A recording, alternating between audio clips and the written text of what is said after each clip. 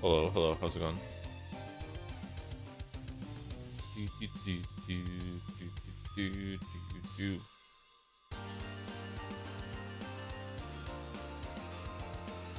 The marble race? What about it?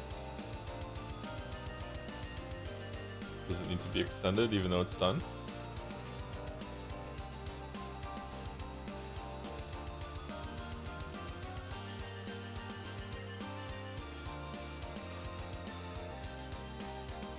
Did we have Kashi Mashi Girl Meets Girl? We accepted that one, right?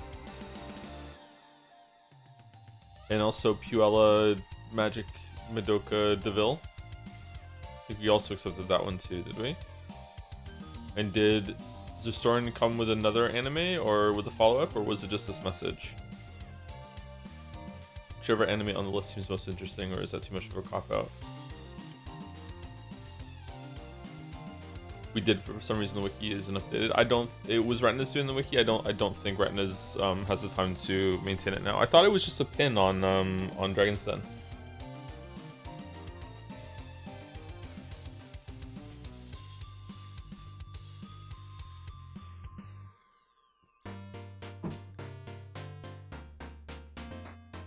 Okay, I won't accept these right now, then we'll see.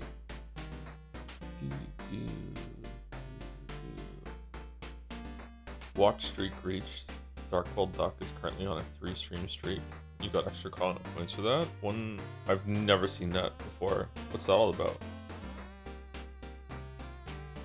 What do you think is your favorite game you've streamed? Not just for quality-wise, but like as an entire stream experience? Half-Life 2. Easy.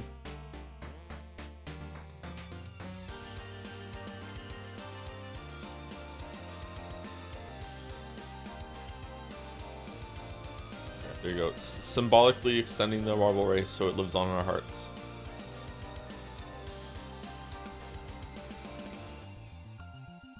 Hey Joe, I don't know if you missed it, but did you read the journal entry for the tongue enemy? Easily one of the darkest entries in the game.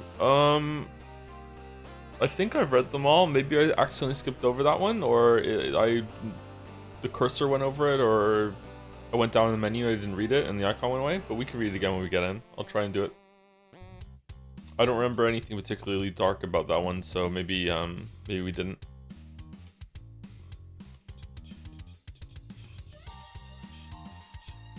Can you cancel the marble race without refunding it?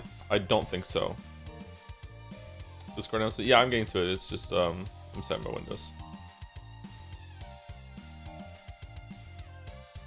I already have it in my copy paste buffer.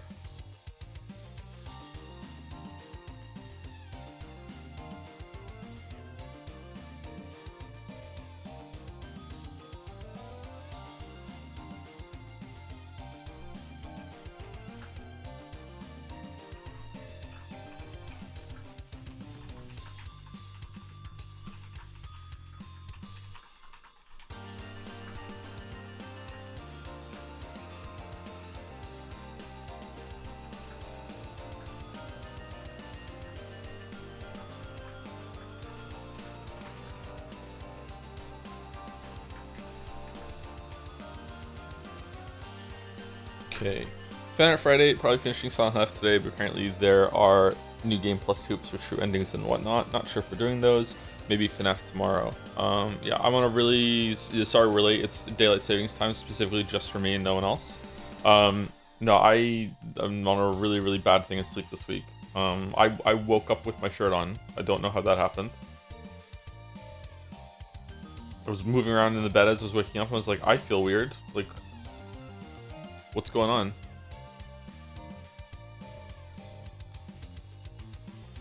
Didn't go to sleep with my shirt on.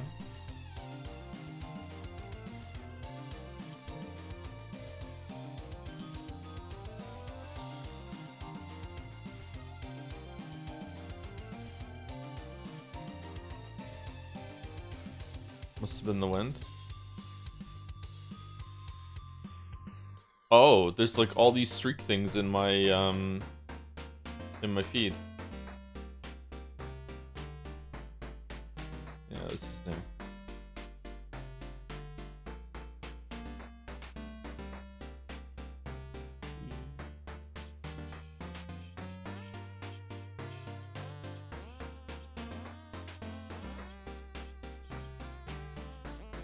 Do you have to hit a button for it to show?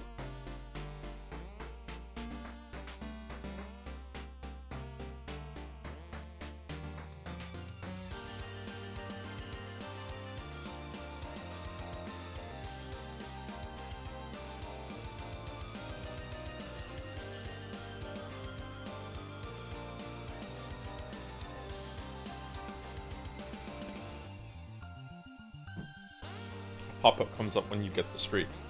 Where's my streak? I've been here for all of them. This is bullshit.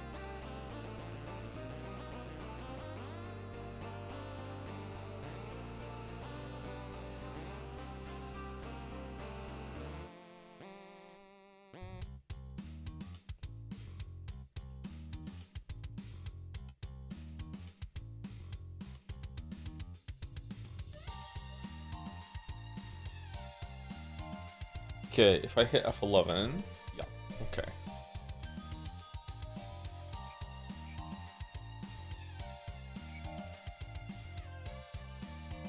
Fnaftober, Quaxie's Revenge.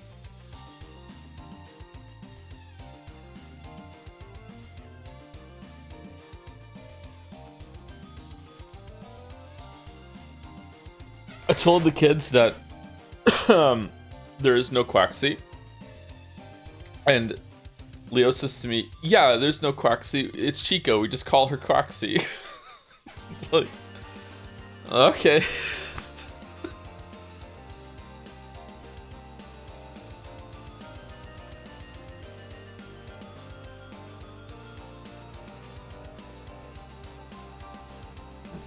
They got my ass, yeah.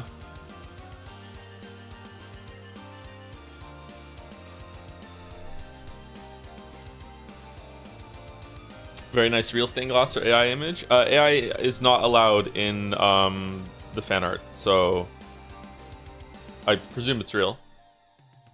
And if it was AI, I would like to think that I could tell, but you know, this is the world we live in now.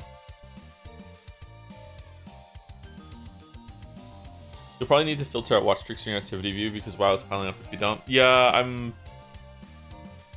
I don't know how to do that. Hold on, I do know how to do that. I've done it. Okay, done.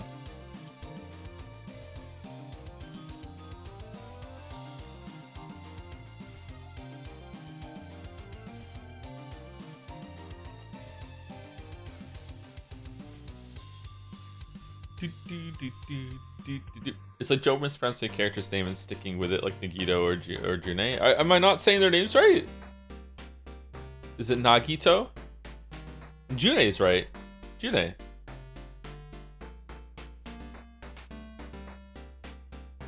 Every day's great with your June. I love her so much, chat.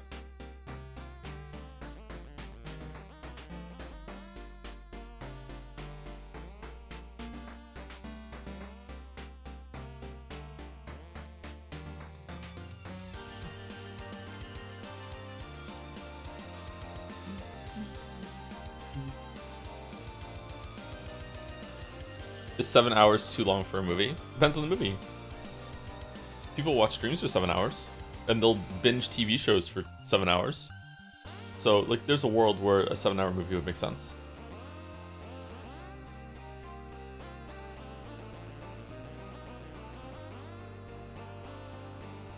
Thank you, Sweet Roy, for the reset. Currently just on VODs and halfway through Baldur's Gate 3. I've woken my girlfriend up multiple times in the night listening to the game collapse while you're playing it. Cannot wait to see who accidentally dies next. Hey, all the deaths were either accidents or self-defense. They came right at me. No, hold on, that's not true. There was one I instigated in Act 3. Just one.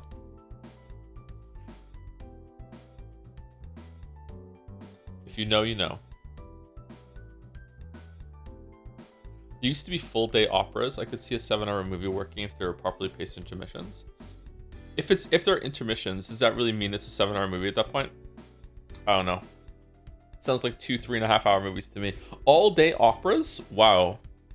Did they just riff, or was it planned the whole time? That sounds intense. Those poor singers and their voices.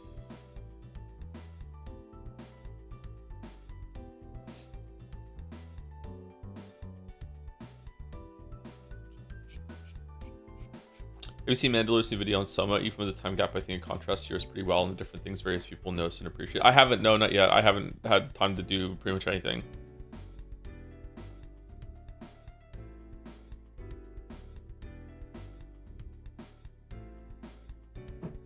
But I would like to. I like Mandalorian's videos a lot.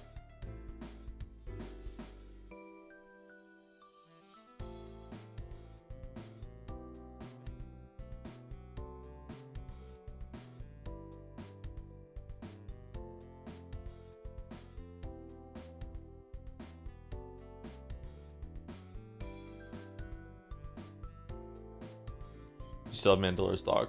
Pretty much my dog at this point.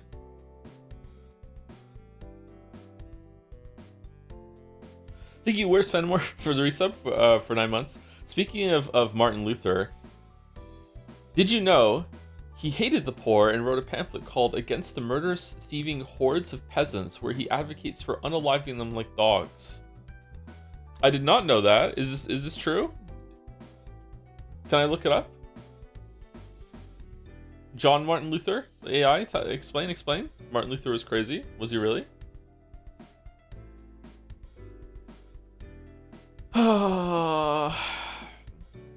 Did somebody say Martin Luther? Peasants have no idea what ours go through. My favorite theologist, well, it has to be Martin Luther, of course. He has some truly fascinating things to say about the church sales of indulgences. Andreas, you went to University of Earthwork? Surely you must have met Martin Luther. Have you read his 95 Theses against the church? Getting tired of Matthew? I just happen to have bought a copy of Martin Luther's 95 Theses against the church right here. You could read this to us instead. Well, all I'm learning is that, much like my chat, Martin Luther would have loved Umineko and Expedition 33. We hate poor people in this community. He would have fit right in. We love it when our stories are about rich, affluent motherfuckers. It's just so much more interesting. So more interesting.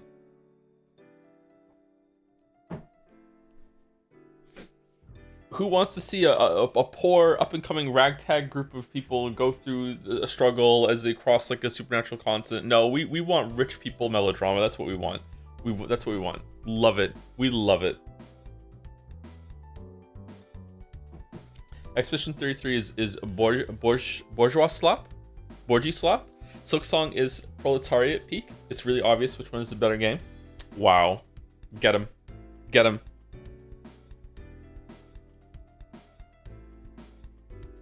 Thank you, Gamer13254 for the resub too. 11 months. Can't believe it's almost been a year already. That's a lot of streaks. Damn. Thank you, Gamer. Thank you, the Dildinator, for gifting us a sub. Just say that name like water on a duck's back now, huh? Thank you very much. Thank you, Falco5, for the 6-7 months. That's what the point of the mask is. What mask? What was I saying at this point? Oh no. To hide the streaks? Streaks of blood? Oh, should we not say Silent Hill F spoilers right now because we're in fan art? Maybe some people are just here for the fan art and they don't want spoilers for Silent Hill F. I don't know. Silent Hill has been pretty good so far, but it is a video game.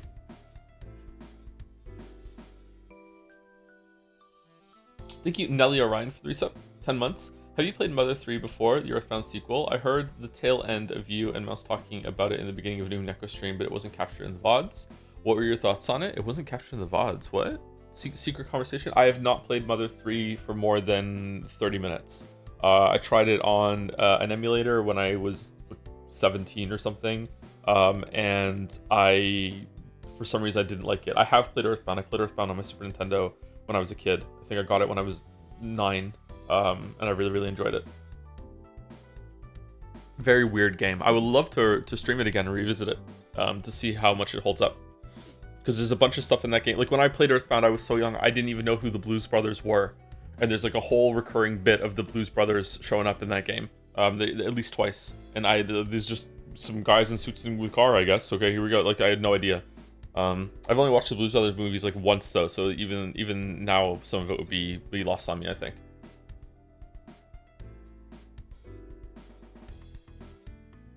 It's possible that you didn't like it because old GBA emulators were really prone to audio desyncs, which makes the combat very fiddly. That was why. Yeah, it wasn't the content itself. It was the emulator. Yeah, that's it. Thank you, Balder. Yeah, it's exactly for that reason. Yeah. Yeah.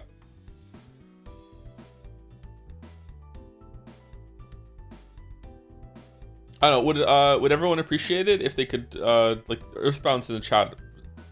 Probably especially would like to finally see the game they like so much, right? We could go through it.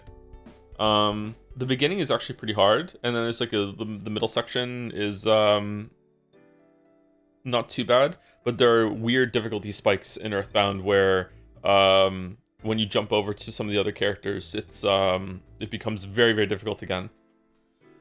Earthbound is so long, isn't it? I don't know if it's that long. It's like it's got like 8 chapters to it, 9 chapters. It's not a short game for sure. Anyway, thank you, Thalia, for the resub. 23 months. Have a great stream. I'll try. I'm waking up. I'm drinking my coffee right now. I'm waking up. Thank you, AF0201 with a dancing the fry. Thank you, AF, for the 3 months. Thank you for the 24 months, Azrael 2 years. Thank you very much. 2 years of Joe. Due to this, I deserve answers. 5 Nights at Freddy on a Saturday. Can you please apologize to twitchtv.com? Yeah, I'm sorry, but I really want to finish Silent Hill F. I'm not even sure if I'm going to be able to stream tomorrow, but I'll try. Do we really want more FNAF? Like, we did the first one. It's run its course. It would be best if I could get the VR thing set up and working, but I don't know. I'm kind of nervous of doing that if there's like technical issues or whatever. Yes? Okay. Alright, okay. Alright. Okay. First stream was fun. Yeah, but we're not gonna capture lightning in a bottle a second time. Foxy's not gonna show up again like that. And cuck Bonnie. It's not gonna happen. You haven't even gotten to the lore yet? That's true. I haven't even gotten to the lore yet. Yeah. Thank you, JVegas97 for the 60 months. Thank you very much. Thank you, Real La La for the 3 months too. Real La La. Dancing. Yep, dancing to the name. Thank you, Jay Vegas. Thank you, Real La La. Thank you for the bits as well. Have these for reasons. Oh. Reasonable bits. Thank you very much. They made 19 games. Of course, people out there, Freddy. Is there really 19 games? Are we counting the VR ones as separate ones? You'll be the moss bag of FNAF by the end? That's MatPat.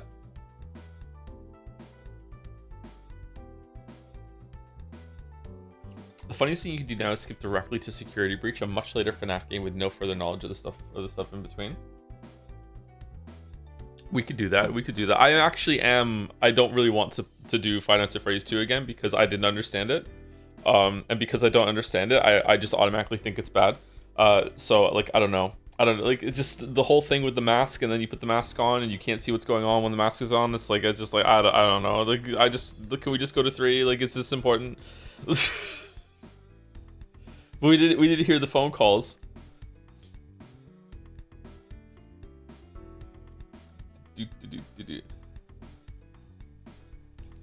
MatPat retired to be in the government, and Justin Trudeau quit the Canadian government to go date Katy Perry. I think Joe's pipeline here will be... Joe's pipeline here is clear. Oh. Okay. Isn't MatPat gonna be in the movie too?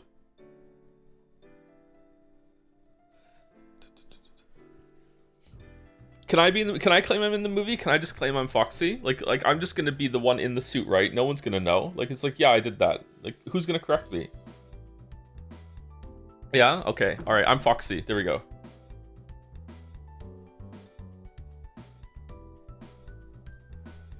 Withered Bonnie is gonna be played by Withered MatPat. That's just a theory. Is that the same person? Is MatPat that's just a theory, a game theory? That is that person, right? I think the only video I've seen of MatPat is when a short showed up on my feed, and for some reason him and his crew were like testing whether you need to use soap on your legs in the shower, and they were like, it's clean, your legs are actually cleaner if you don't use soap on your legs. And then they showed like photographs side by side, and the one that didn't use soap had like a clump of visible mud on their leg or something like that. Like, it's like, what are we doing? This was not very scientific. I do remember that. It was strange. Yeah, I don't know why that showed up on my feed. I think it was a short. That was not their conclusion. Was it not? I thought it was the short said that it was there was less mud without the soap. Maybe I just saw the clickbait short that makes you want to go click the other video to see the rest of it. Maybe they clarify in the longer video.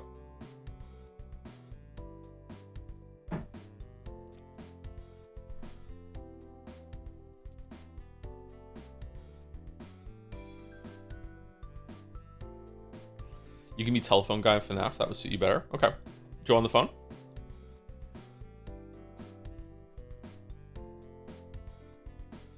Their conclusion was that if you stand under the water the whole time, it's almost as good, but soap is still better. What am I thinking of then? Because I remember him saying at the beginning, maybe he just said the answer will surprise you or something like that. But I remember being mad that he said, like, look, like there's no difference, or it's just as clean or even cleaner, and there was this clump of mud on his leg. Number 7 will shock you. Thank you, Totori H for the resub. 10 months, thank you very much. Maybe you just got mad randomly. I wasn't mad. Thank you, Sam with 17 for the resub for 11 months. Hey Joe, still in VOD mine, started Metal Gear Solid 3 today. I previously thought that Kojima is very weird and wacky in his games, played only Metal Gear Solid 5 and Death Stranding 1, but having seen older Metal Gear Solid, I can say IMO he got milder, lol. Thank you for giving us the opportunity to see those games. I think that he got weirder with Death Stranding 1 and 2, but less wacky. Yeah. Would we agree with that? There is some wackiness in Death Stranding 1 and 2, but it seems like more like nudge nudge winking at the camera sort of thing, while there's a lot of weirdness in the main story, but less wackiness. Although a lot of stuff to do with I can't remember his name, Higgs or whatever, the Troy Baker character in Death Stranding 2, that was quite wacky.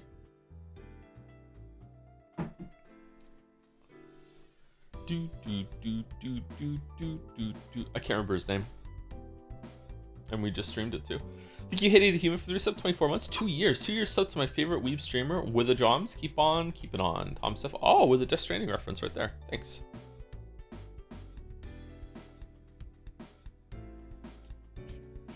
Dr. Heart Attack Man that has a heart attack every 2 minutes. Yeah, but that's like, is that wacky or is it just surreal? It was a bit more wacky. It was played for laughs in Death Stranding 2, weirdly, yeah.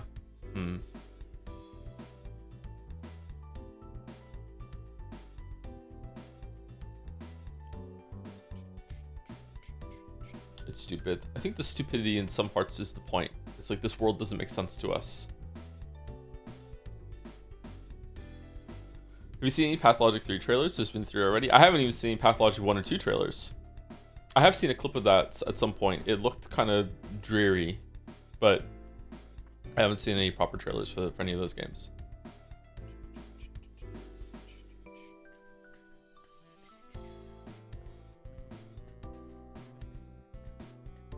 Thank you, Jaco9307 for the resub with 56 months with the Joms. Joms is the with a pint of the resubs. And the last 4 on my list are Rhyme Ransu for 28 months. Hi Joe, catch up on the streams. I still think playing The Answer could be interesting even if you don't like it. Hoping to see it on DLC month, air quote, soon. Isn't don't a lot of really bad movies usually get pushed out in January, the beginning of the year? The fuck you, it's January thing? Maybe DLC month should be January. Just the stream version. Just do a bunch of bullshit. Is there any good DLC that we want to do? I guess so. Alan Wake 2 DLC, Doom Eternal DLC. Is Dark Ages getting DLC? Crosscode DLC. If we're doing Crosscode DLC, I'll just do the whole entirety of Crosscode again. I've only played through Crosscode once, so I would like to go through it again.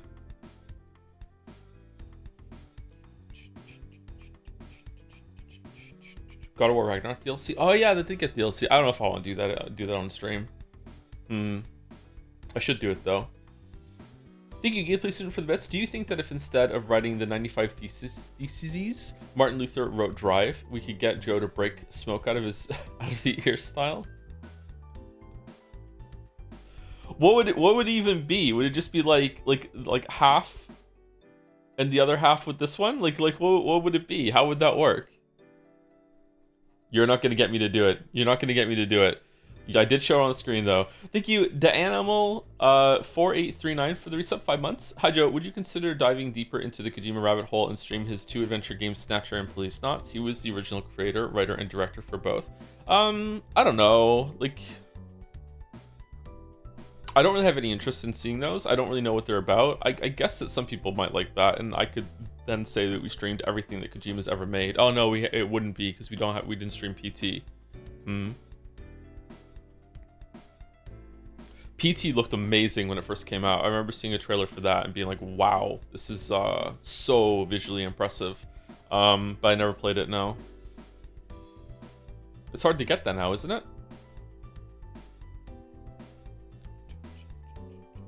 You should try Zone of Enders from Kojima. Oh, there's even more Kojima games. I don't think we're going to be doing it then. What is Police Knots even about?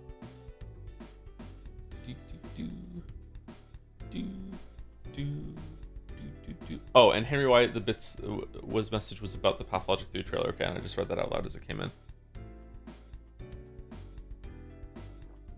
Police in space? Why would you put police in space? Anyway, let's do fan art. We have 22 fan arts today, which is more than I expected. This one is from Bootsy B. Here's my tribute to Merrick's iconic cool dragon, and also Joe, I guess. This is my second time working with stained glass. My first was a Majora's Mask I made last year. My partner has been making all sorts of things out of stained glass for a few years now, and she was happy to teach me her mad skills. As a side note, in the hours I spent working on this, she completed 3 projects of similar size and 20 smaller ones. So yeah, it took me a while. Wow. It's a bit wonky in a few places, but I'm happy with how it turned out. Finding a good piece of smoky glass and cutting it to fit beside the cigarette is something I'm particularly proud of. I've included photos in 2 lighting conditions to show off the textured glass and one in the back. I do like the texture, that's what I was going to say. I do like the difference in the texture. Like, how do you do that? Do you put like... Do you make the glass yourself? And do you like mix some stuff in? Like some... I was gonna say sand, but glass is sand. I don't know how you would do that. It's cool. I really like it. Is it like, obviously anything can be dangerous, but like, is it particularly dangerous to work with glass like this, or are you at risk of cutting your fingers? Do you have to have gloves on the whole entire time, or what? Like thick workman's gloves or whatever? Or... I know nothing about stained glass, nothing at all. Have you ever been glass blowing? It's really fun. I haven't. I've seen some people do glass blowing, and it does look interesting. I am really bad with visualizing things in my head, so I am very bad at anything that's like traditional artistic endeavor. I think I'm a creative person. I think that I'm very creative when it comes to like using words and speaking, although I struggle to live speak sometimes. Like with video creation, that sort of thing, you know, like I feel like I'm musical. I like to sing, I like to make up songs. I feel like I'm quite a creative person, but I'm not very artistic in the sense of like visual arts, things like that. I just can't. I cannot visualize anything in my head. Can you imagine being Merrick and being tribute like this? Must feel amazing. Merrick has gotten quite a few tributes over the years. Yeah. I wonder if he knew that he would get something like this when he made that portrait. I wonder how he feels about that still being my portrait on Discord all these years later.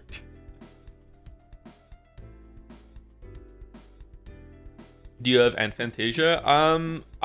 We've discussed this on stream before. I don't even know what people are talking about when they say they can visualize things in their head. So I want to say yes, I do, but I have a feeling that I probably don't, and people are just not describing effectively what's going on when they say they can visualize something in their head. Like, some people describe it like I can close my eyes and it's like I can go to a VR simulation and I can picture like an apple on a tree with a fucking dewdrop glistening on the leaf. It's like I don't think so. Like, I think that you can visualize something in your head in the same way I can, but you can't literally see it. You know, I don't think that can happen. But if you can, if people are capable of closing their eyes and going to a VR simulator, and it's like they're in a different room, then okay, yeah, I can't do that. But I can do that when I'm dreaming. When I dream, I see, like, but you know, it's not really seeing, but yeah, I do. It's like I have visual memories forming, so my brain is capable of doing it, I guess.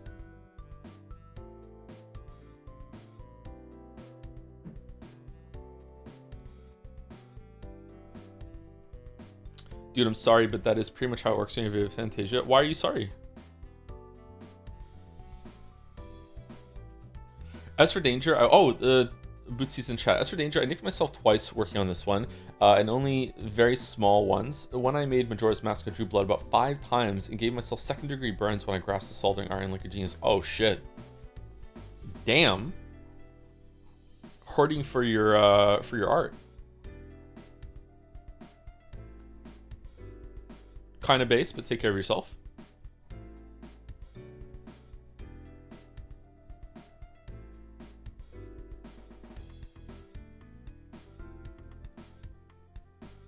What does the apple look like for you? Green, because red apples are inferior.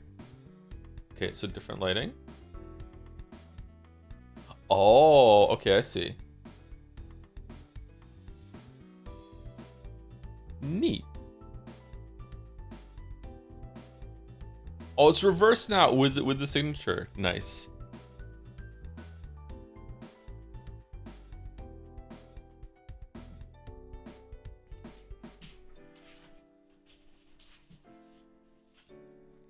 Do you like I don't know how you would do that. Do you like bash it a little bit to get these like is it rivets? I don't know it's not rivets. I don't know what you would call these. Indents? Like do you bash it when the glass is still liquid or setting or what? Or do you just like you cool it at a certain temperature or you cool it at a certain speed in order to make it like have this effect? Because the rest of it doesn't, right? Like this looks a lot smoother.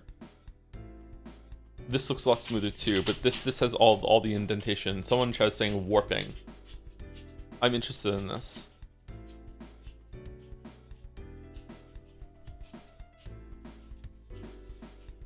It's cool how much the lighting changes it too. It's a temperature thing, I have no idea.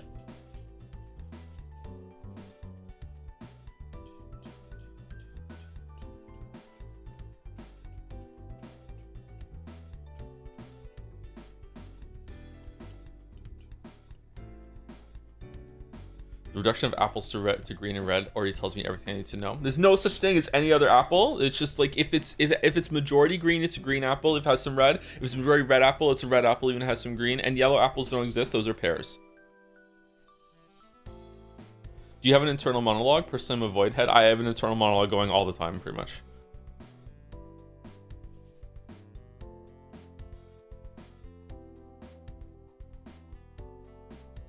Who's eating apples? It's just basic ass fruit.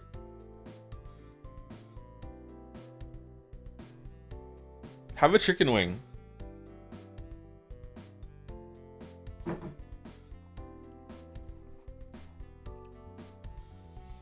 I have an internal monologue most of the time. But can you literally hear it? No, I can't literally hear my internal monologue, no.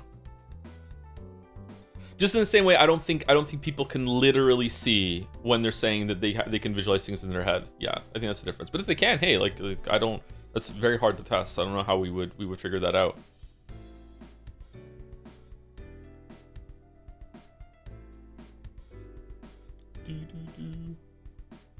I'd figure it out. Thank you, Bootsy. By Adros, Quaxy or something. I don't know. I never played Fnaf. Is that a beret? Holy shit. I can totally hear my internal thoughts. Like, hearing like you can hear the music right now, or you're just hearing it in your head. See, this is what I mean. This language is failing when it comes to such a subjective experience.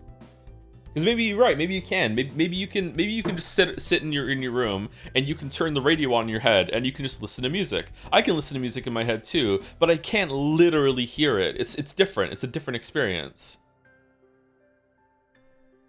But your brain is capable of faking sound. Like I have like my brain has made me hear something and it does sound like I'm literally hearing it. So like I don't want to be too much line in the sand here. I just don't know if it's something that enough people of the population can do consciously that it's worth even discussing. And when I hear and I see things and I literally see it, I literally hear it. It's usually when I'm like on the cusp of dreaming and I feel like I'm going insane. I can astrally project. Ask me anything. Damn.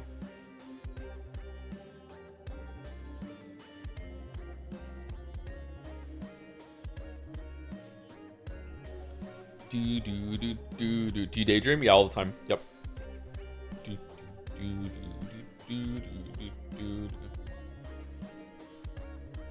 This Quaxi is quite intimidating. I like the Joms in the background.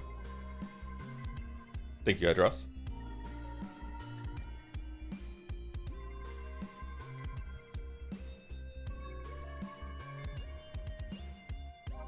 Oh, plus a bonus Joms version. Aw, this is a friendly Joms. There's nothing bad's gonna happen. One of you could have jump scared me big time if one of these was a secret GIF and it just snapped forward and got me. And it's gonna happen right. What? No. Oh, okay, we're good. All right.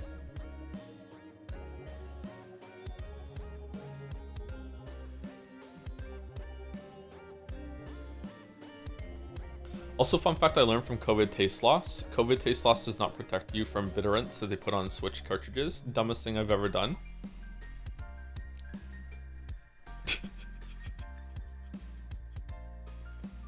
One of the weirdest things I've ever heard anyone online say was when the Switch one was first coming out. Okay, when the Switch one was first coming out, they had the Game Grumps talking about an early Switch version that they got, and Aaron is there talking with Danny, and they're talking about all the Switches and the cartridges and everything like that. And Aaron turns and says, also, I can't remember how he worded it, so I'm paraphrasing. He's like, also, you know, if the Switch cartridge has this taste that's kind of like the bitterness of earwax.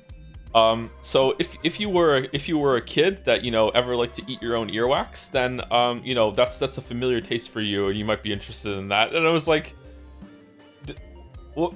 Did you eat earwax? Like he said it so like casually too.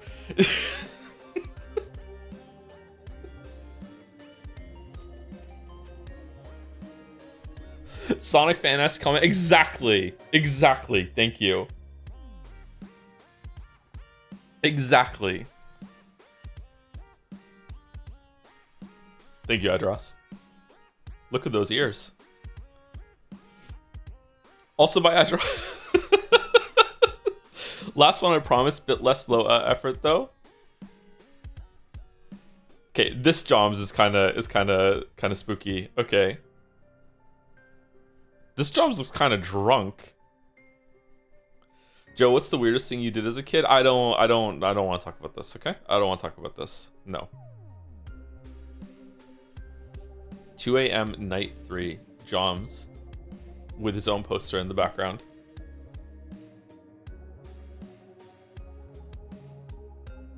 He's looking into the camera like a sick fuck. I know, Quaxi did that too. Thank you, Drew Babe, for the resub. Hey, Joe, hope you're doing well. Thanks for reading this message out loud. Great vegetables. Thank you very much, Drew Babe. Thank you very much for the 5 months. And thank you, Games a Lot. Games a Lot for the 4 months as well. Sir Games a Lot. Thank you very much.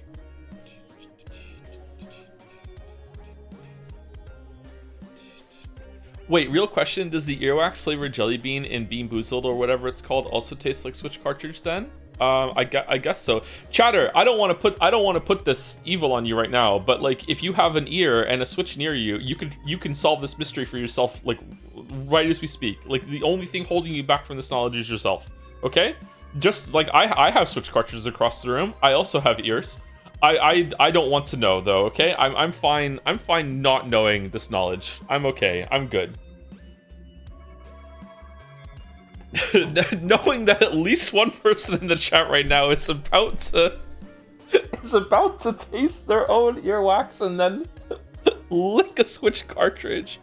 It fills you with determination. Please report back, any chatter that does it, what game it was. Maybe do different games taste different? I don't know. This one tastes like my right ear. This one tastes like my left ear.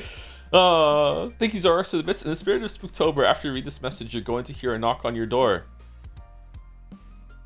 Would have been a good clip. Oh, sorry, this was meant for a different streamer. Oh.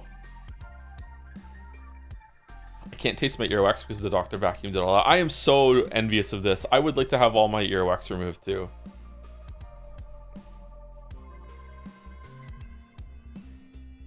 That scene in Shrek when he gets a whole candle out all at once, that must have felt so satisfying. Seriously, who licks random shit just for fun? Some of us are part dog, I don't know what to tell you, okay? Thank you, address. Blood Boys, fan art I made following yesterday's stream. Great stream, couldn't help myself. Oh, this came in right after the Five Nights at Freddy's stream. Five Nights at Jad's. Damn. The robot battler suit. Ooh, Umineko themed animatronic restaurant. What would they serve? What was the thing that that Kurosawa always wanted to give? Herring or something? Calf steak. Yeah, calf steak. Nintendo should put vegetable flavor in cartridges so kids and gamers would be safe of eating cartridges alike. Would it encourage them or discourage them? Mackerel, that was it, mackerel. Hey, Gatsby. Wait, no way, is FNAF today? No, it's Silent Hill F today. We might do some more FNAF after Silent Hill F if we finish it early, but if we finish it early, we might just start New Game Plus. Why do you have another one of these like crusts on your eyes, dog? You okay? What's the matter? What's the matter? You almost died last night. Did we tell chat yet? You almost died last night. Yeah, because some fucking asshole like just didn't stop when we were crossing the street. Yup.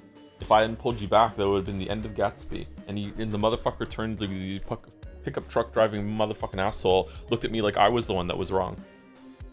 And earlier that night, me and the kids almost got run over too while we were walking home from the grocery store.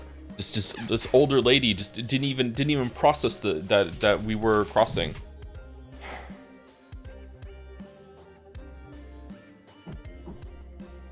How do you deal with that anger? Like, I don't know, as I get older, I get less angry about like simple things, but I get more angry about stuff like that, where it's like just seeing that happen, like I just have this intense like dad rage urge to just like run down the street to chase after the car and just smash through the back window and just be like, what the fuck is wrong with you? Like, it just like, and it stays with me for like an hour later. I'm like simmering. I'm so fucking mad. Like, I don't know how to let it go. We need to get rid of cars, man. It does irritate me. Now I'm not a driver. I would like to be able to drive, but it does irritate me more and more every single year as being a dad. Just how maybe you don't realize it until you become a parent. Just how much of our life is dominated and works around cars, and like it's I have to, every time we go out, it's like, okay, like the threats in the world. It's like, okay, like, you know. It's just cars, just everywhere cars. Like, make sure you look both ways for crossing the street. Make sure you're looking at every single driveway. Like, sometimes cars just back out of driveways and they don't even look, and you're really short, so like you have to watch out. Like, it's just like, it's such a dangerous thing that we just all accept. Yeah, and this guy, like, he just didn't stop. He just like plowed right through a fucking roundabout, and just like, I'm like, he looked at me like I was the crazy one. It's like, what are you doing? You didn't even stop. You didn't even slow down. Like, this is a fucking stop sign. What are you doing? Like, we're crossing. Like,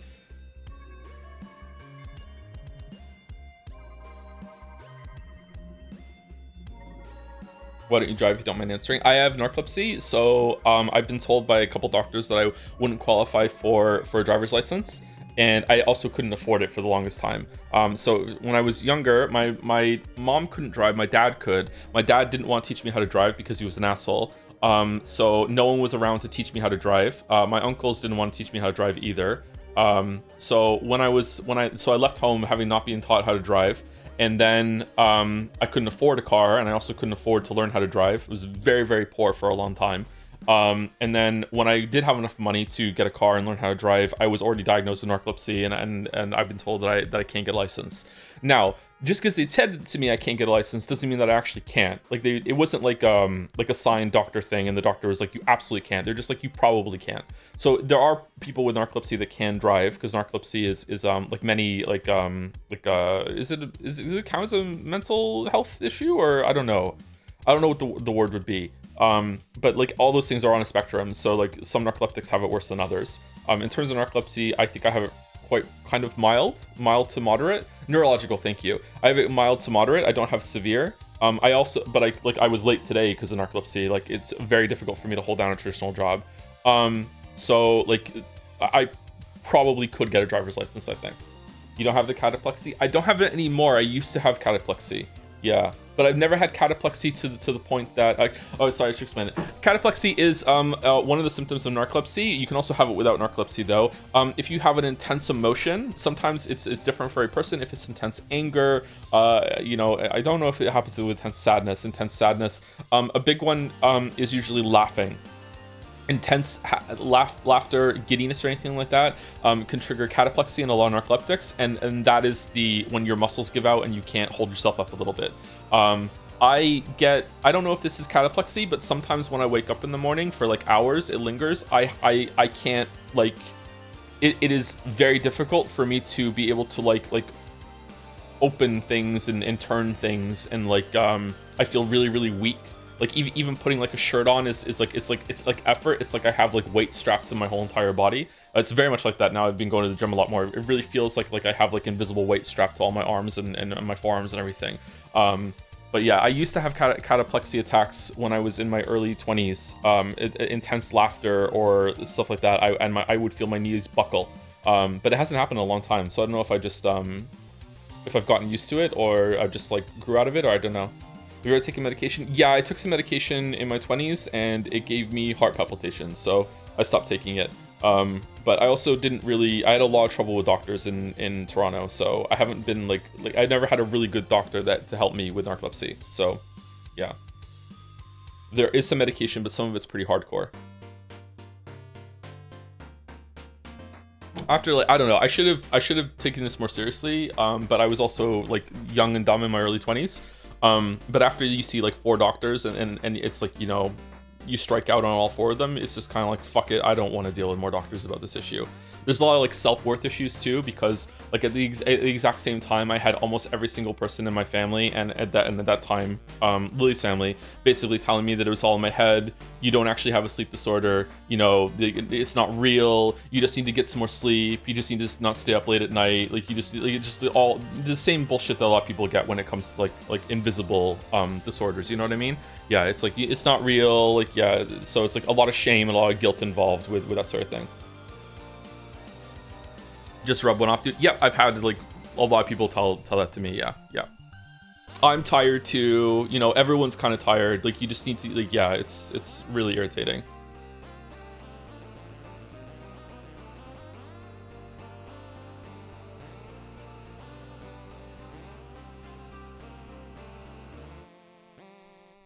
You should try working a full-time job that'll tire you. Yeah, you should just exercise for hours and hours and hours and just sort of that. Yeah.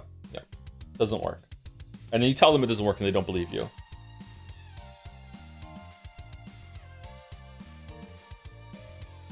What's a really good comic? This is an old comic now, and it's about mental illness, and I think it's a really good one to show to people who don't have any mental illness.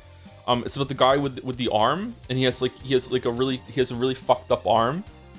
And it's just all the people in his life is like just saying to him like, oh, you're upset about the arm again, like oh, come on, like what's the matter with you, like just man up and stop being so fucking sad about your fucking arm and that sort of thing. And then at the end it's revealed that it's like it's about mental illness, and like I think the arm like falls off at one point and they're all like whoa, what's the matter? Like, yeah, if it's visible suddenly everyone will understand. Yeah, I'm not describing it very well, someone will link it. Sorry. Anyway, sorry. Thank you Blood Boys. We're yapping today. Jack of all, Quaxy, because nothing stopped me. Let's Scran. Quaxy loves Scran. 67% mushy peas, 81% enlarged hot dog. That is very high for the mushy peas. Is there a mushy peas at 67%? They do look very green.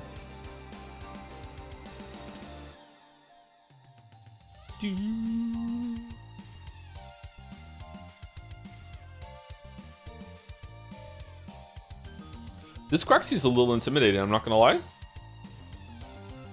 Is this a candy corn shaped head? Quaxy should be in the next Fnaf. You know what? I'm gonna say it for real. I'm not playing Foxy in the movie. I'm actually playing Quaxy. Gonna play Quaxy. I am the Quaxy. Thank you, Nico Swag 69. Nice for the 3 months with the Joms. Written out Joms. Thank you, Calm908 for the resub too. 91 months. Okay, this month I definitely thought of something funny to say. I went to the zoo the other day. Avarisi did a compilation of that, and it was like an hour long. How have we said it that much, man? Thank you, Cinnamon Roy, for the resub too. 2 months. Hey Joe, really hope to get to see different endings for Silent Hill F. I found the narrative explored is really compelling. I don't know if they're that important. If they are, then we'll do it for sure. Yeah. I'll ask chat when we get there. Not to harp on it too long, but can you describe what cataplexy is like a little more? I'm trying to look into it myself too. I'm starting to think someone I know has it. Have you ever hit your hamstrings or your quads so hard that you can't go up or down the stairs? Like you don't trust yourself. It's like you have to you actually have to hold on to the railing, and you're like, I don't know, like you don't feel secure with walking anymore.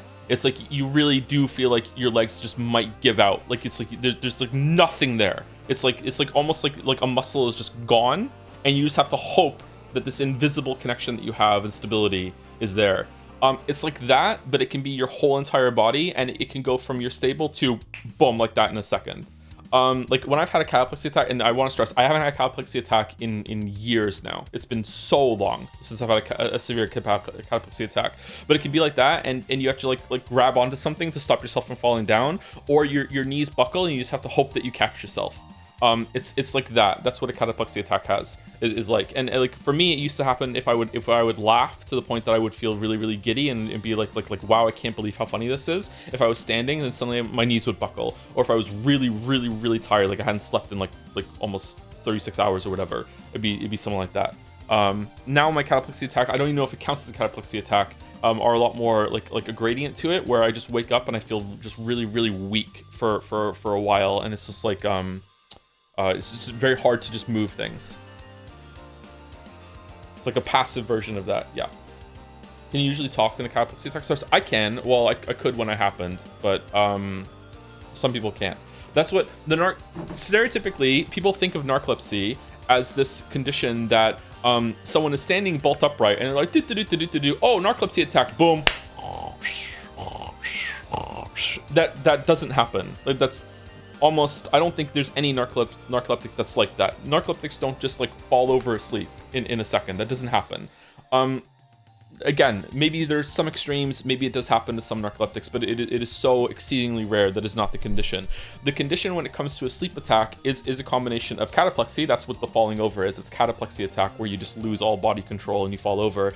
But also a sleep attack is not really like you just fall asleep suddenly. A sleep attack is this sudden intense need to fall asleep.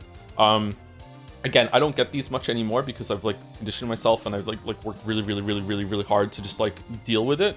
But when I was younger, I would just be like in my 20s again, when my narcolepsy was at worst, I could just be sitting around, and then suddenly it's just like we need to go sleep, we're so tired, we're nodding off, we're just like, okay, let's go. Like I would start singing. That's when I know I'm really tired and I'm exhausted, and a sleep attack is coming. I just start singing, and I don't even realize I'm singing. I start talking out loud to myself. I think it's trying to stim myself to keep myself awake. I just start singing and stuff like that. That's what a sleep attack is. And again, you can have cataplexy attack without being narcoleptic. You can have a sleep attack without being narcoleptic. There's all these things are symptoms of different conditions that you can like. It's like a pick and mix thing. You go for it.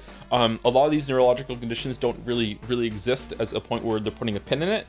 It's just that usually you have like a grab bag of all these symptoms, and the doctors will be like, okay, well, most of your symptoms are in this area, so we feel comfortable diagnosing you with X, but everyone's X is a little different.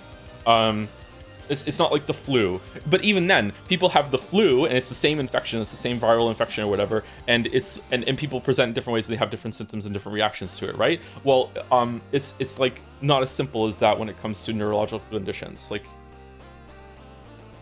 these things are probably going to have like more and more nuances as years go on, and when we get better and better at diagnosing it.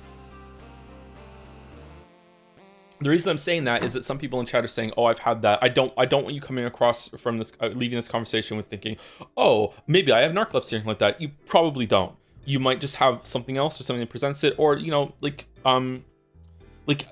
big thing about narcolepsy and some sleep conditions is sleep paralysis. If you wake up and you can't move, like that's terrifying. Like sometimes that just happens to people. Like sometimes that might happen to you like once in your life. In the last couple seconds, it'll be a scary story and you'll be like, oh my god, I can't believe that happened, that was terrifying, and it'll never happen to you again. That doesn't mean you have a sleep disorder, just your brain just does something funky sometimes, you know what I mean? Like just now and then having a weird thing that happens to you does not mean that you have a problem, right? I just want to put people at ease, and I don't want you walking away from this thinking that you should go and diagnose yourself for something like that.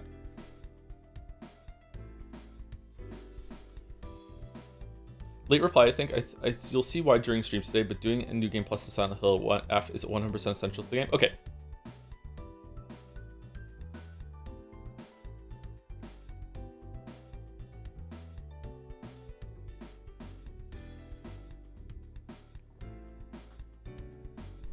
We are yapping too much today. Thank you, Jack of all. Whoa, by Madison Bake. Ah, it's Halloween. Pseudo bit message. Hey Joe, as you may know by now, I've moved to my place to Berlin, but the homesickness and loneliness is slowly creeping over me. As a person who has moved a lot of places before settling in Canada, how did you overcome this feeling? Would you like to hear your tips or suggestions? Would like to hear your tips or suggestions. Love your streams and VODs even in the foreign land. This is gorgeous. Holy shit. Kind of wholesome and terrifying at the same time, or am I the fucked up one for thinking there's wholesomeness here? Are we getting a tub of robotic insects down here?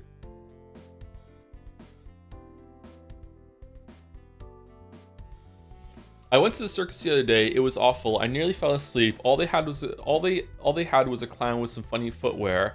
They were honk shoes. Okay, all right. Did someone get it after I did the sound? Some people in chat were saying they didn't understand it.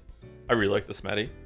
I have moved. How many times have I moved? I have lived in different houses and apartments. Let's see.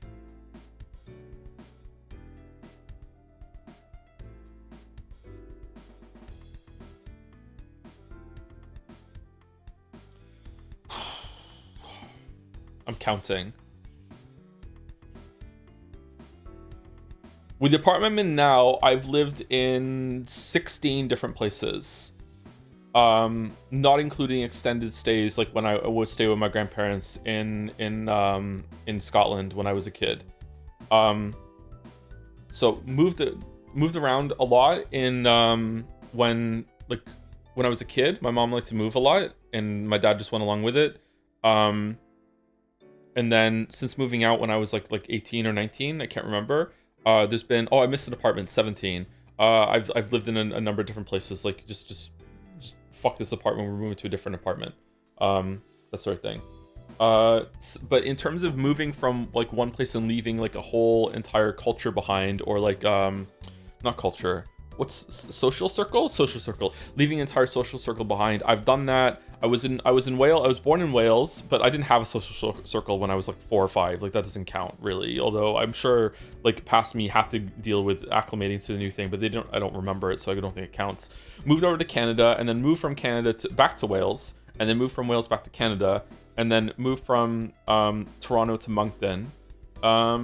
So probably like three or four like big moves like that. I would also say that leaving high school is another one that's almost like kind of moving, like going from high school to working and just leaving all that social circle behind, or going to high school to university, and there'll be another one going university to getting a job.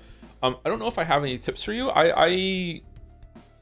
I'm not that social of a person. I have never really had a big social circle. I think the most amount of like the biggest friend group that I've ever had in person was when I was around 15 or 16, and I had a group of friends that I would like go out with regularly. We'd go bowling, we'd go to the movies, you know, that sort of thing. There was usually like 3 guys and 3 girls, and we'd all go out.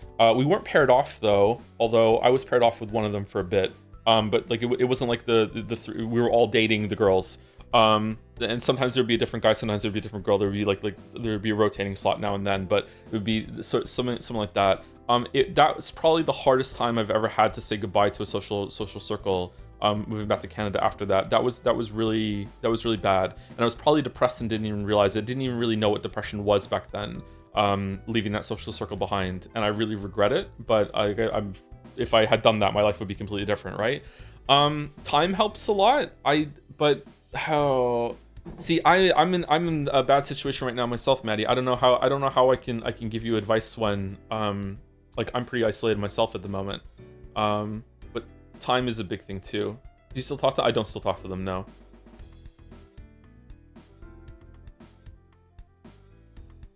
Like any advice I give you is gonna sound hollow. Like if I say to you like try to get into like a sorry, there's like a crackling in my ear. It was the headset moving. Try and get into like a hobby group or something like that. Like just try and meet people. Like I would suggest I wouldn't suggest going to the gym because like a gym is a very isolating kind of thing. Although if you're the kind of person who likes to talk to people, then maybe it would be fine. I don't like to approach people. I don't like to talk to people, but usually people just come up and talk to me. I don't know why. I end up just talking to people wherever I go. Sometimes it's irritating, but I don't really go up and talk to other people. So like go into like some sort of like group of a hobby like you're very artistic, right? So you know how to sculpt things. So like I don't know, just it doesn't have to be this, but just an example. Like go to a sculpting class, and even if you already know what to do, you can go to sculpting class and you can talk to people, and it can be like a group project, and you just meet people and that sort of thing. That might help you. But in terms of like homesickness, that's not going to help. But just like acclimating to the place that you're at and being like accepting like this is where I am now, and nothing's going to change about that. So how can I make the most of it, and how can I find like new happiness and new things to find in the area that I'm at now instead of longing for the old area, right? That could help. Most NPCs have scripting and talk to you randomly. Yeah, they do. Yeah.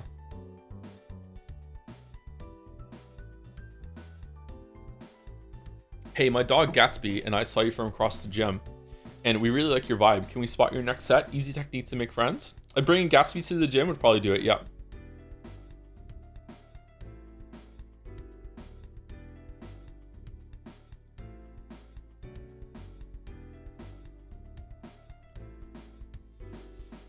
It's very interesting you're somewhat avoidant, Joe. Yeah, I don't know.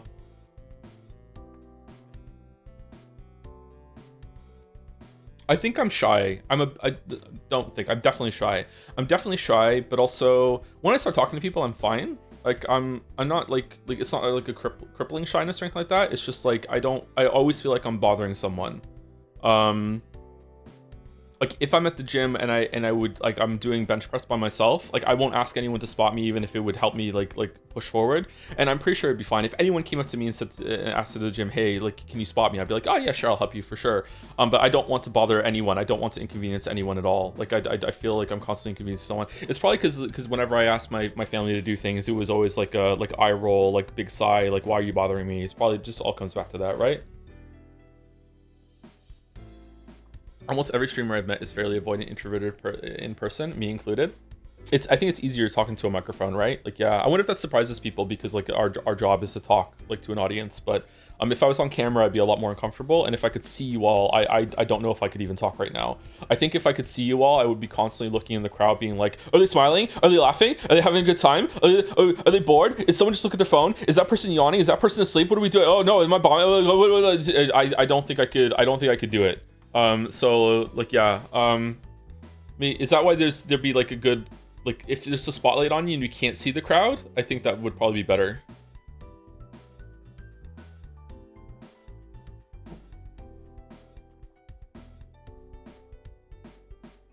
I can be your parasocial friend. I'll be sure to make sure to smile and laugh at everything you say. Oh, it's just like chatting. Okay, all right.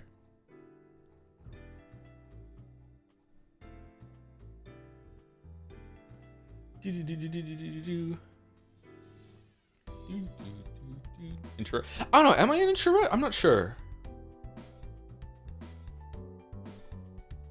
Again, just like we spoke about a bit ago, that's also a gradient. There's no such thing as like pure introvert, pure extrovert. But I think they are worthwhile labels. I think there is some value in those labels because I think everyone understands what you're saying when you use them. But sometimes people can take them a little too far, and they can mean like so you're an introvert, so that mean I can assume X, Y, and Z about you. And if you don't have that, oh, you're a fake introvert. You know, like I think that they have some merit, but I think it is dangerous to just go lean too hard into them. I don't know if I'm introverted.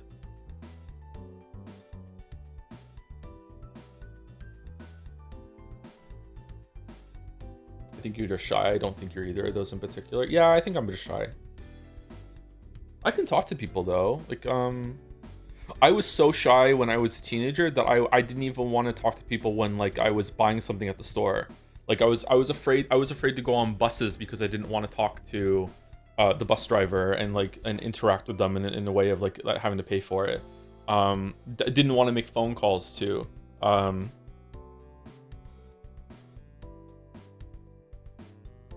That's fucking hilarious. It is kind of funny looking back, yeah. Is it bad though? I think it is bad when you to the point where you don't want to do things and you're like dreading going up to the counter to pay for something. Like yeah, like when the first time, like going to the movies for the first time, and having to like pay for the ticket. It's kind of like, you know, I was one of those people that would rehearse what they're about to say. Like, you know, like, okay, what movie are we going to? What do we see? What tickets do we want? What showing is it? All right, yeah, have a rehearsal. We're playing. We're going to this movie. We're going to this time. We're going here. And it's like 1 p.m. for now, blah, blah, blah. And then you just fuck it up. And it's like, okay, shit. No, not one. The other one. No. And if there's a problem, now you have to like improvise. And it's like, and that would actually go better sometimes. So yeah. But I'm not like that at all anymore.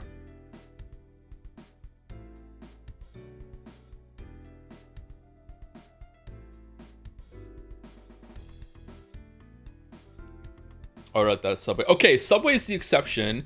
So people at Subway just expect you to be up on the lingo and the tech when it comes to what you want. It's like, okay, what is it? It's like, I don't know. Like, I fucking, like, you have so much fucking bread back there. What bread do you, like, I'm asking for what I want, and then they're like, no, you have to tell me what bread you want first. Like, oh, sorry, I didn't really realize the fucking procedure here. Okay, all right, what bread is there? You know, that sort of thing. I don't have to do it now because I can't eat it, but like, fucking hell, like Subway is the one thing where they're so crazy there. Are you new? The Subway man said, a mocking smile spreading on his face. Exactly. You really are an introvert? Nah, I don't think so. They're just fucking like assholes there. They look so bothered.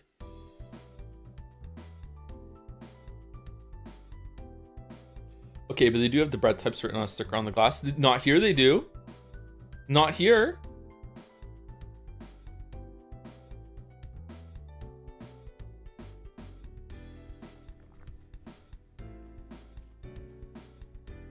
The biggest recession indicator is that the Subway in the downtown of the city I live in is closing after decades of being in business. It's kind of sad. Rip to the Subway. Oh, holy shit, that's a lot of bits. Thank you for the 4,000 bits, JBug0027. Thank you for talking about these personal stuff. I'm sure it could help someone who's on the downturn. Do you think so? I don't know if it will or not, but if it does, then I'm all for it. Yeah, that's good. Providing the service. Just remember, however weird you are, you're not as weird as me. So it could always be worse. Thank you, JBug0027. Thank you very much for the bits. It's a lot of bits. It's very generous. Thank you to Paramanata for the bits as well. I'm writing a short story that's kind of similar about a guy who wakes up one day turned into a giant dynamite rod and how people start drifting away from him. Oh. What? What do you mean? Huh?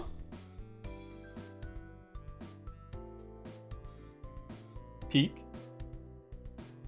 Did I say use cinnamon roll, or did I just read this message out loud? Hey Joe, really hope you get to see different names for Silent Hill F. I found the narrative explored is really compelling. I think I read that out loud. Maybe I just read it in my head and I meant to read it out loud. But yeah, thank you, Cinnamon Roy. Thank you, Action Caterer.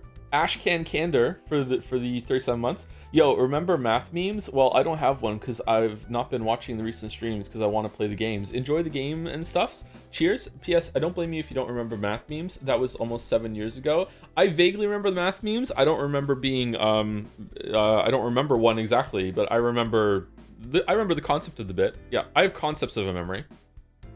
Ashcan Caterer, the math meme guy.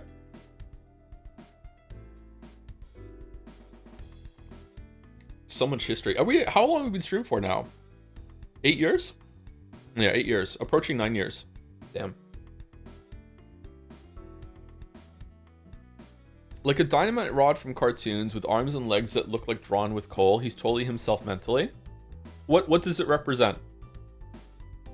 That he's a ticking time bomb or something like that? Or is it just is it not like that? It's just that's what he looks like now?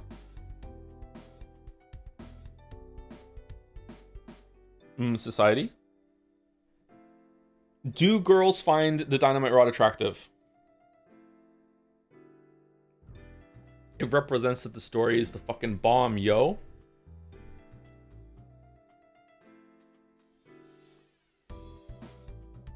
Terminal illness mostly. Oh, okay. All right. Well, now don't I look like a dick now? Okay. Anyway, sorry I can't help you much, Maddie. Maybe something I said would help, but yeah, I don't know. I struggle with it sometimes too. But my big like leaving people behind was a long time ago. Like leaving family behind is still probably something I'm dealing with, and I'll probably deal with the rest of my life. I don't know how to get over that, but it wasn't really like I left them behind. It's just like my family fucking, to put it simply, fucking sucked. So like I don't know.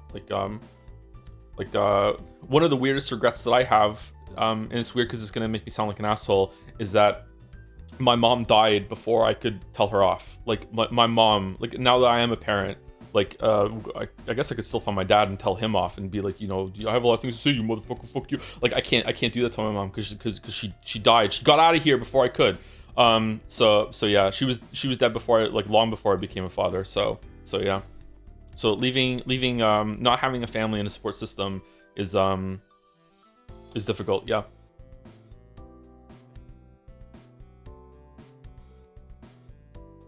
That's what grave sites are for. She doesn't have one. She got the last laugh again. She planned this, man. She planned it.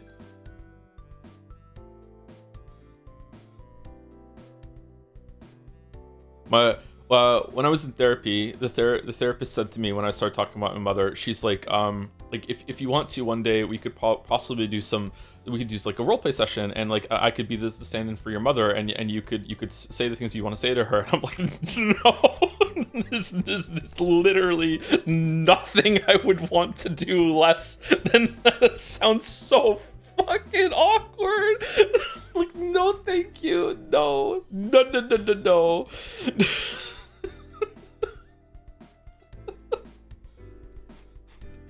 No. Anyway, thank you, Maddie. Mr. Sunrise, justice for Quaxie. I'm telling you, I was totally part of the crew, man. But the fuckheads at Fazfire Entertainment cut me out of the damn pie. I'm so sorry, Mr. Quaxie. We cannot have two chickens in the band. I'm a duck, for heaven's sake. The smoking. This is great. Quaxie the duck breaks silence. Former Freddy Fazbear Pizzeria band member comes out with damning claims against Fazbear Entertainment. This is really good.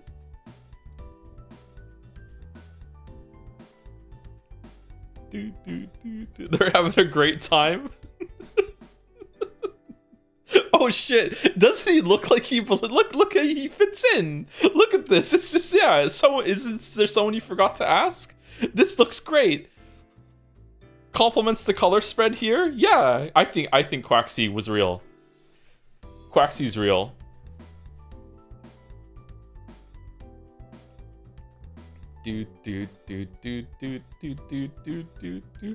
Why the pilgrim hat though? Why not?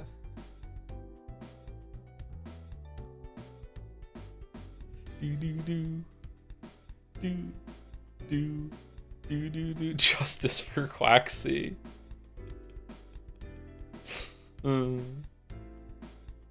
What do you call a very open streamer about personal issues during October? Paranormal streamer. Very nice. Very nice. +2. If only you had streamed it 10 years earlier, you could have convinced the community Quaxie was real. Yeah, we could have got Quaxie into the game. Yeah. Oh man. Imagine the power. Imagine the cred I would have with my kids right now to tell them that, yeah, Quaxie's in the game because of your old man. Damn.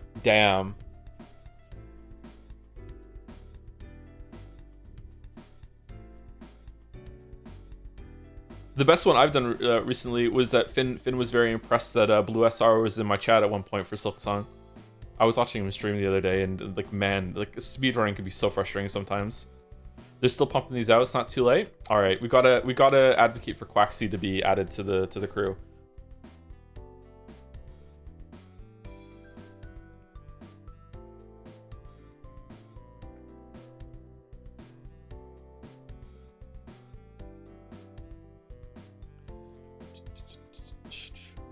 Always find it funny when like movie stars take on roles for things that the kids like, and then by the time it comes out, they don't even like it anymore. Yeah, it seems kind of awkward, right? I wonder if it's just like a fun thing they say, and it's really this just like it was a good choice for them in terms of the role.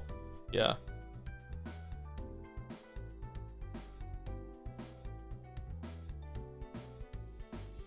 I'm gonna have to play Calamity in Terraria soon. Like Finn is obsessed with the fact that he has beaten the hardest video game boss out of the two of us, and he keeps saying that Calamitous on Inferno mode is the hardest boss ever. And whenever we speak about boss fights, like I'll say like, well, the last boss of the Elden Ring DLC was really hard. It's like not as hard as Calamity on Inferno mode. Like no, it took me 200 tries. I'm like, yeah, but you haven't fought the last boss in Shadow of the Erd Tree, so you don't know how hard it is next to Calamitous on Inferno mode. And then he says, well, you haven't fought in Inferno mode Calamitous, so you don't know how it compared to Shadow of the Erd Tree. I'm like, god damn it, he's right. Like I don't know. Like we're gonna have to trade.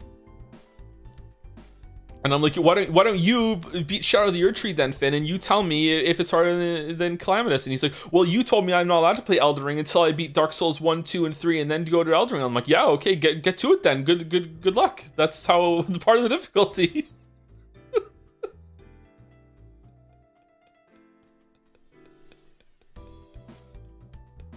You got your ass? He really did.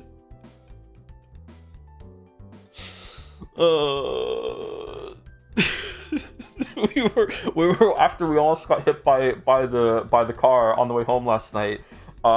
It was we were gonna get food on the way back, so I was like, okay, we're gonna go to Wendy's and get some food, but they might be closed because it's kind of late. So we're walking back, so we get closer to it. So I'm like, okay, kid, like listen, like it might be closed, so don't get your hopes up, okay? Don't get your hopes up. And then Finn goes, my they're so like me, and then Finn immediately goes, my hopes are up. I'm getting my hopes up. And then Leo goes, I've never wanted something more my entire life.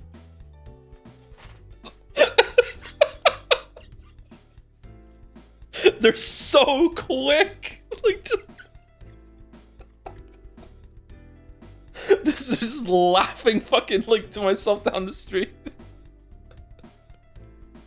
They're just clones of you. Kate is like that too. Yeah. Mila's a little bit like that as well. We were having a contest at the table, and a good game to play. They like to do staring contests, but a good way to follow it up is who can not talk for the longest, and is like some peace and quiet. So we did a new one, which was who can keep their eyes closed for the longest as a reverse staring contest. So they all closed their eyes, and Mila was in the other room. And she wasn't a part of the game. And then we're like a minute into it, and I hear some ruffling from the other room, and I'm like, Mila, and she's like, yeah, and I'm like, are your eyes closed too? And she's like, yep. and then she walked into the kitchen like a zombie with her eyes closed. Anyway, I'm sorry, I'm talking about my kids too much. Thank you, Mr. Sunrise. Thank you. I shouldn't do that. No one's gonna find it as entertaining as me. Oh, also, Mr. Sunrise, I was barely holding up when Joe was explaining the bite of 87, but when I read it in the chat message, solid as Freddy, and I I almost fainted from laughter. Quaxy's statements are enraging the masses. Fazbear Entertainment stocks and reputation are crumbling. The Lale Lule Low is not pleased with the idea of America's finest pizzeria closing shop, Mr. President. Ronald Reagan, Troy Baker. Deploy the Fazbear unit. I won't let a chicken shit turkey destroy my plans. The bite of 87 will become like my legacy. Our legacy, first to bestow upon this nation. The Fnaf Metal Gear fucking crossover. You know what? Kojima would do it. Kojima would do it. He's like, fuck it. Is there any Five Nights at Freddy's in Smash? Like as a trophy sort of thing, or no?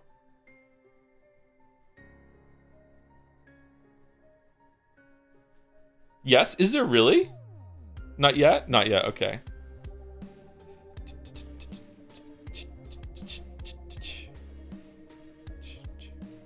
He is a little Freddy in the corner. Yep.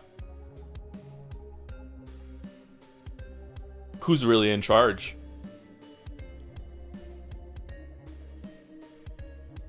I love the Troy Baker here in the same style. That's so good.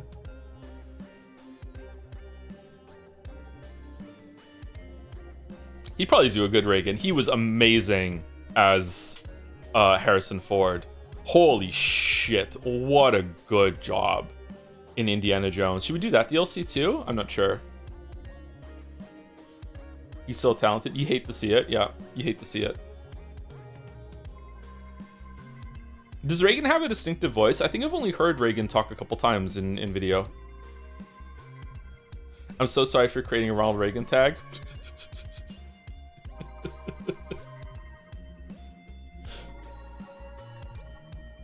He was an actor, wasn't he? Kojima would have a field day with that, yeah. Well, Ronald Reagan voice. Thank you, Mr. Sunrise. Ash Escher? Leah, hi! I actually started playing this propaganda before I heard you mentioned it again, but in the Silent Hills F stream. But yes, I think you should stream Crosscode and play the New Home DLC. I want more excuses to draw Leah. Leah, hi. Is it Leia or Leah? I love Crosscode. Crosscode is such a good game. It does have some flaws, but I love Crosscode. Again, Crosscode, it feels like it was a game targeted right at me, my generation, Super Nintendo, like people who love Chrono Trigger but wanted more of an action game combat. It's such a good game. Also played a lot of MMOs growing up. I fucking love Crosscode. What's Crosscode? Why does Joe love it so much? Crosscode came out a couple years ago. It was in early access for a while. When did it come out? Like 2020, something like that? It's a top-down action RPG that is kind of like Hyper Light Drifter, but the combat is way better than Hyper Light Drifter. It's really, really good combat. 2018 is when it was in early access, or did it fully come out in 2018? I can't remember. I guess the closest one is that did you ever play Secret of Mana? It's like Secret of Mana, but the combat isn't shit. Like the combat is really good. It also has like a Legend of Zelda style jumping where you auto jump off of ledges, and it has a lot of exploration puzzles and also puzzles that are in like in dungeons and stuff, and the puzzles are really, really good. It also starts the complexity of puzzles like where most Zelda games end. So yeah, it's really, really good. Rude of you to say. I'm sorry, Secret of Mana. I loved Secret of Mana when I was a kid. Man, oh man, Secret of Mana is not a good game to play now. Yeah, but Crosscode's really fucking good. Can heavily recommend it. It was my game of the year, whatever year it came out. Have you tried the demo of the new game Alabaster Dawn? I haven't, no. I'll probably just play it when it comes out. Thank you, Amorar2 for the resub. 41 months. Thank you very much. What did your kids say that that Jacksepticeye was in your chat? They don't know who Jacksepticeye is. They're not that big on YouTube. I was really surprised that Finn knew who Blue SR was. I think he was watching some Hollow Knight speedrun thing.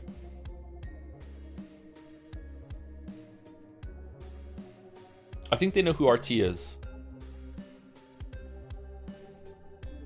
Whenever I talk about speedrunner, they know who Dream is, but I don't think they know anything that Dream has done. Every single time I talk about a speedrunner, they just say Dream. Dream apparently speedruns everything. Just whatever game you're talking about, Celeste speedruns. Dream is the one that speedrun it. Yeah. So my guess is that some Minecraft YouTuber that they watch like talks about Dream sometimes whenever they talk about speedruns.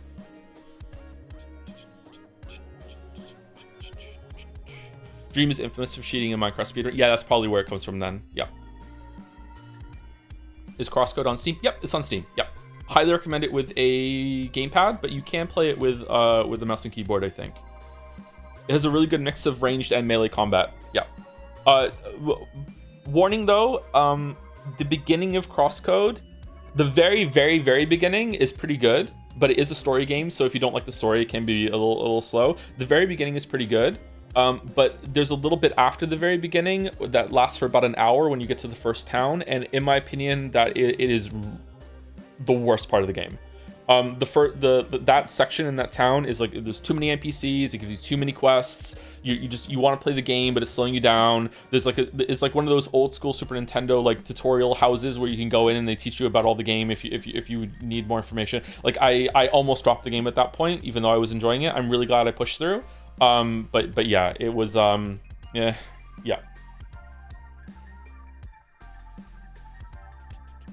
I also like Crosscode, but to me the early part, 10-hour gameplay, was not as engaging as the end part. It almost made me quit. It really ended with a high point though, so extremely good final boss. I also liked the final boss too. Yeah, it was good. I think if you get stuck, you don't have to grind for quests or anything like that, but you can get into the MMO set, like mindset, because it is based on an MMO. That you can end up like spending a lot of time in the first area when you don't have that much to do in the combat. The DLC is also very good. We should do the DLC then. Is it a 1 or 2 up here? Ask Asher. Yes, Leah. I just got done encoding this. Oh yeah, it's him. Just encoding this word after 13 sleepless hours. Please make good use of it, Joms. This is impenetrable if you don't know the game. Joms. Leah, hi, Joms.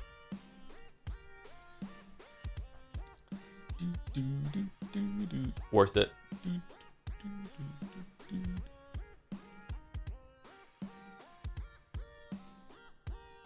What the hell is Joms? How does this dog keep getting on the codec?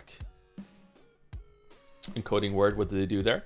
Leia is, she can't talk. So the setting of Crosscode is a virtual space, an MMO. It's not multiplayer game, but in the universe it's a multiplayer game. I don't know, there's probably an anime that's like this. So it's a single player game that's set in a fictional MMO. So your character's functionality for talking is broken. So she can't talk. And for reasons that are explained in the story, the person that's helping you has to like hack the game, for lack of a better word, in order to make it so she can say specific words. So at the beginning she can only say like Leah and hi. So that's why most people say Leah, hi whenever they talk about Crosscode. It's Log Horizon? I don't know what that is, sorry. Thank you Zoe Bot for the resub with the dancing Joms. Thank you very much.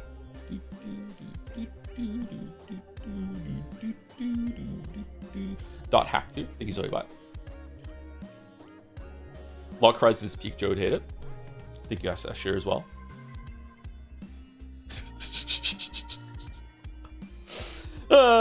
Thank you, what? Anti-pyretics. Shu, run on a track team, you know. Joe having 3 pipes in the weapon slot and chat asking if you can dual wield reminded me something.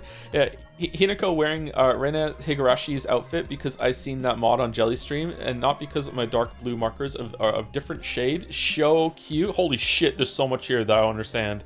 My god. The One Piece. There's a Higurashi mod for Silent Hill F? Does it get rid of the tongue face on the back of the uniform?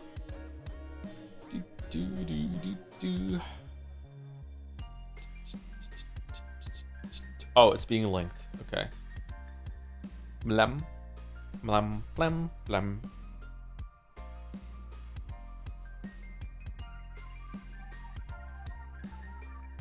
Is there a new Mineka mod? Does it improve the writing?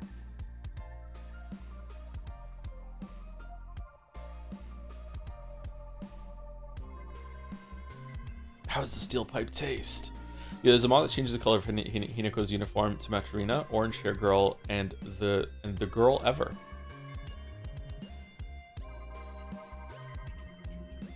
Do Mineka mod triples the playtime? That's what New Game Plus is, I guess. She is the girl ever. The girl ever.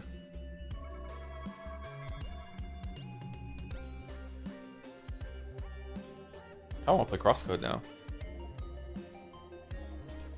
Anyway, thinking here, what? Action pose. Rycanic, Silent Scran F. Surely it is lower than 10%, right? Right? Ebis 1960X Japan. Oh, I see. Shrine offering dried bird carcass with a bottle of refreshing soft drink. No price data. Oh, that's mean to put the drink in. You could just discard this and have the drink. Oh, this might be as high as 40%. It's free.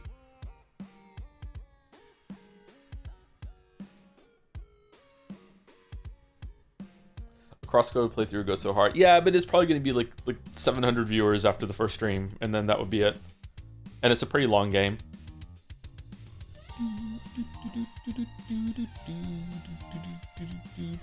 The no price tag just makes this. I know. Yeah, it should be banned. I'm not kidding. It should be banned. It's not fair. Ramune free from the shrine. Shrine soda right next to your bushberries.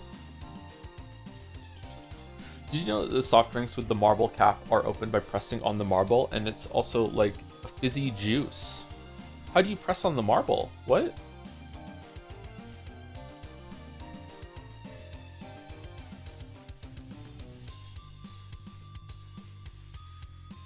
Presumably your finger? No, like, I mean, how does the mechanism work? Like, what do you mean? Does it like open like a thermos kind of drink, or? I'd like to see it. There's a tool that you can use that comes with a soda. Oh yeah, I've seen some old soda stuff like that came with something like stuck to the side of the can or the bottle.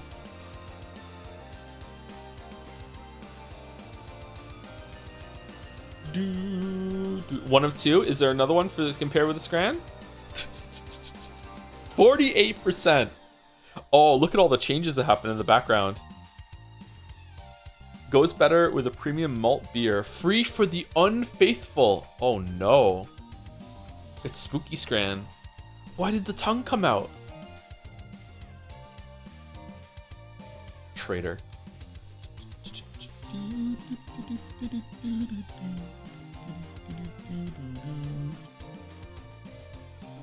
Silent Hill Freaky. How disappointing would it be if you found out that's what the F stood for? It's just a freaky game, man. It's Silent Hill Freaky. Freaky? They changed the Freakies? Freaky. I think you're right. Raycanic. Your name is hard for me to say for some reason. Trophy wife with nothing Chan? Oh no. She's so gross.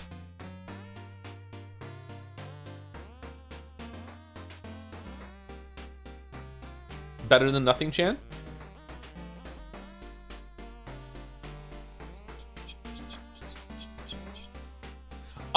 I'm confused. Is the hair a wig? And if that's the case, does she have hair and it's invisible? Is it is this an invisible Chan, or is it a nothing Chan and we've just thrown some clothes and a wig and a glove up in the air and just took a picture at the point that it looked like a person? Like what is this? It's dyed hair? It's invisible, but it's been dyed so it is visible. Because the dye wouldn't be invisible. If the invisible woman had makeup on, would you be able to see the makeup? If there was like a little bit of dirt on the invisible woman or invisible man, would you be able to see that just floating around? I guess so, yeah. Let's not apply logic to Channing. Are you new? We have to.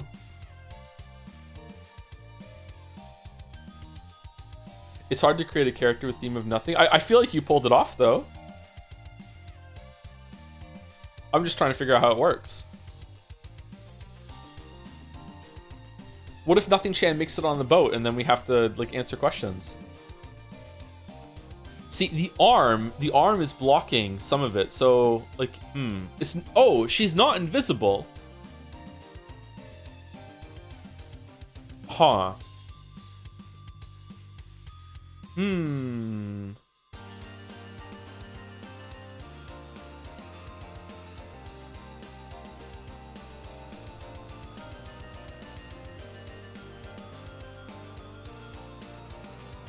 She's not invisible, she's nothing. So if this wasn't a white background, would she be a different color?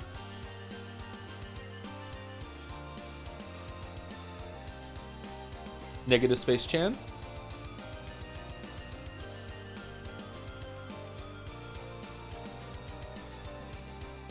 Maybe she's just British.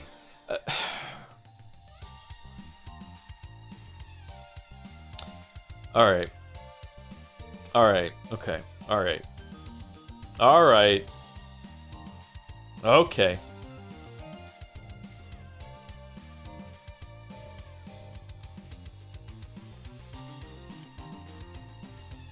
Well, I like Nothing Chan. Thank you guys for Nothing Chan Trophy White. Trophy Chan.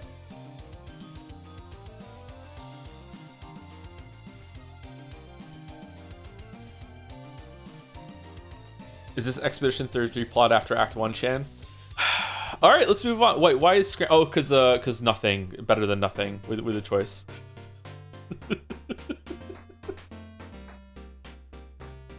Anyway, thank you, Trevor. Thank you for the glove specifically. By Daxtier, is this The Doors? Guitar music, 1986. Usually I don't know any of the songs or artists on Bandle, but when I do, Joe will think it's The Doors. Very true, very true. Yep, yep. One day it will be The Doors, and I will get it wrong. Maybe it's The Doors today. It's Pink Floyd. It's been Pink Floyd once, hasn't it? I think that Wish You Were Here was on one of the ones that I did Bandle when we weren't streaming.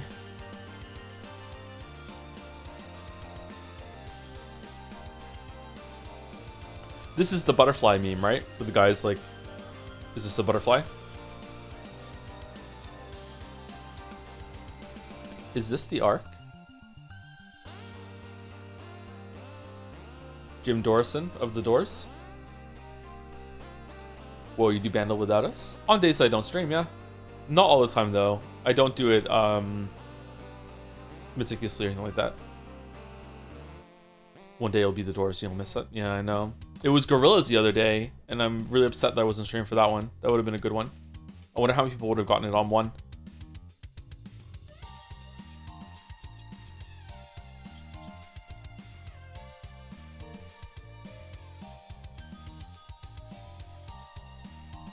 Which Gorillaz? Feel Good.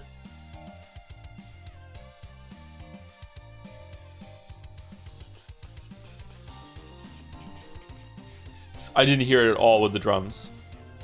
And then it went with bass guitar, and then it was like no bass guitar for like 80% of the bar, and at the very end the bass kicked in, and I was like, oh shit, yeah, it's Feel Good, yeah. Very distinctive bass line. Thank you, Dexter. Ash Escher, since he's a recurring character now, here is Hot Dog Kun. He wears baggy clothes to hide his massive personality. Oh, okay. Hot Dog. Scrandle. Fight the Merchant. Interesting outfit. What could they mean by this?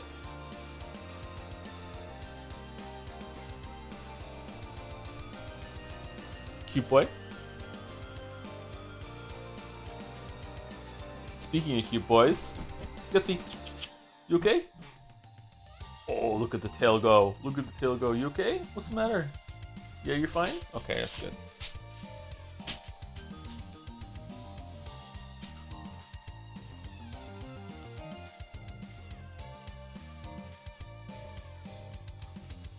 Good boy. Good boy. Good boy. Can you hear him breathing into the microphone or no? I'm not sure if it picks it up or not. It's the hot dog. It's the ketchup. I don't see ketchup. Is there ketchup? Ketchup on the inside of the clothes. Ew. Ew. Anyway, thank you, Ash Escher. 66. God damn. By Merrick Bentuzzi. What is this? MRE Cyber Boost Pro Energy Deus Ex Human Revolution energy bar that fuels cybernetics versus Metal Gear 2 military rations that neutralize sulfuric acid. Oh yeah, it does have the candy bars in Human Revolution. Fuck, I forgot about that. Scrandle Fanartle Fartle? Question mark. I just posted some food painting exercises in Merrick's Discord, General Scraps. The original plan for these was to host a little Scrandle in the Joseph Anderson channel, and maybe if enough people voted via reactions, those stats could be used to host a simple little Scrandle over on Janart. I don't really think the idea is that fun anymore, but I still wanted to explain somewhere why Metal Gear 2's chocolate rations were part of the painting exercise and dump the silly matchup names. Okay, Joe, cast your guess right now. Which one's better? I'm going left. I'm going left. Right does look like a good time, but it is in a tin. But I think left. I like Mars bars. I want to feel the power and the energy of something that fuels cybernetics. I think I would go left here for sure.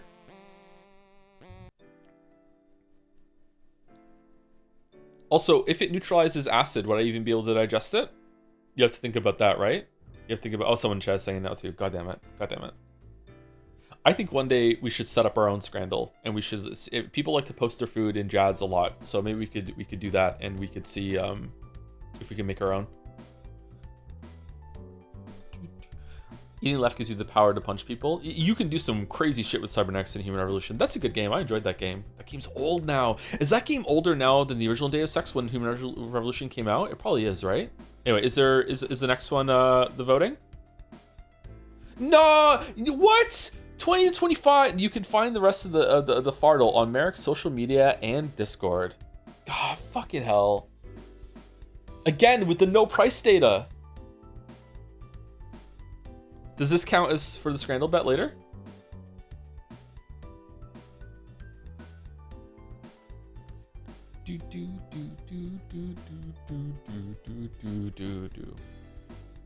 God damn it. God damn it. Thank you, Merrick. And there's one more. C80625, also known as C8, Five Nights at Freddy's, Metal Gear Solid, and Silent Hill F. Oh, all of the foxes. 3 foxes. All of the foxes. Nice. I like this. Cute. Foxy, Fox Mask, and Gray Fox. Best Boys. Poll Cutest Fox. Oh, ready to go.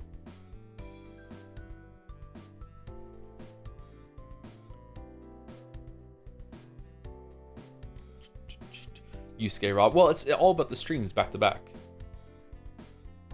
Who's your favorite? Foxy. Foxy for sure. Hope Snake doesn't come along.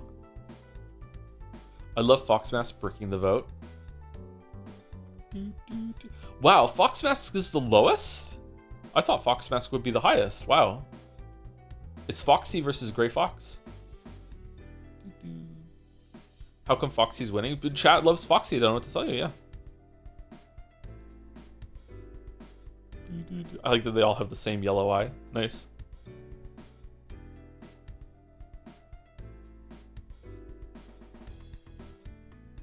Foxmask is the most human. It's looking so he loses. Oh, I see. Yeah, I should have known from my chat. Yeah.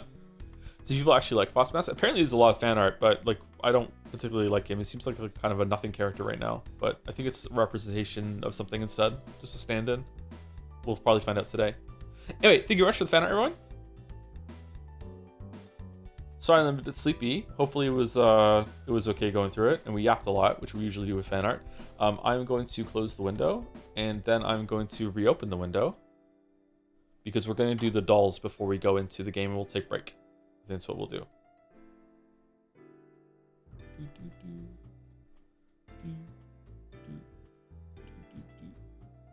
All right, let's guess the breasts. Be a Fnaf character. It's not. Is this the doll from Bloodborne? No. Who is this? I don't know who this is. It's Arthur Morgan? Oh, okay. I wouldn't have gotten that. Thank you, chat. I don't know this character very well. Cover art? I don't know this.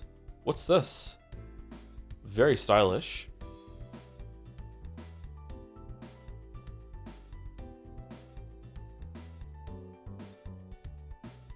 Something World?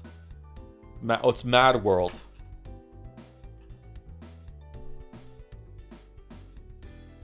I don't know this game. Artwork? Is this No One Lives Forever? No. That looks like Half-Life. What?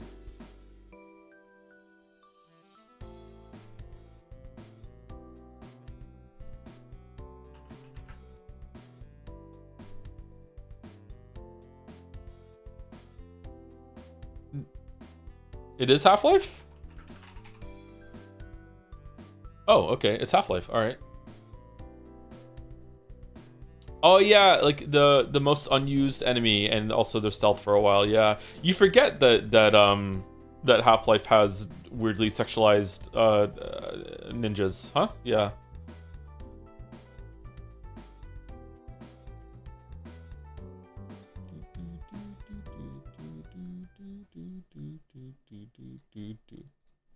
Okay, time for Bandle. Weirdly, I mean, like sexualized for no reason. That's why it's weird. All right, 2002. So I was 17. 17. 151 million views, medium par. All right, can we hear it?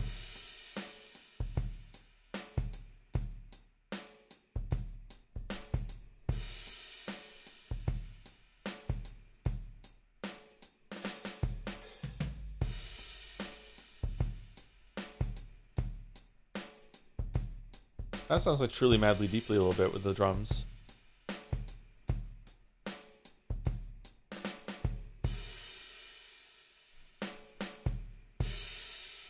No, it's not. I don't know what this is. It's The Doors. The Doors? It's Light My Fire.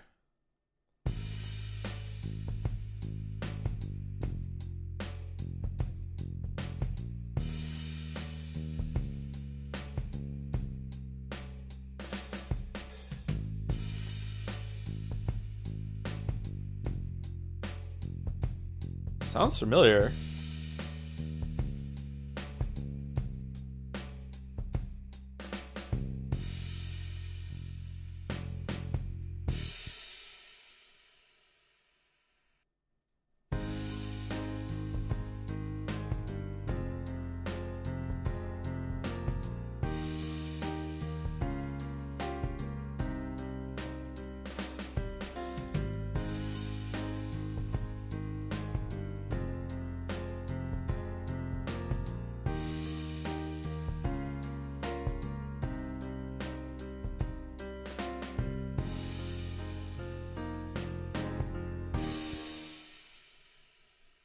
No, I'm not getting it.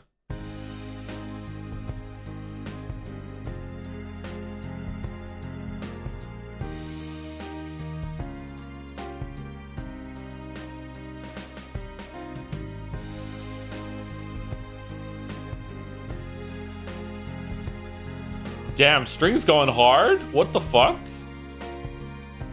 What song is this?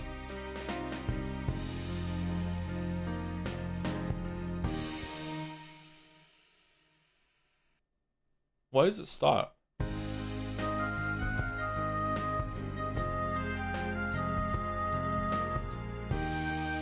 It's Christina Aguilera.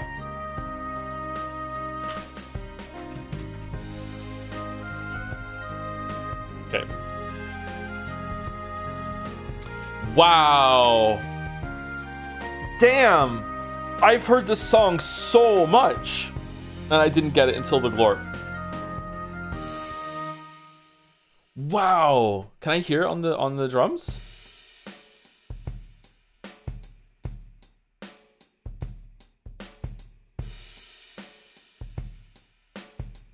No, I don't hear it at all. Not a great song. It was a pretty big song at the time. All right, Jodel. I accidentally asked the teacher to blow me once. That was pretty bad. I think about that one quite often, actually. I like, oh no, why did I do that? Why are we bringing this up? I don't want to think about this.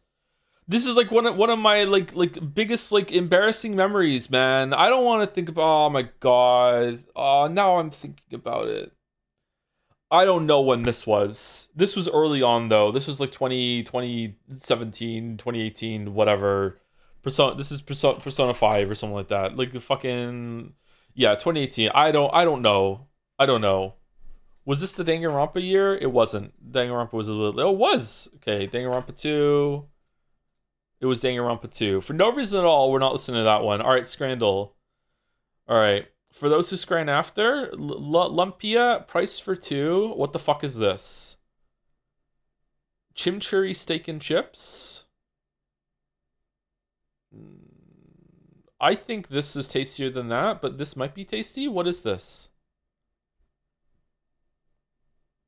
This is so cheap for these two. I'm going right. There we go. I'm going right for those who scran after. All right, so remember, it's a...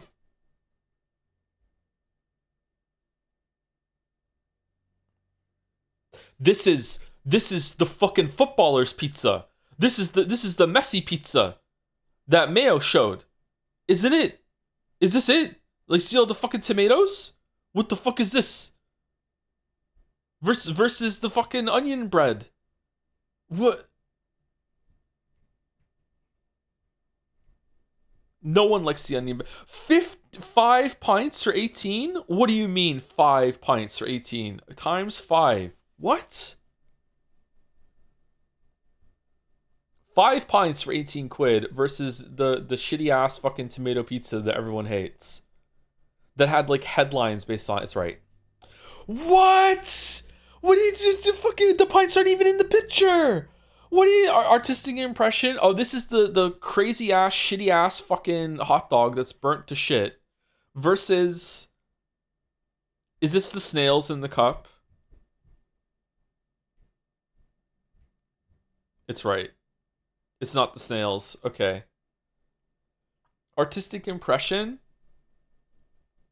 Hot dog with in a bun with a hint of ketchup. Ugh, for 13.50 versus whatever the fuck this is on the right. This looks like a spoon. So is this ice cream? What is this? Oh, this is mean. This looks burnt to me, but this is so expensive for what it is. I'm going right. No! No! No! No! No! This is just fucking pyre anus. No! No! No! No! Oh my god! All right, artist. This is a donut. This is a donut versus a normal ass hot dog that might be kind of bad. This is oh. See, I kind of feel like the burnt on here is to fake you out into thinking that you don't want to pick the burnt again. What is? Wait, it's the is this the panini? Is this our is this the goat on the right? Do you see it?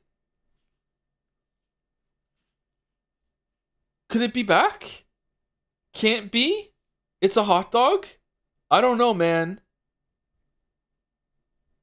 It might be the Muppet Panini. I'm going Muppet Panini. I'm going. No, oh, it was right though. Oh my god, that looks disgusting. All right, artist impression, no price data versus beer not included. I am not a fucking slice of cheese.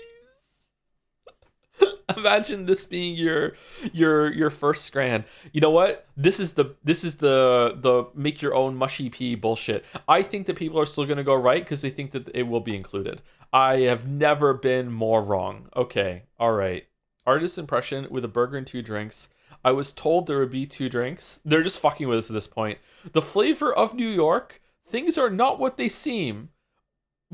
What?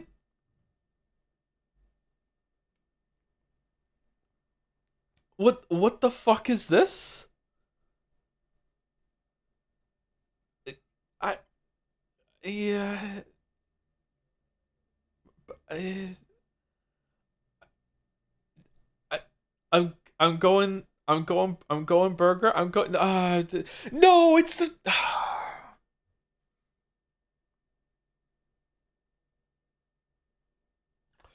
Okay, so it's the ice cream sandwich in a literal folded piece of bread versus just a prime for 4.50. All right. People hate prime. It's left. Yeah. People hate prime. Yeah. Okay. Artist impression. I think I know what this one is. It's right because you can just pick the olives out, whereas this is one of those like horrible fucking burgers. I almost reverted to a teenager there with how I described this burger. Fucking hell. This is one of those horrible burgers that the cheese is like kind of not even melted properly and it looks like it's been scraped off or whatever. So it's right. It's you can just take what? It's smelly though. It's smelly. This looks terrible. What is this? Oh, I'm going left. Oh god, why? I actually think right's better there. Okay, so it's more shitty ass onion bread versus a hot dog with some Fruit Loops on it. It actually really is Fruit Loops. All right, do we want the Fruit Loop hot dog or do we want the onion bread. Uh,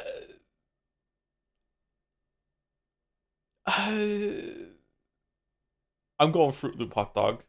I'm going Fruit Loop hot dog. I think it's fun. It wasn't. It was. That looks fun. This for.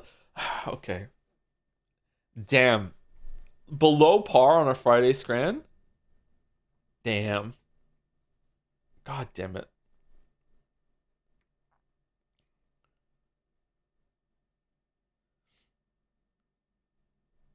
I don't like the onion bread. Evil mode went hard on this. There's an evil mode for today's as well. I literally said on Discord that today's Scran is possible for you to be perfect. Nope. Not even close. Not even close. All right, AO Threedle, Malia Tate from Teen Wolf, which is a huge show, versus Dolores Umbridge. Harry Potter has got to be Dolores Umbridge. Really? What? Fred Weasley versus Kedahara Kazua's friend from Genshin Impact. It's not even Kazua, it's Kazua's friend versus, it's got to be Fred Weasley? Yeah, okay. How do you have more than Dolores Umbridge? Midoriya is Izuki's family. Why is there capital S's like that? My Hero Academia, the whole family versus Talizora Naraya. Mass Effect is a pretty big property, and Talizora is a pretty beloved character in that game. However, Mass Effect does not have no one really talks about Mass Effect much anymore compared to My Hero Academia, and this is the whole family. So I'm gonna guess it's not. People love to write erotic fanfiction about Talizora apparently. Choi Hansall from 17 Real People Fiction versus Aang. It's literally the main guy from Avatar. How does Aang not have a picture?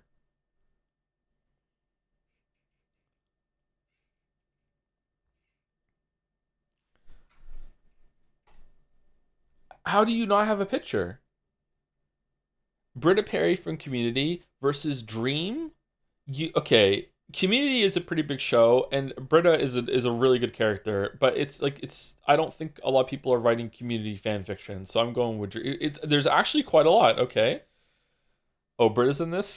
Donna Troy, DC Comics. Who's that? Versus Lavi D. Greyman. D. Greyman. I don't know who that is either. I've never heard of Greyman.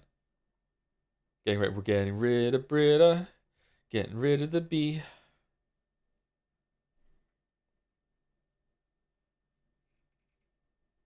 I sing a version of that song to the kids. Wonder Woman character. It's not Wonder Woman herself though, right? Gray Man was pretty good. Have you considered streaming the Mass Effect series? We might do it one day, but it's not on the docket for now. It's a Wonderful Woman. Easy right because of Fujo's. All right. Get that chatter. Get that chatter.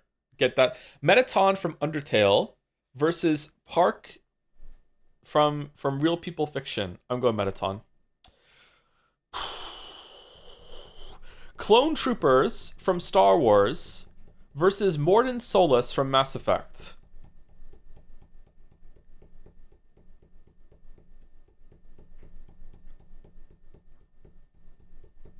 Like, if there's an clone trooper, does that count?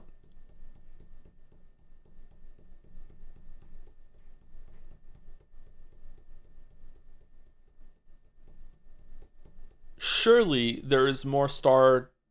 Does that mean all the stormtroopers are counting too? Because there's got to be some left over as the stormtroopers. Surely there is more Star Wars fan fiction than Mass Effect fan fiction, and surely there is clone troopers in a lot of Star Wars fan fiction. People won't always use those group tags. That's why the family of the okay. So a lot of people aren't going to be tagging clone troopers in their Star Wars fanfic then. So it's Morden. Rambo Dream SMP didn't we just have this one versus Moblit Burner Attack on Titan? The left. What the fuck? Original female characters of color. Original character versus Zenin Maki Jujutsu Kaisen. This one's kind of mean.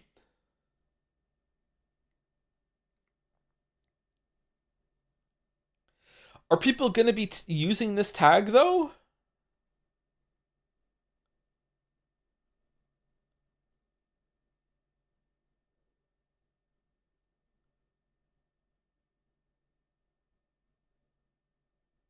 Do you believe in women, Joe? They're both women.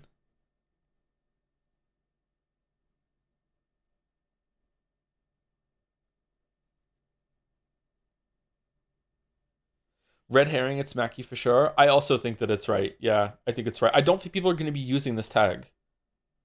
But now I'm doing meta stuff.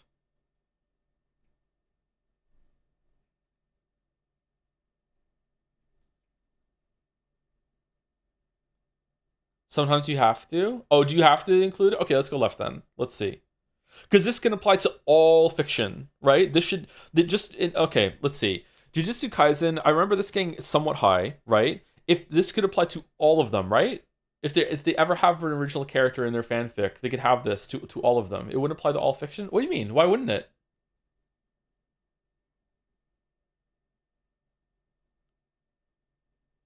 Or am I too like self-insert brained? It's only based on what's no. What I mean is that like almost any property could have this tag, right? It would have to be PU. Okay, I'm going left. I'm going left. It was pretty close. It was right. Okay, 4 out of 10. 4 out of 10. I don't like AO3 doll. I don't like it. It's dumb.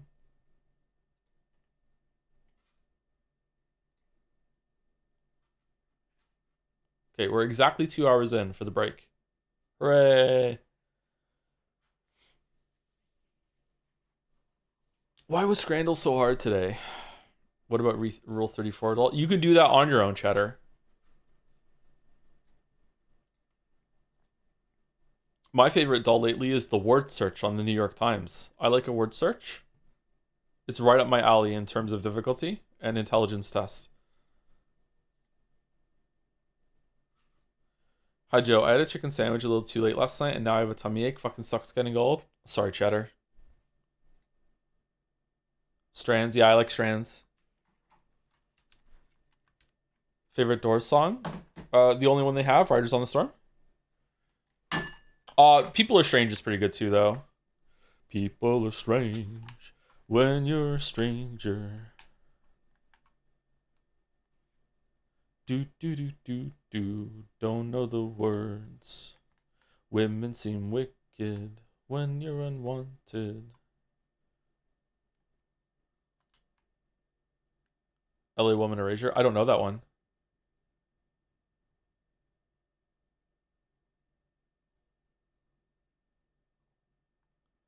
All right, so some people might be seeing this for the first time when they check in when we're on break. So let's hide the arm.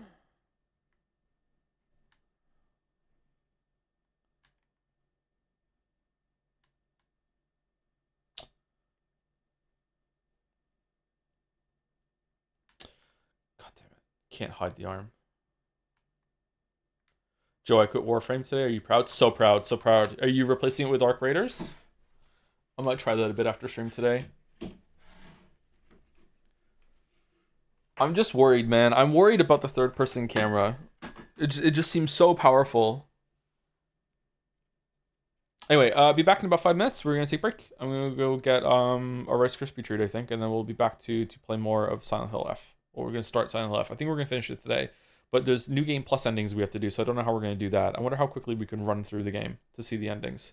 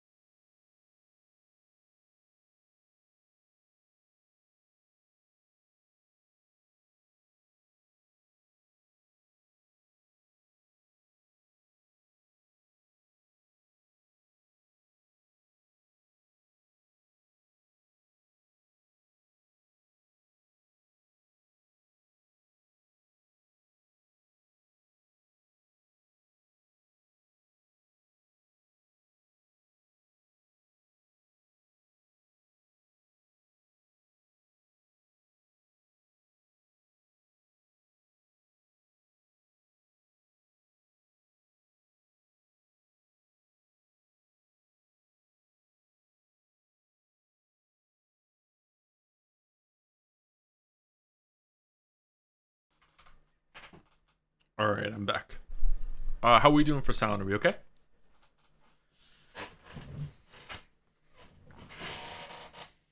Anyone played Morta? It looks sick, but it doesn't have demo, so I'm on the fence. Morta. Never heard of it. What's it about?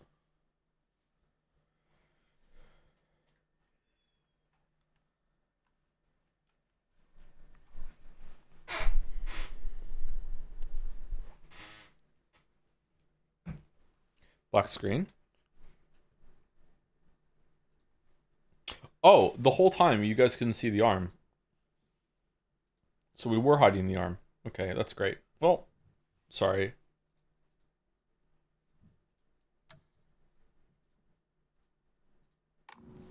Okay, how's the sound now?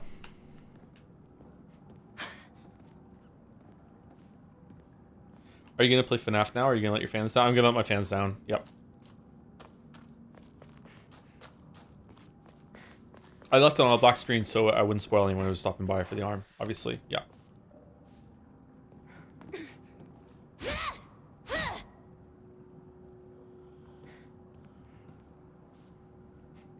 I had to catch with the VOD, so I don't know who got banned yesterday for slamming you after successfully backseating you, but I like to imagine it was a chatter apologist started the same stream. No, it wasn't. It was someone else, yeah. I feel bad about that because it was a good moment back and forth, but then they had to just take it one step too far and just, like, be an actual dick instead of LARPing as a dick, which sucked. Like, it's not a big deal, but at the same time, it's just kind of irritating. You don't want to have, like, a lot of those kind of people around. Have you tried writing a screenplay? Yes, for a school exercise, yeah. It was interesting. There are a lot of rules to screenplay writing.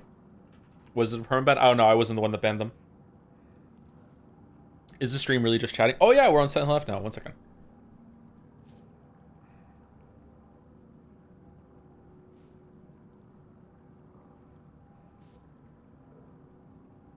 Oh. One of the mods already updated the category, I guess.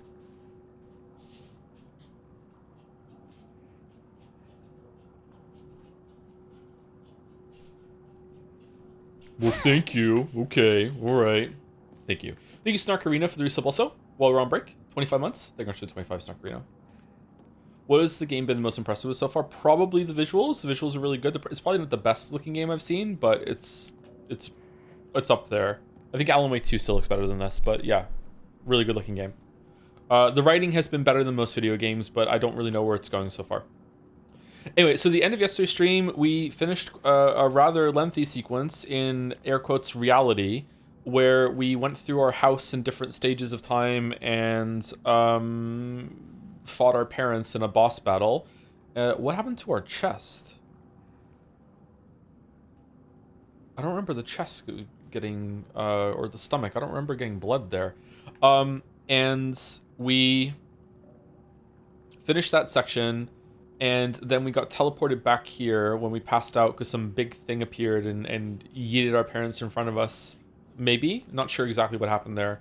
And then we were with the Fox Mask, who gave us a pin and reminded us that we belong to him now. So this seems very much like the representing that we're being sold off to another family for money, so the father could pay off the debt, and the Fox Mask is the one that we've been promised to. But I'm not exactly sure if that's how this is gonna go through.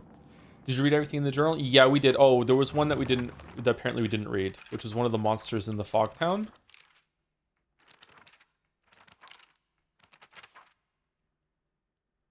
This one. A particular suspicious monster that walks around on all fours, the greedily staring eyes, the greasy palms, the disgusting way it acts all chummy with me. All of it is completely repulsive. What's more, it never even bothers with guys. Typical. Oh, okay. The chatter was right about that yesterday then with the tongue and it getting excited after it licks you. Okay. Ugh.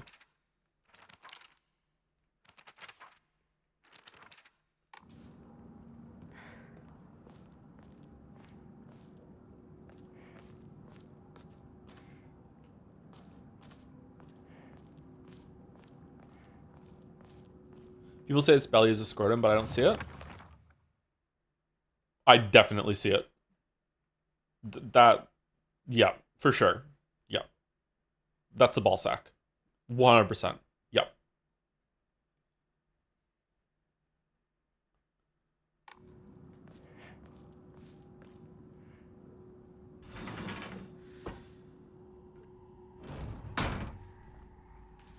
Be coy the later years.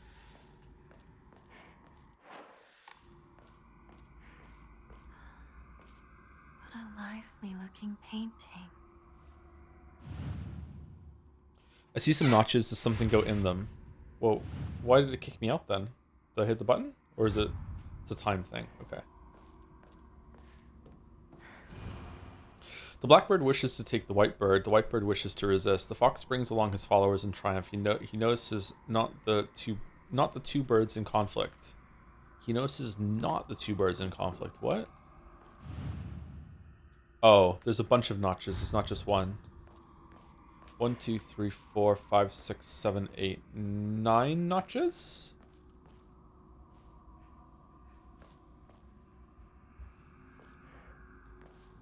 Are we going to find 9 things, or do you have to put one in a specific place? Prove your intent with the crests 3. Show what lies deep within your heart. Let the line of foxes guide you. Offer the crests and lay bare your soul. Okay, find the crests.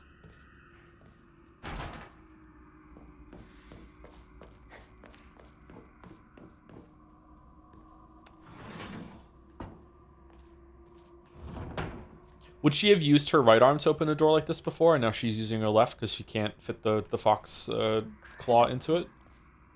All of them.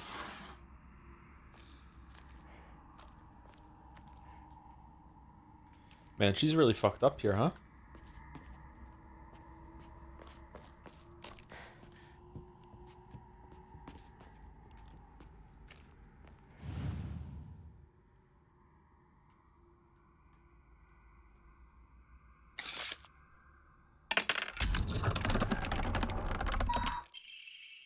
Ornate scroll. Purify once and for all. Leave the filth of your world behind. I will cleanse it all. The filth of this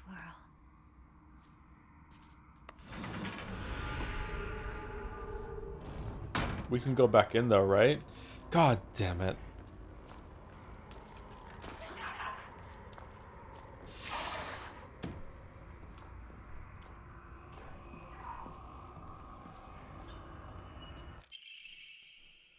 Memori Hound slightly restores current max sanity after defeating enemies.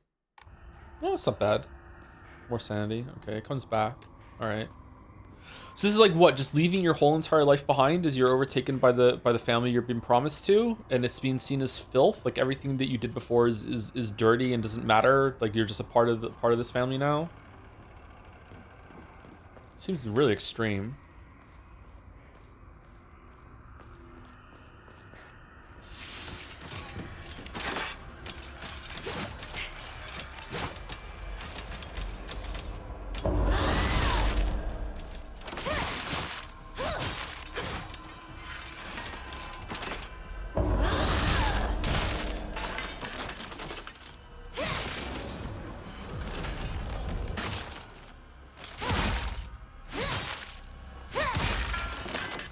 Maybe because it's a family with lower status. Oh, like the lower... See, I don't really think about status, things like that. It doesn't really register in my mind.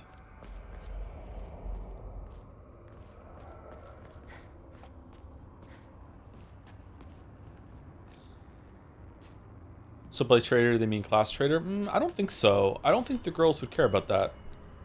But maybe?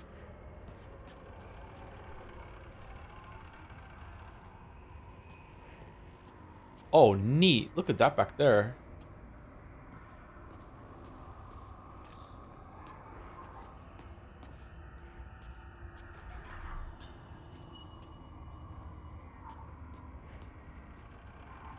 What would you call this kind of thing? Because I wouldn't call this art direction, but would you?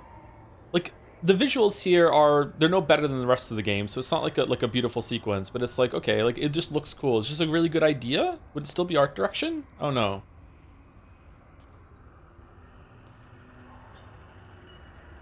Environmental design? That fits better. Oh no, I don't like that for some reason though. Jeremiah's saying it still counts as art direction. Yeah, I guess so. Yeah, probably.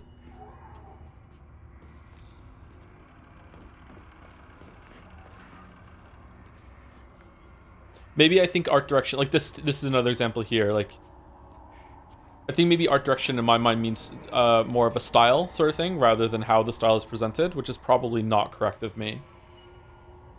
I like these rooms a lot. These are really cool.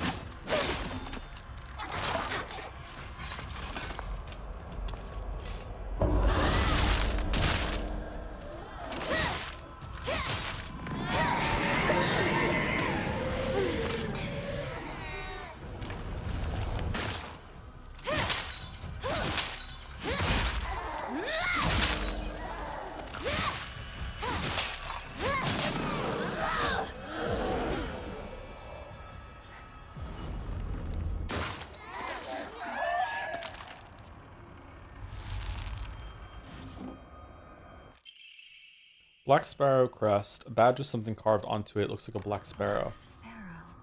Okay, so 2 more crests. I hope we can go back to that room we were just in before because I wasn't finished exploring it.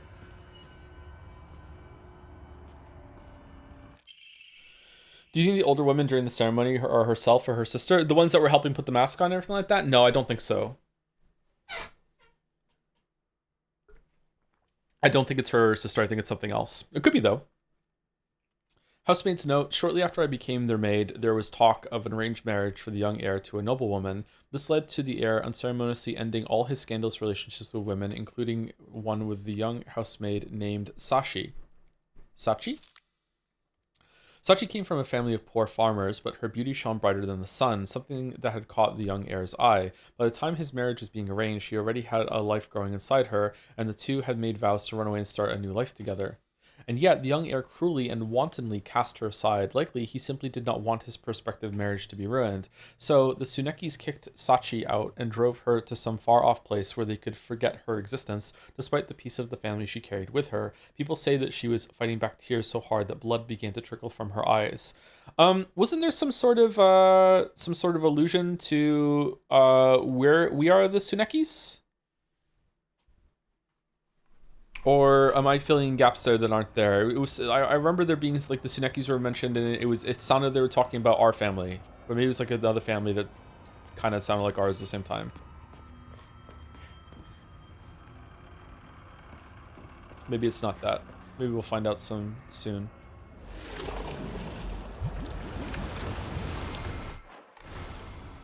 No map.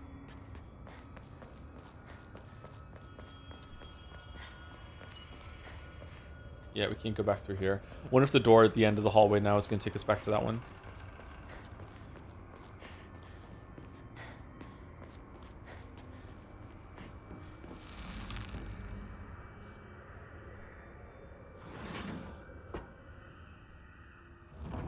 Yeah, we're back here. That's good.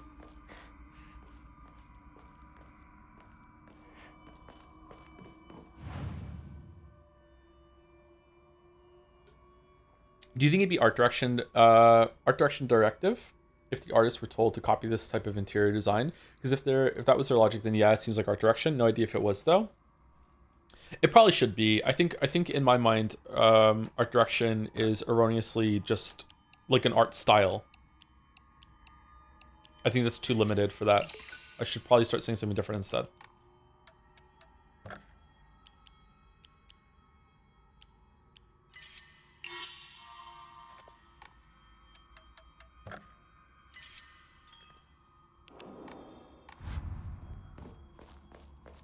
If they're mentioned, you can check your recent notes to be sure. I can't remember when they were mentioned though.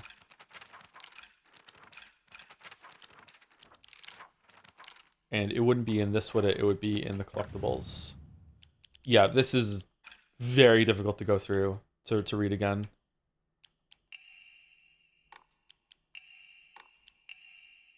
I remember the notes being before we got to the house yesterday, or around that time.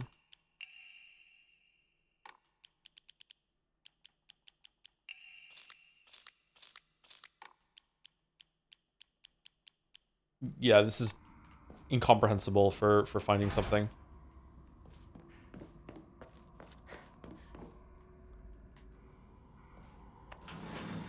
The banquet. Has it come to a close?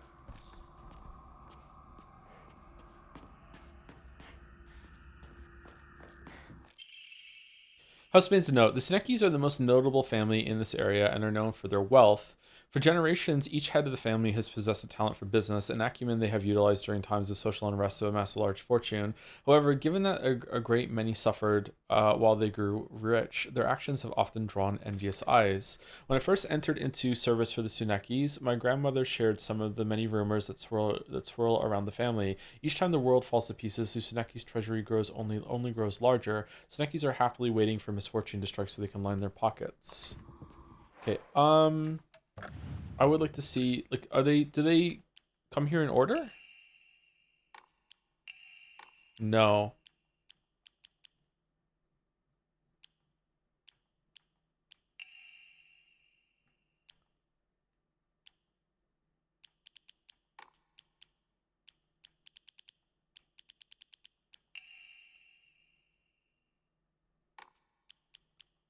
Hmm.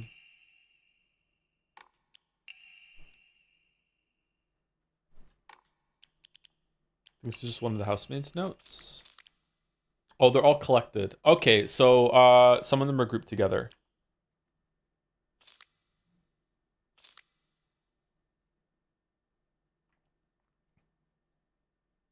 When were the Sunekis mentioned before? Oh, maybe it's this note that I'm getting mixed up on. However, the child she carried was unmistakably a descendant of the Sunekis, and their blood lies in wait for tragedy to strike. It's only a matter of time before that child exacts their revenge. I believe that the next time there is turmoil within the Suneki family, that child will make their move. Okay. So is some are we related to the maid that was cast out in some way? Like how long ago was this? It was definitely that note that made me think of it. So not a part of the Sunekis, just like not our family, but just related to them in some way. Hmm.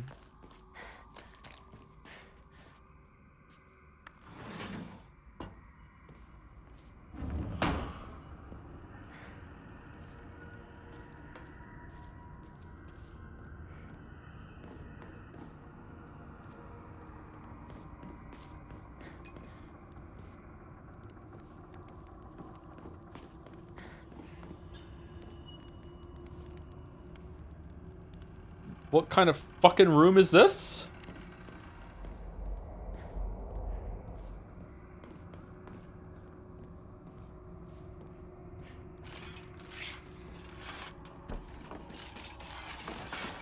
Panic dodge.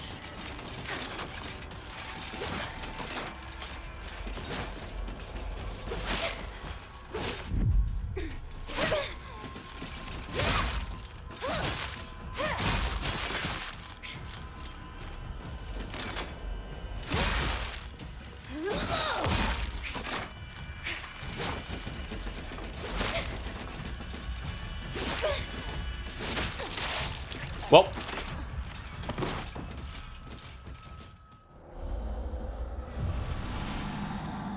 I think the note you're thinking maybe way back when Saku was calling for you near a library. Do you remember what it's called? Because I'm not gonna be able to find it with that.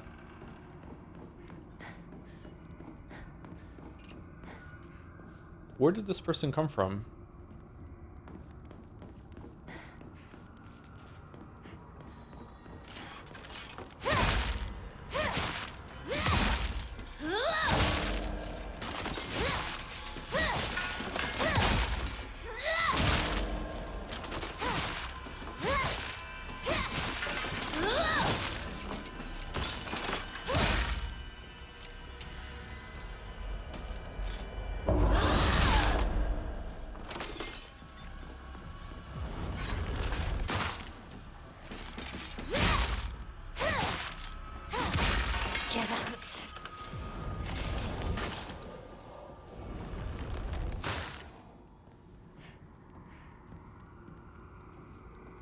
I think we'll put it under scene composition because I think it's very good ground floor level of work, planning around how the character and by consequence the camera will move through a scene and how disparate objects from the composition of the camera shot, kind of what FromSoft does with those big area introductions, goes beyond just environmental design to form a composition. Oh, that's an interesting take. Yeah, it is similar to that. Yeah, you're right. Definitely in the same area as getting the player to be the cameraman themselves and create a really good shot for themselves. Yep. In that sense, it's like a really cool moment of discovery that the player feels like they did themselves, even though the game is doing a lot of work to make it memorable and facilitate that. And same here, where it feels like you're investigating, inspecting, and found something yourself. You're like, ooh, what's over there? But really, the game is doing a lot of work to facilitate that at the same time. Yep, it's cool.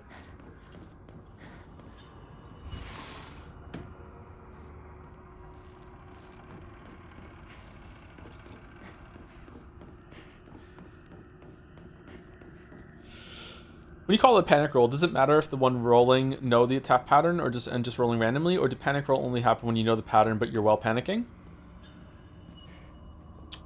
If you're rolling for the first time, you don't know if it's going to work or not, and you're sussing it out, I wouldn't call that panic rolling. I would say that is like you trying to figure out when the right timing is, because sometimes you just don't know. You have to figure it out. When you can intuitively figure out when to roll or when to parry, Liza P was really good for that, by the way. The animation work on Liza P is stellar for leading you to intuitive conclusions. I wouldn't call it panic rolling, no. It's like you're just trying to learn the fight. But when you do know the fight and you're just like hitting the button like rapidly because you're like, oh shit, oh shit, oh shit, oh shit, oh shit, then it's probably panic rolling. Okay, so is this just like I went into the wrong room, got fucked? This isn't the right way, is it?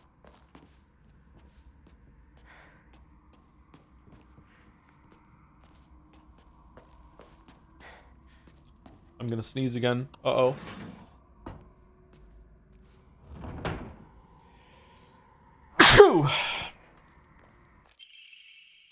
Strict Mother's letter. Oh, it's related to the Strict Mother. Good morning, my handsome boy. Your real last name is Tsuneki. It is okay, so it's not us that is related to it. It's the boy that we met in the park. Your real last name is Tsuneki. It is told that those of the Tsuneki lineage are destined to bring good fortune when the world is in disorder. In fact, that is how your father earned succession to the Tsuneki lineage, and you, who have inherited your father's noble blood, are sure to be next in line. To make your name, I took one character from your father's name and one character from mine. That way, when anyone from the Tsuneki family hears your name, they will immediately know you are our child. Okay, what was the boy's name again? It was the boy at the park, right?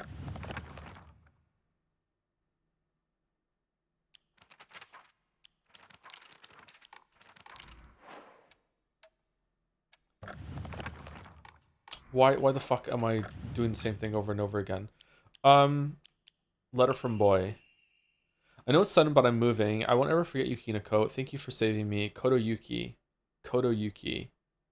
So Yuki something and Koto something? So if there's someone named Koto and someone named Yuki, for no reason at all, I think Yuki is probably the mother.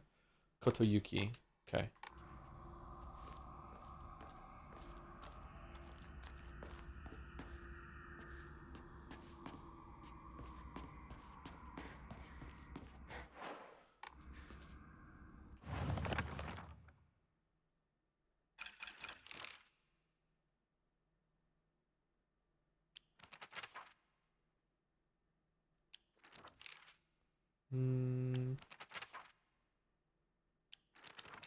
No, I don't think there's any names.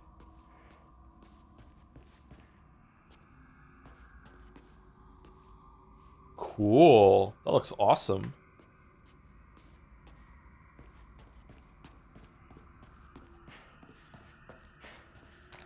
Oh, now I've forgotten what way I came into.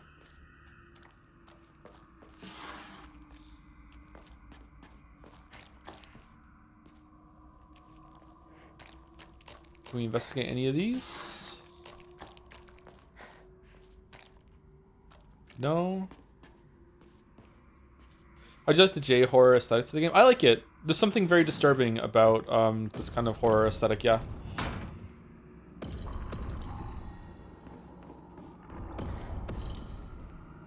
There's a real, like, brutality to it. But at the same time being kind of beautiful. It's not going to be one of those mother monsters, is it?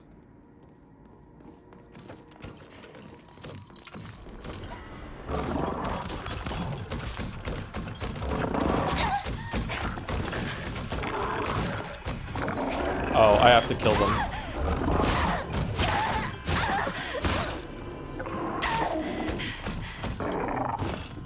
Pull my devil trigger. Hungry. These are my Fnaf.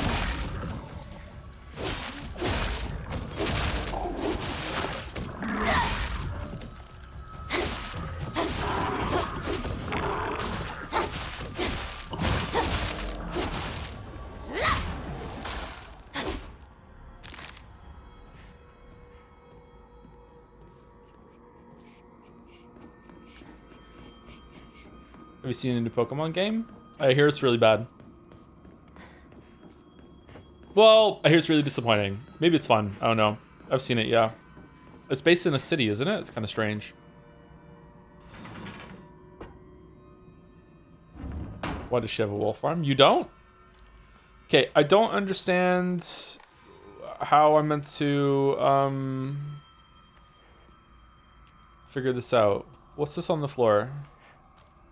Where did I come from? Can I go back the way I came?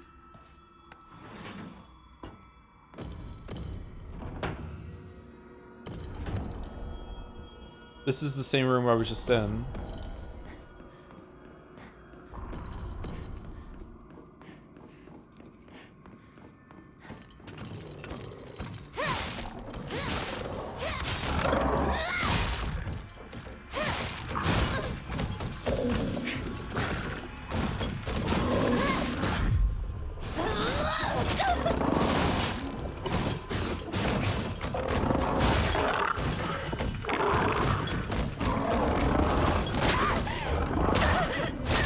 Wow, I was locked into that a fair amount before it hit me.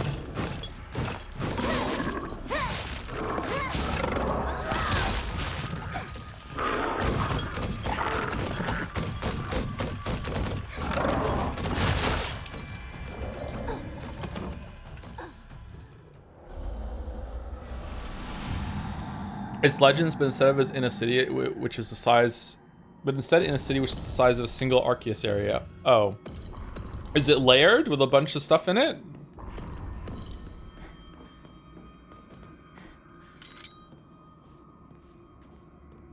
No. Didn't everyone think that Arceus was like the best thing that happened to Pokemon in like decades, and they want to see it expanded, and then they completely dropped the fucking ball with the next one? Like what? Like what?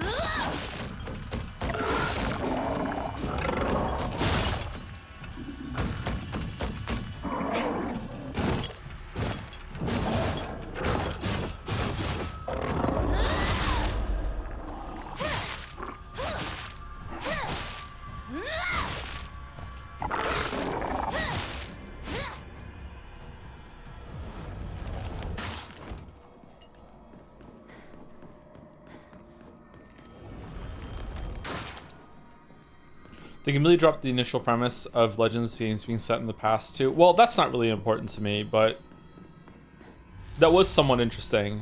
The fact that they just had Pokemon balls back then was weird. Don't really quite understand how the Pokeball technology fits in. Okay, so this one wasn't it. This one wasn't it. I can't remember where we came from.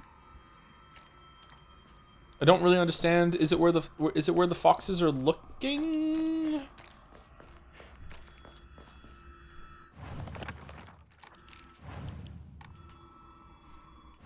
How do I see the puzzle again? Pre-intent with the crest. He knows it's not the two birds in conflict. This seems like it's the Muro puzzle, not that.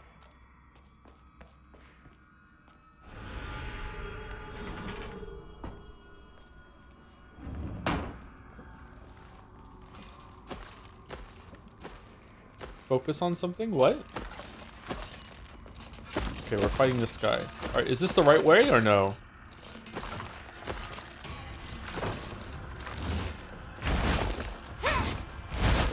Oh.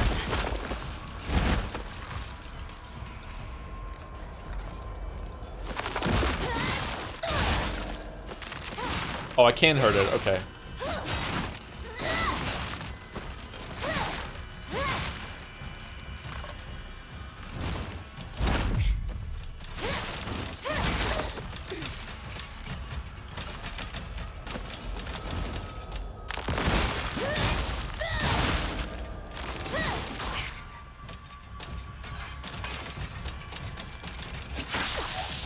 Fucking hell.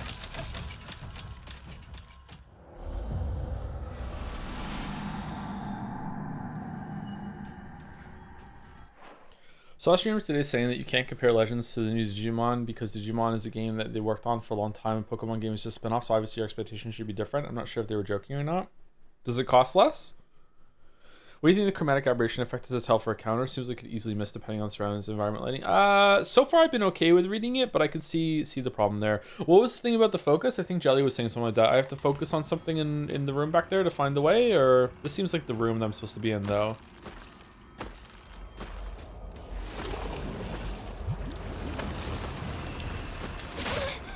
What the fuck was that game?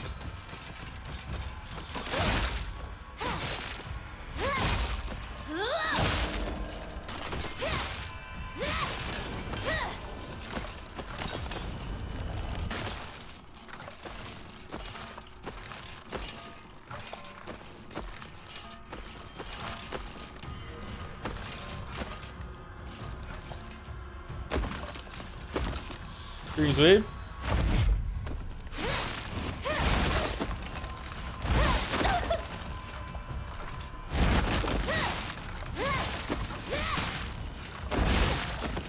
Oh, okay. That was an attack. Okay.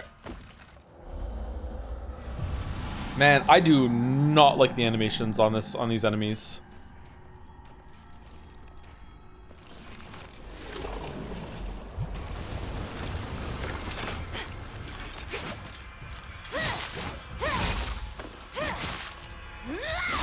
That should hit me. You can focus on the red blaze circles in those rooms to make the fox statues appear. The game doesn't compete. This is all. I didn't know until run 4 when a chatter told me. Oh, okay. That's weird. Why would they do that? Is there a hint somewhere?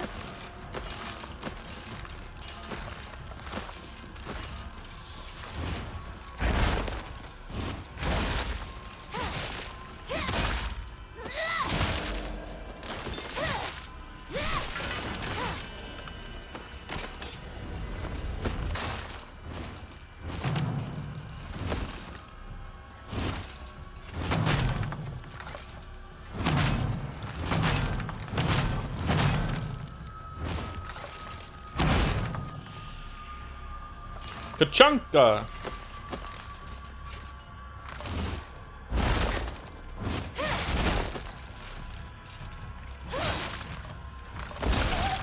What the fuck is like? Oh, for people who make action games, they don't understand. Oh my god, it's so fucking frustrating.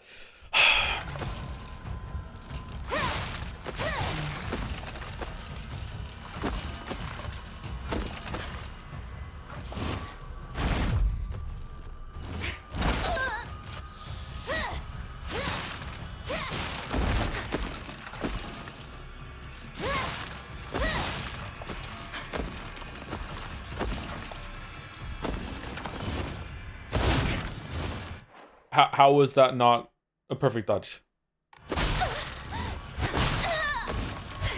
Oh, I'm dead because of it. Okay, cool.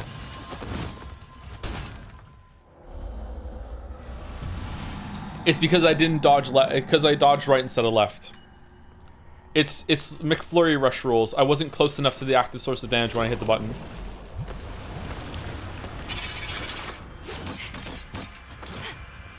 Ooh, bandage.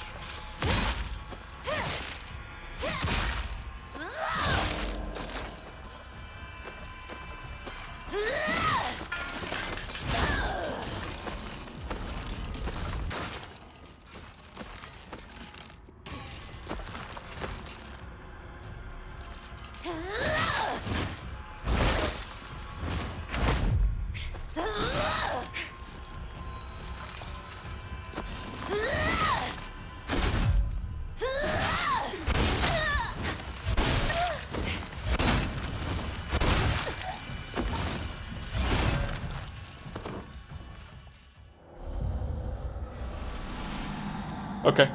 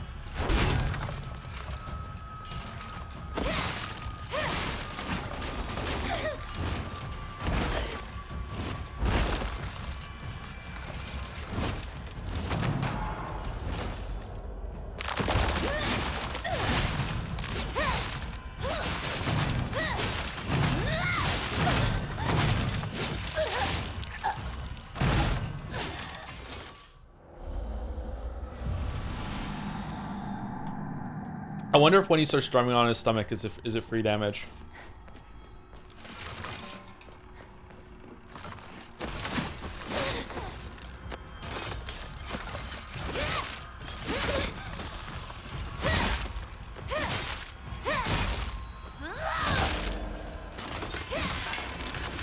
Stop wasting my time. True.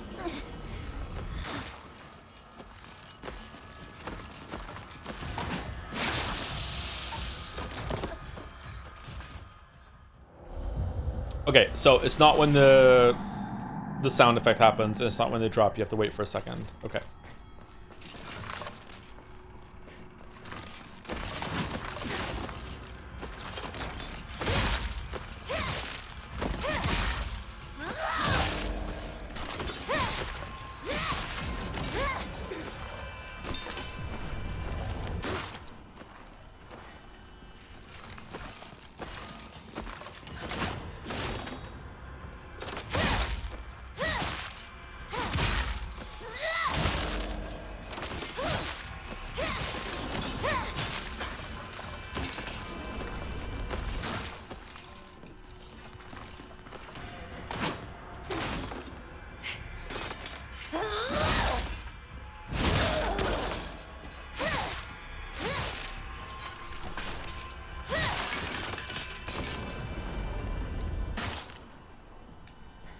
I don't think the combat system is bad. I just think it's bad when multiple enemies is not designed for it. I think that how the game works and feels is actually pretty good. Like, it has some good ideas here for a combat system. It's just that it's not refined enough on a lot of the enemy moves and telegraphs and stuff. It's very, very frustrating. But maybe it's meant to be frustrating. Maybe I'm having the intended experience right now by getting annoyed by this. But I'm not sure. I don't think it's reinforcing the horror. But maybe for someone else it is. Like, the feeling of seeing another one of these and being like, oh god, I don't want to fight one of these again, it is in the area of horror. Like, you shouldn't want to fight one of the enemies, but I'm not, like, I don't want to fight it because I'm scared. I don't want to fight it because it's irritating.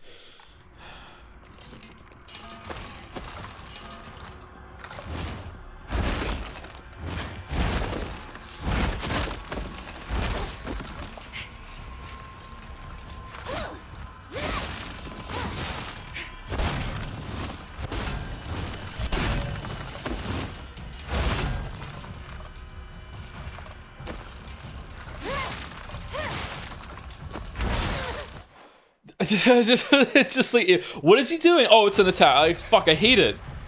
I hate it so much.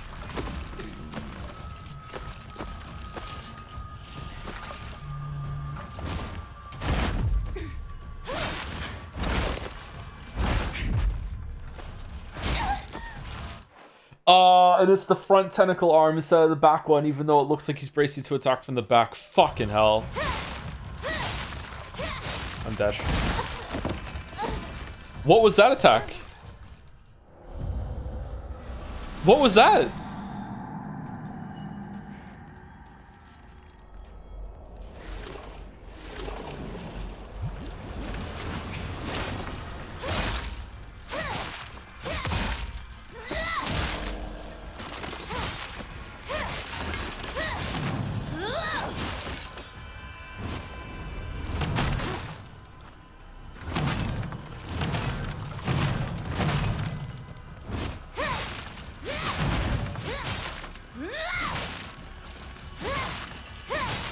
Why are you playing on hard action then? Well, my default setting is to assume that games are going to be good instead of bad, so I didn't think it was going to be a bad choice. I could turn it down now, but I'm committed to seeing what it's like going through it, right? Like, I'm a game critic too, not just someone who streams, although it may not seem like that sometimes.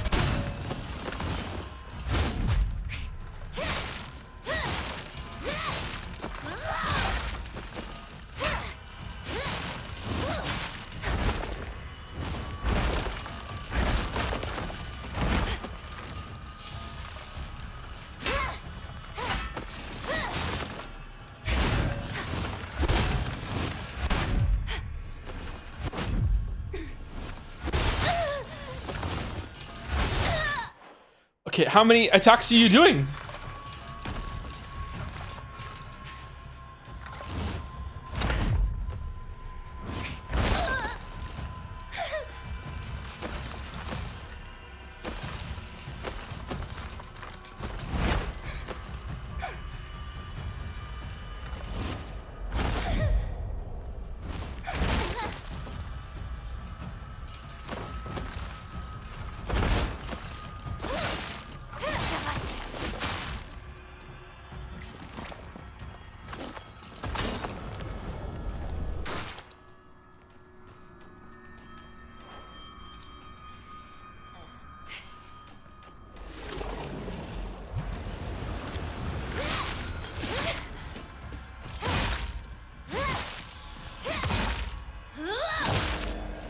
Do you think clashing with the enemy weapon is worthwhile? Seems kind of pointless here. Like the attack bouncing off the enemy weapon? No, I think it's fine. I think that remembering that there's a part of the boss that you, or the enemy that you can't hit. I think it's a good inclusion. Yeah, it makes sense that hitting the weapon wouldn't do damage to it. I shouldn't have been doing that. I was just kind of checked out. I was just kind of trying to spam it down.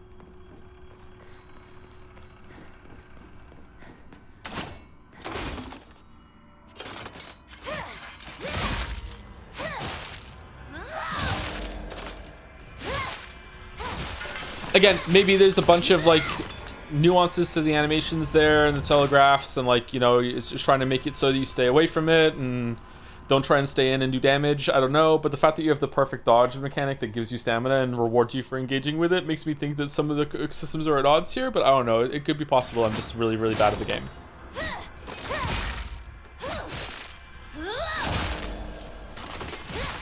I don't want to mindlessly complain.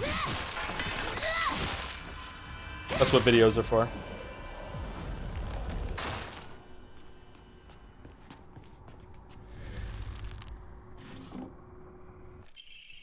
Innocent and afraid.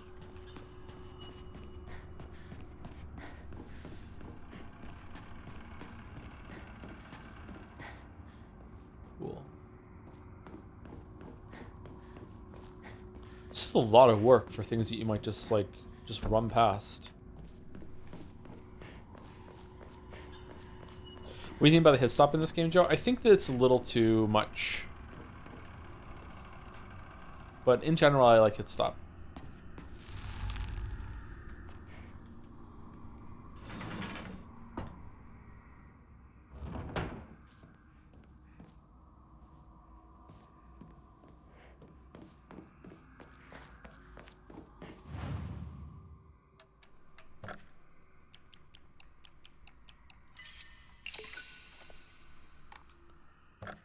Man, they're giving you a lot of these things to enshrine later in the game.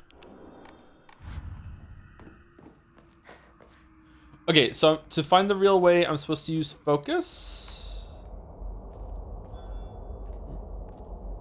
What? Oh, that was just the charging. Can I go back the way I came? No.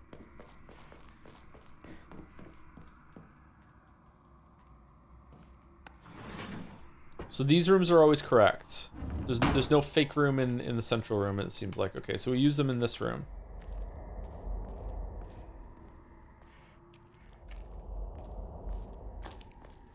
Red circles.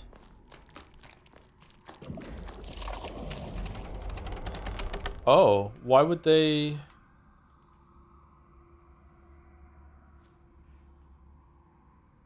And then it's what it's pointing at? So it's pointing at the way I came, the door I came through? No. Okay, even with this thing, I don't understand what it means.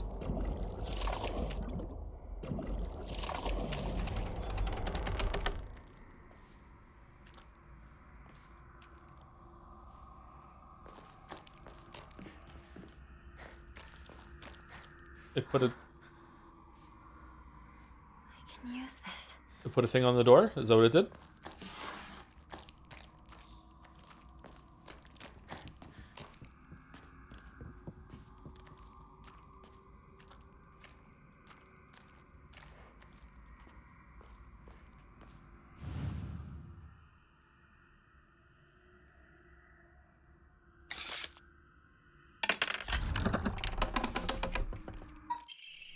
Oh, did I miss one of these in the last room? Sacrifice once and for all, body and soul, made pure by rebirth. Offer all that is yours. I offer all of me. I belong to completely I thought I checked them too. Whoops. Was it one of the ones that summons up that has it on it? From the floor?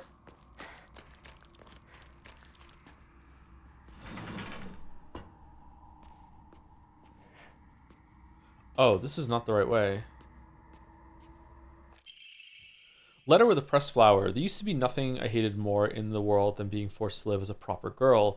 But when I think of you, I start to wonder if maybe, just maybe, there was a reason I was born a girl. I hope these feelings will reach you like dandelion seeds carried in the wind.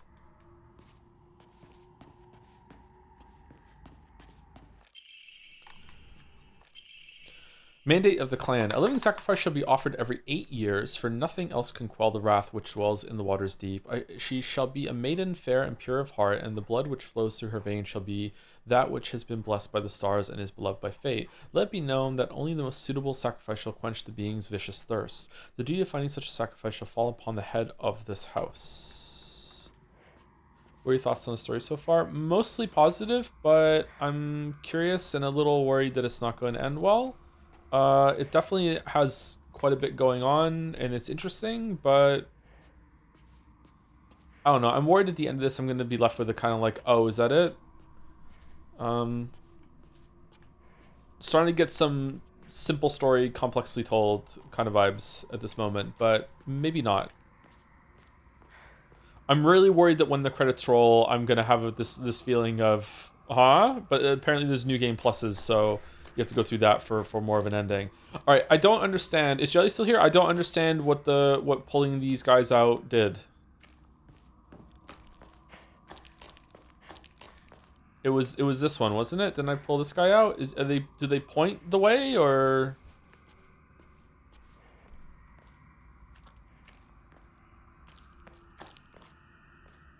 Why are you blue?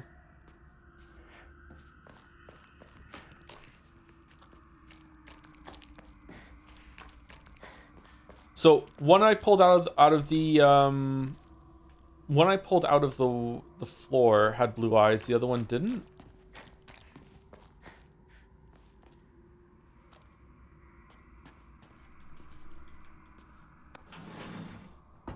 I don't know what's going on.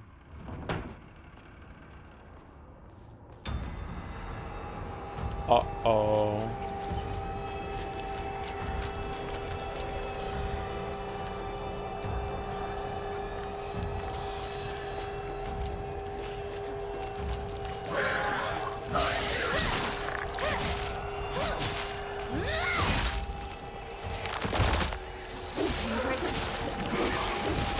This arm I've been given.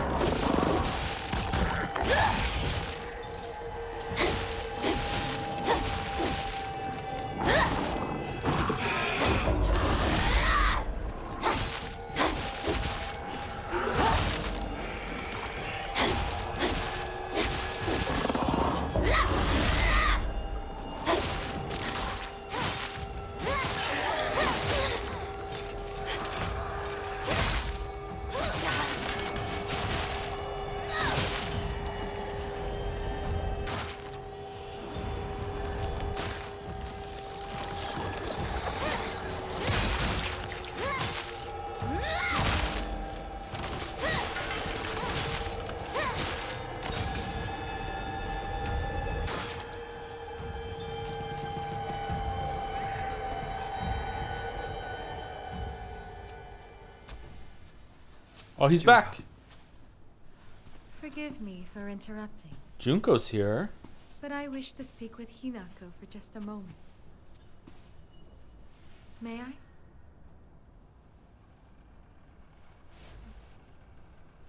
Of course. Did you kill it? Is it gone? Yes. Is it gone? What do you... I see. For today only, this will be our little secret. But if it happens to remain alive even after today, as your sister, I'll kill you if I must. For his sake as well.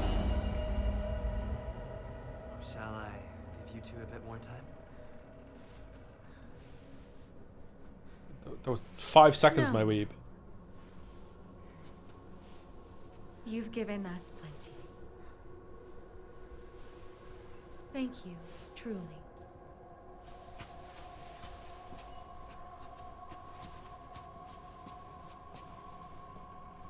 Did you have a good discussion?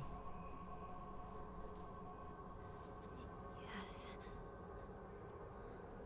Then we should press on.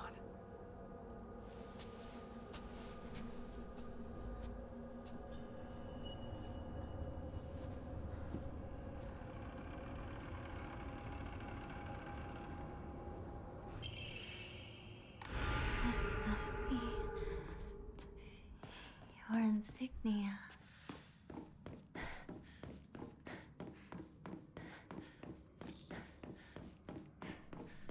Weren't you guys talking about killing her connection to the past, or killing any feelings for Shu? Although I don't really know if we have feelings for Shu.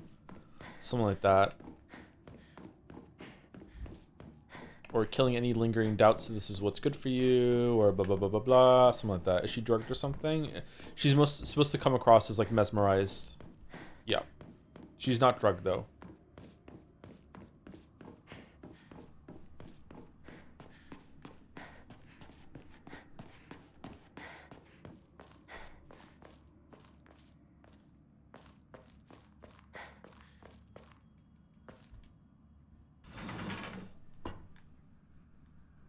Back here.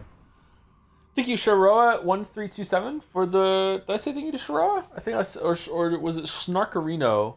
Somewhat similar names. Thank you, Sharoa, just in case for the. Whoa, what'd I do? Oh, I hit the controller by accident. Thank you for the 10 months. Thank you, En Passant, for making me think of chess every single time, and also for the 60 months. Thank you very much, and thank you, Jack has been taken for the 13 months too. No more Jack.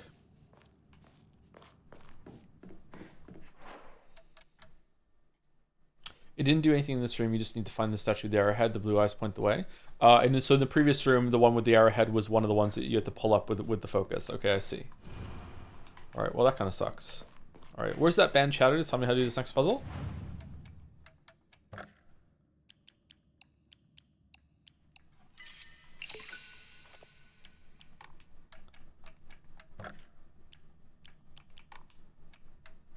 Should we gamble? Oh, we have exactly 1,000. That's a sign. Let's do it. This one's going to be awesome. Here we go. Enhances the effects of items and Omamaris that restore sanity. Wow, okay. Well.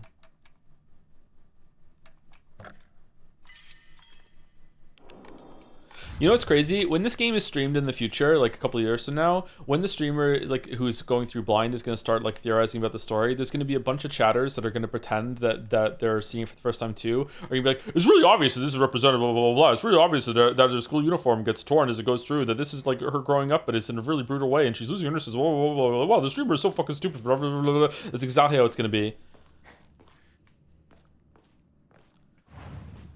All right, so puzzle time. So obviously Anti-Fury streamer doesn't understand the context. This was during the Sonic Renaissance, and we need to really push back against furries as a whole. And Sonic was being championed at the time. We don't even know who Sonic the Hedgehog is anymore, but it was really important back then. The blackbird wishes to take the whitebird. The whitebird wishes to resist. The fox brings along his followers in triumph. He notices not the two birds in conflict. All right, so we have to put the fox and somewhere, and we have to put the bird somewhere. Prove your intent in the crusty heart. Let the line of foxes guide you. Offer the crest that lay bare your soul. Okay, so The foxes don't notice the birds in conflict, it said. The blackbird wishes to take the white bird. The white bird wishes to resist. The fox brings along his followers in triumph. He notices not the two birds in conflict. All right, so the birds have to be somewhere that none of the foxes are looking, maybe?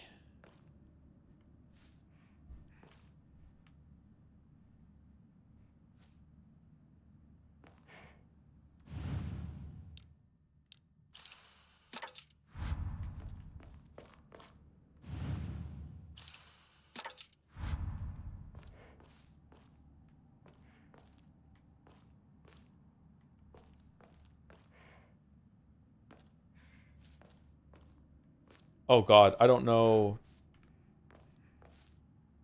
This one seems to be like, yo, let's go. Is this the leader? Or are you the leader? You bring them forward.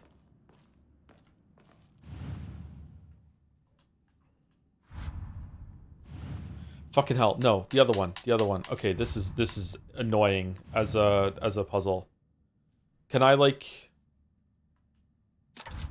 just like switch them while I'm here?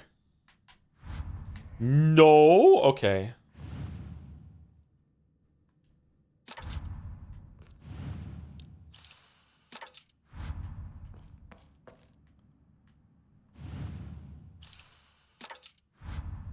No.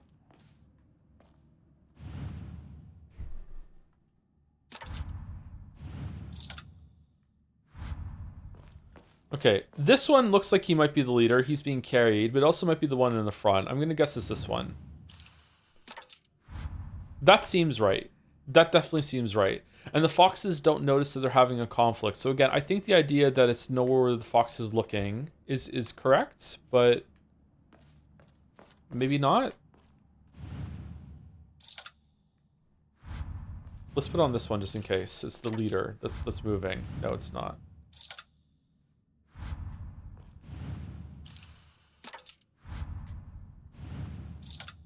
Okay. No one in chat is saying, oh my god, he's so close to getting it, so I'm guessing this is wrong.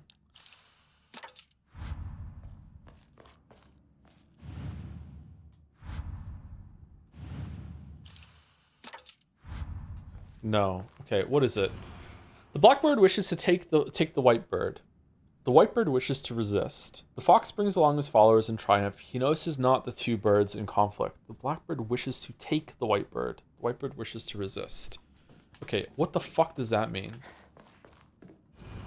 Prove your intent with the crest 3. Show what lies deep within your heart. Let the line of foxes guide you. Offer the crest and lay bare your soul. The line of foxes.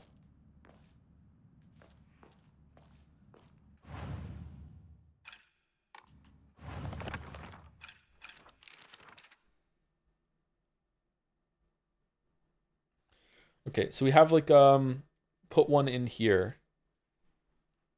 Is that a hint? Are you the leader up there? Probably not. You look like the leader that's being carried, right? You would be the leader.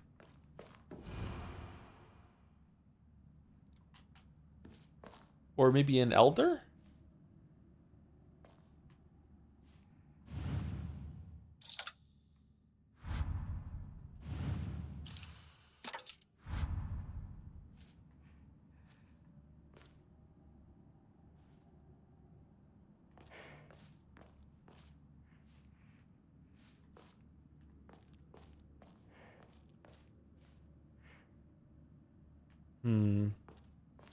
I don't get it.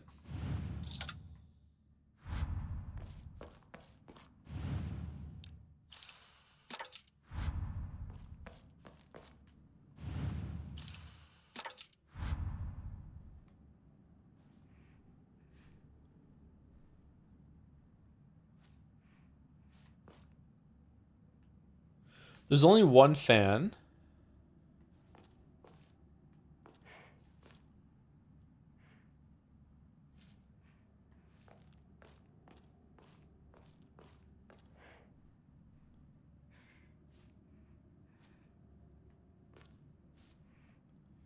That one's different too.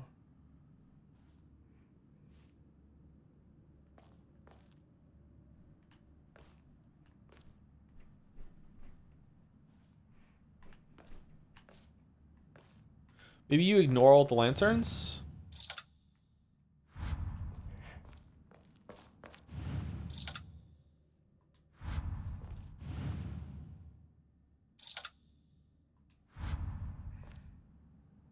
Because there's a fan, there's this one, and then there's one up here.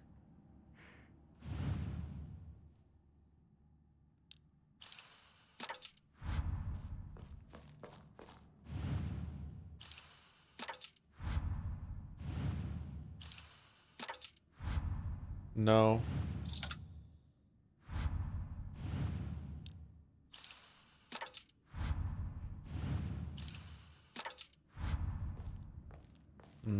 I don't get it.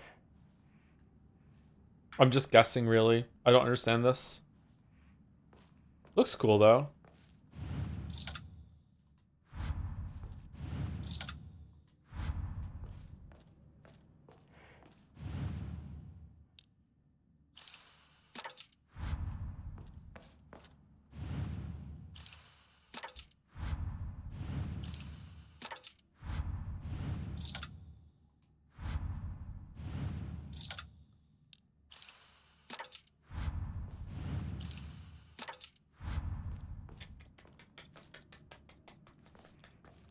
The streamer ignores the clues. I'm not. I just don't understand the clues. Sorry.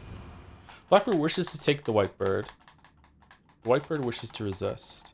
The fox brings along his followers in triumph. He notices not the two birds in conflict. So if it's this one in here, it could be anyone that's not noticing them in conflict. Because he's not looking at anything if this is the leader. But if he's the leader up there...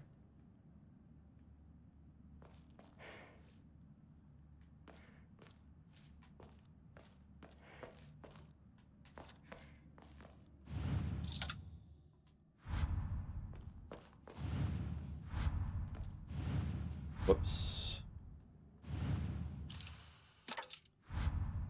No, it's not those two.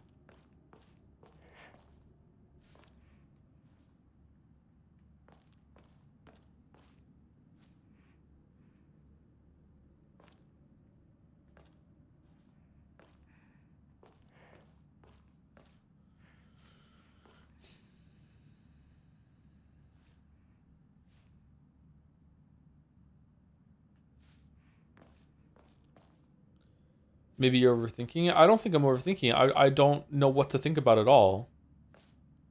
Like, my line of thought right now is that I need to identify who is the leader of the fox, and then I need to put the birds in an arrangement that maybe looks like they're in conflict, but not really, but also the fox can't see them. Which is why my mind went to putting them to the places where no fox was looking, which was this one down here and this one over here. It looks like the foxes can see all the rest of them. But then that wasn't right. Or I didn't identify the leader properly. I also don't know which way they should go. Like, it seems to me that the one on the like the blackbird should be the one that's on the right. It is these two here because they're the closest to being like in conflict. Maybe. Let's see. Maybe it's that.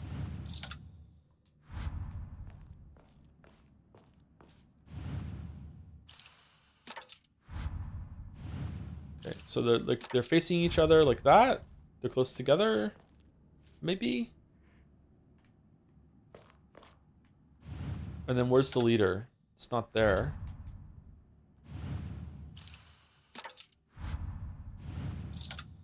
No. No. Okay, maybe they're in the wrong order.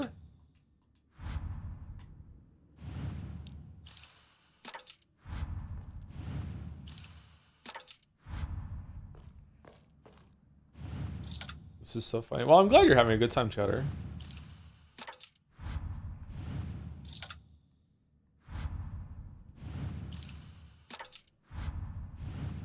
If this was a pirate software stream, it'd be solved by now.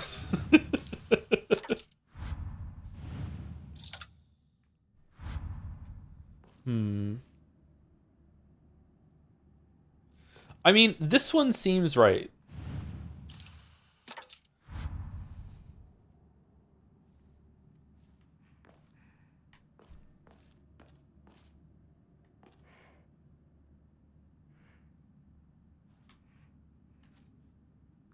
Like, how many arrangements are there really?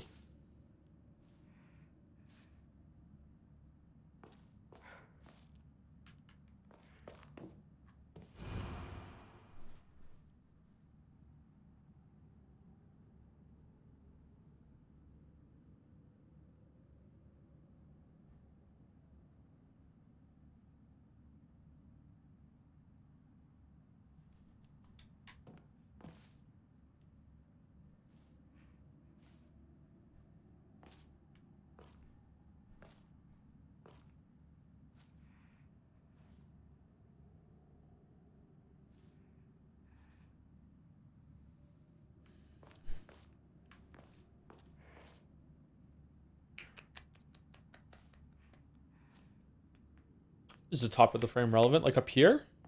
Like in the background? Maybe. I don't think so. There's nowhere you can put any of those there.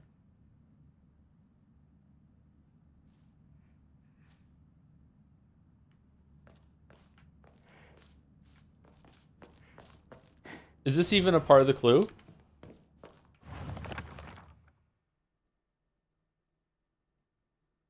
It is, yeah.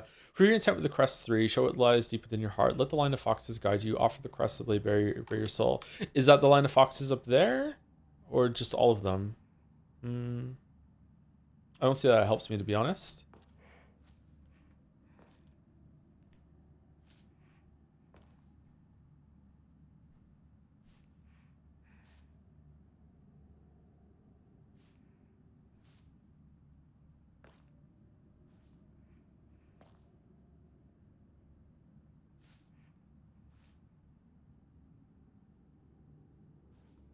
So far, the puzzles in this game have involved some amount of guesswork. So I'm trying to think of like how can I incorporate some amount of guesswork here. How can I show the birds being in conflict? I don't get that.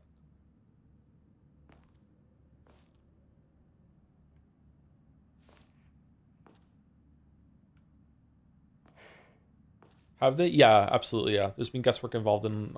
Maybe there's a puzzle I'm forgetting, but almost all of them have had guesswork. Yeah.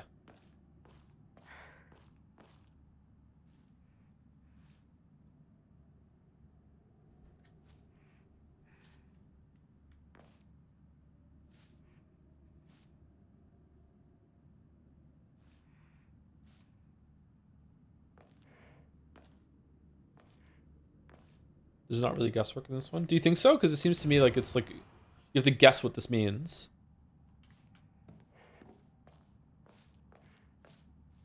Try turning off. Yeah, that's a good idea. Let's turn off Lumen. That'll help. Okay, cool.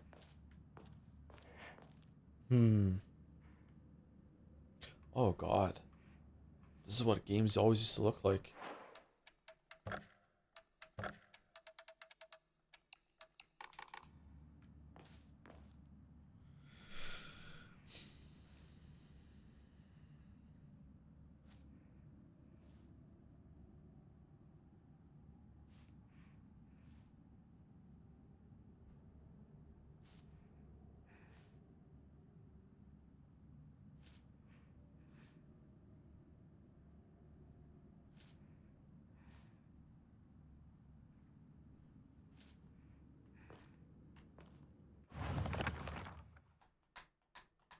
You didn't turn on both Lumen?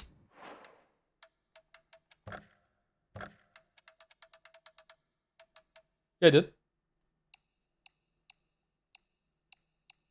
Oh, I didn't turn it on to Epic. Wait, what? I went right instead of left.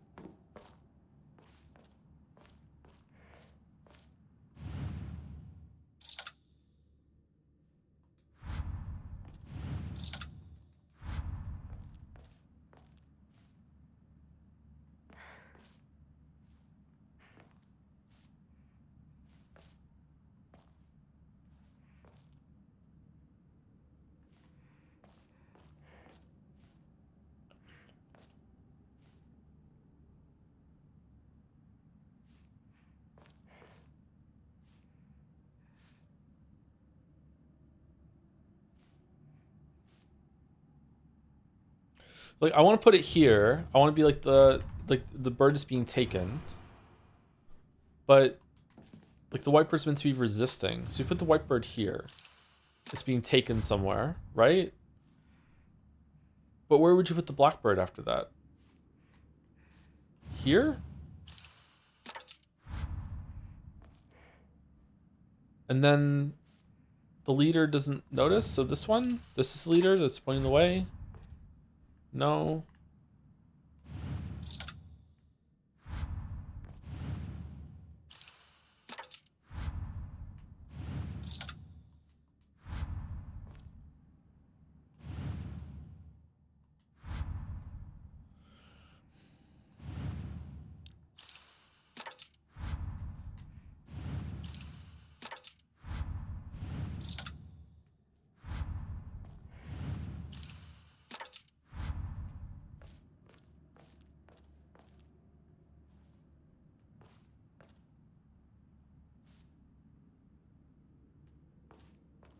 I don't get it. I don't get it at all.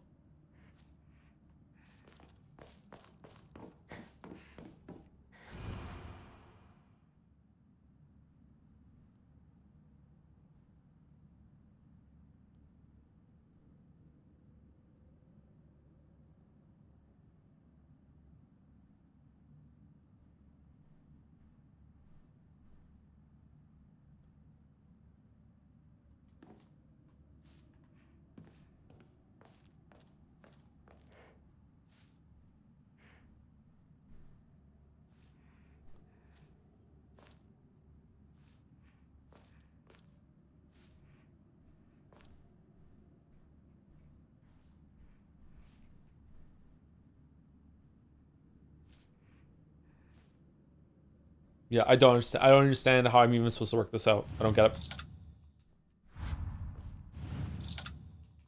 I have no idea.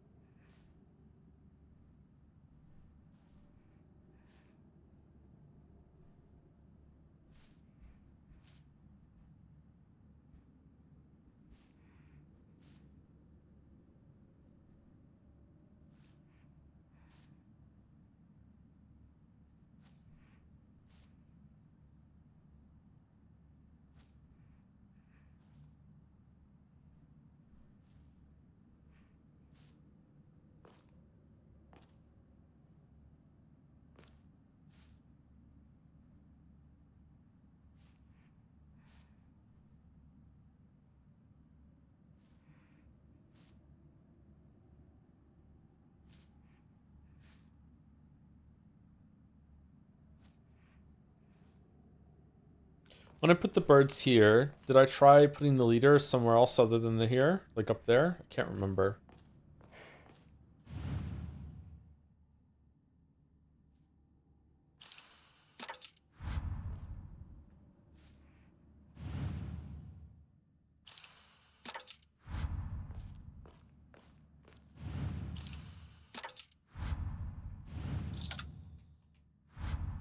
It's actually really annoying to cycle into a different spot.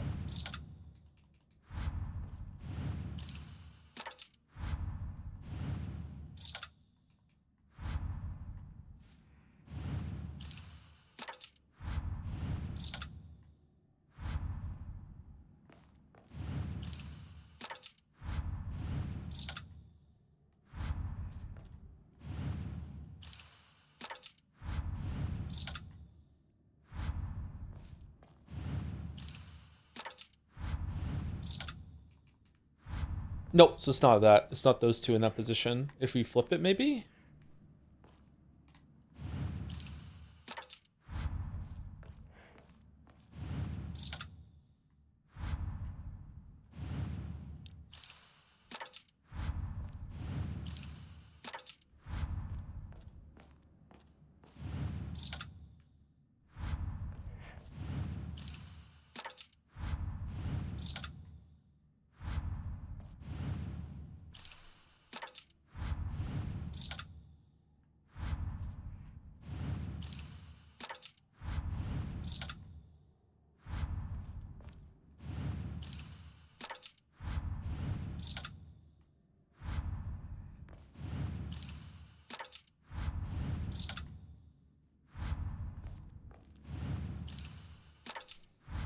Okay, so it's not that. So it's not like a proximity thing.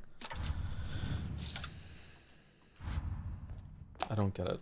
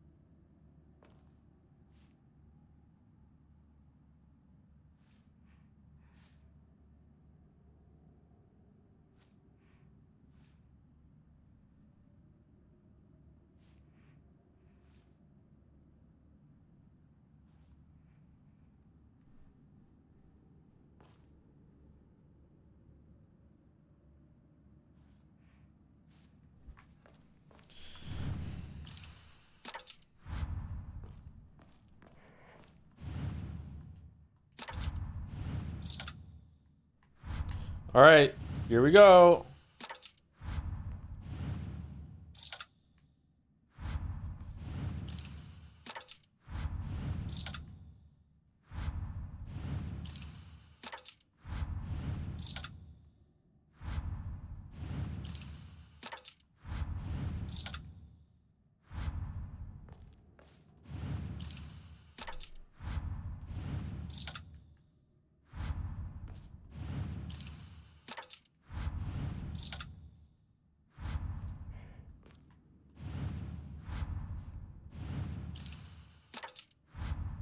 Nope, it's not that one.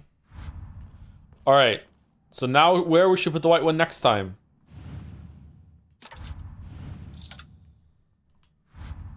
Let's put in this one now.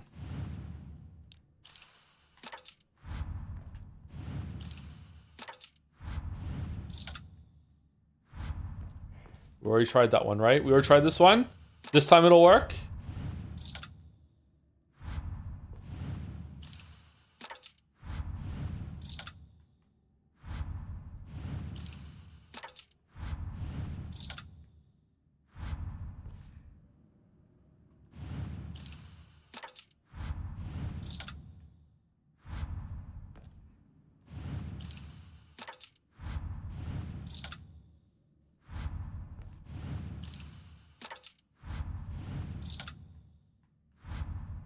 Okay, it's not that one.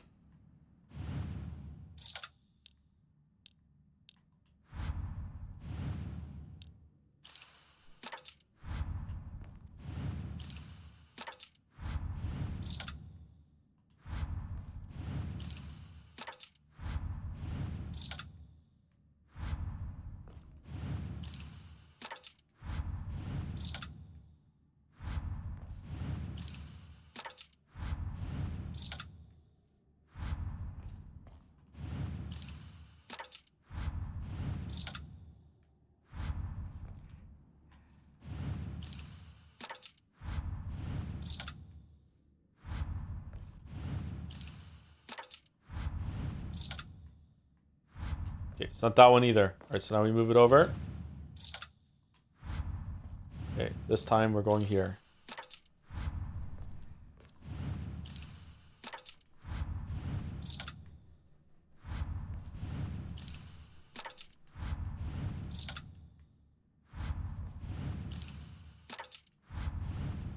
Do ch, do ch, do ch, do ch, do ch, ch, do ch, ch, ch.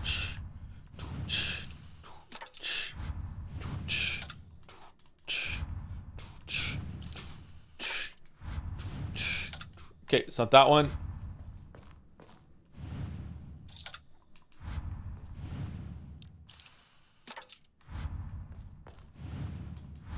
No, we would not do them in wrong order. All right, there we go.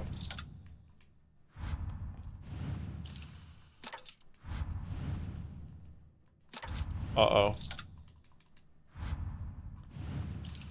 Why not just look it up if you're getting brute force it? Because then it beat me!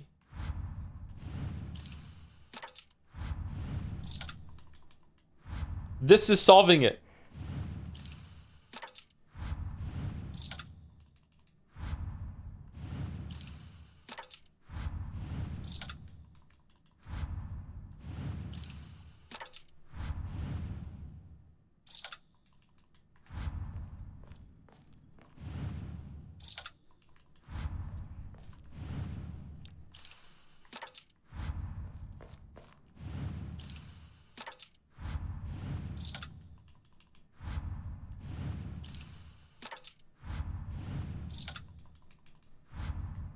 Is he really guessing if you know which one of the answers is right? What do you mean?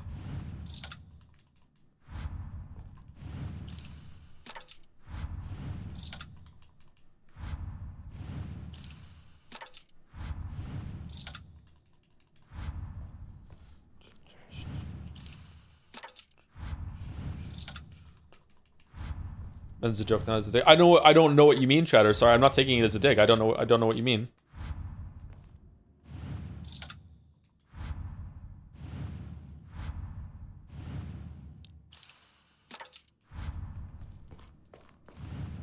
Listen, if you want to go watch a streamer, look up the answers, go.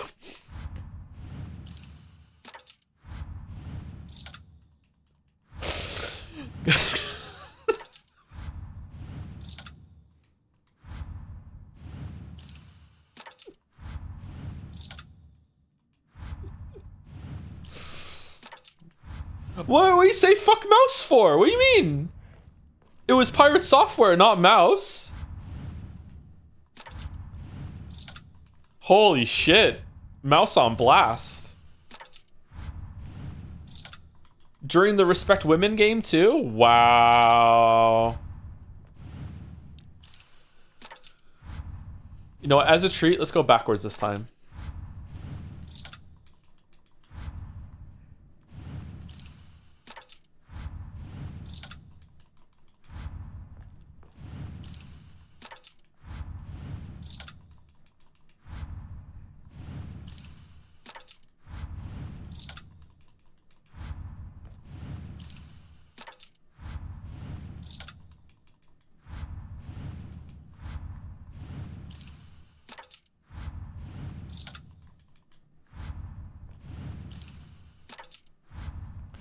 Okay, so this is not the leader. That's crazy. This is not the leader. So who's the leader then? Or is it the leader's lantern? We've done all of them with the arrangement with this now. Right? Yeah, we've done it all. So that's not the leader. So who's the leader then? The leader could be you, your lantern, or that one.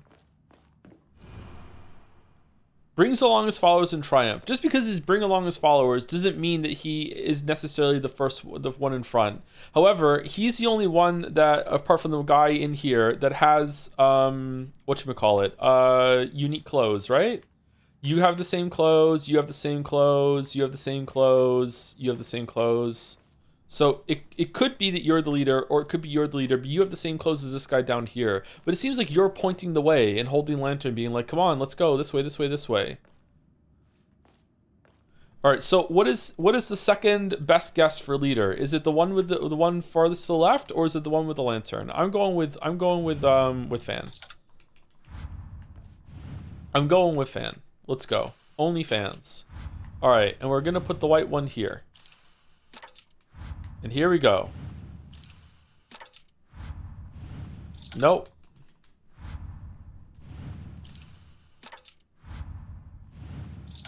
Nope. What? Oh, it's just me hit the wrong button. Whoops. Sorry, we got excited there for a second. Nope.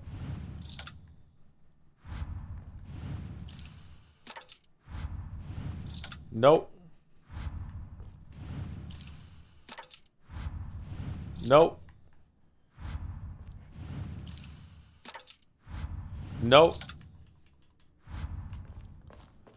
All right, so now we move the white one.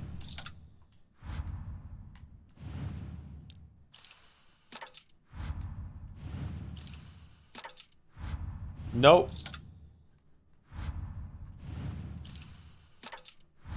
Nope. Whoosh. Whoosh. Whoosh. Whoosh. Whoosh. Whoosh.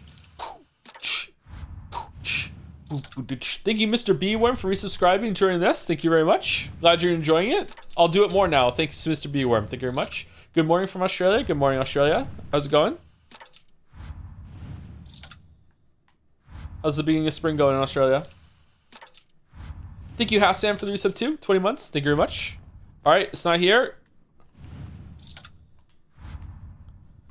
All right. I'm starting to get worried I made a mistake.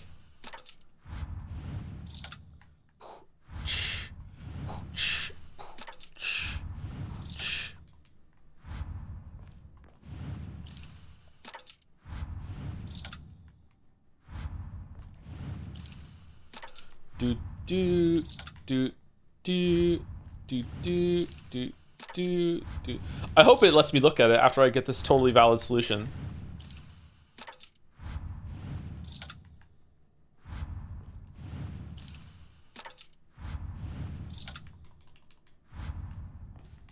All right, it's not that.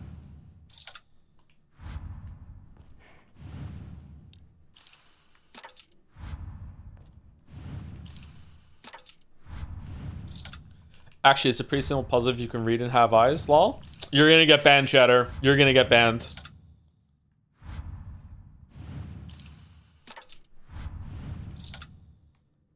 Did I put it in the top one? Just in case, let's put it in again.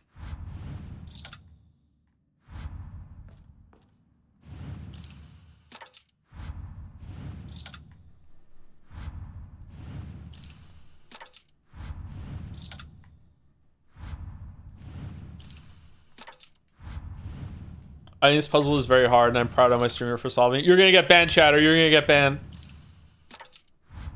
The self-pin is crazy. What brute forcing a puzzle does to a community.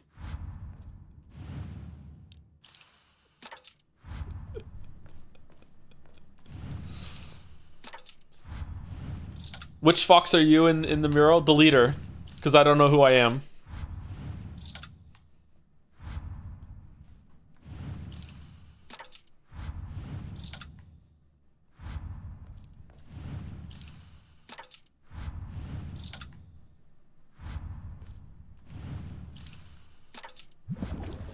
Hooray! No, I want to see what the. Okay, so how is that the solution? I kind of get the leader one. It was one of those three on the left. I kind of get that. How is it those two in the top right there? They were fighting over the lantern? How are they fighting over the lantern? I didn't see them fighting over the lantern at all.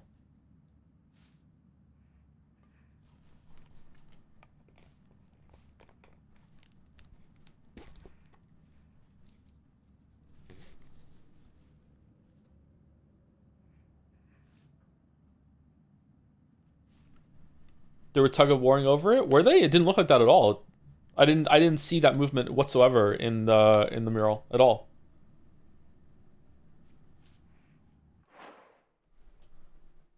Can I see it? Silent Hill F mural.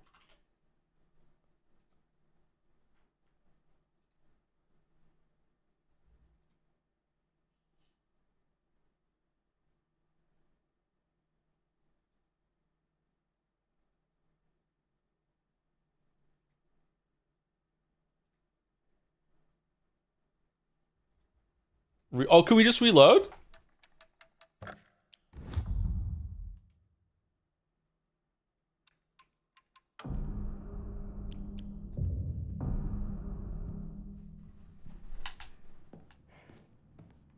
Hooray! It's back. I don't see it at all. I'm sorry. I do not see conflict fighting at all in these two up here whatsoever.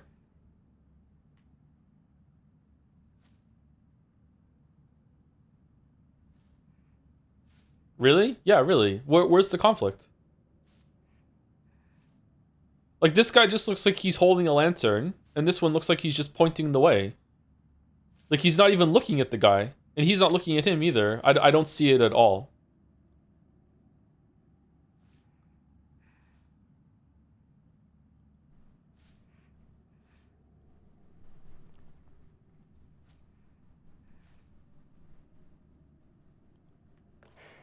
They look pretty angry, do they? I mean, this one looks angry over here, this guy.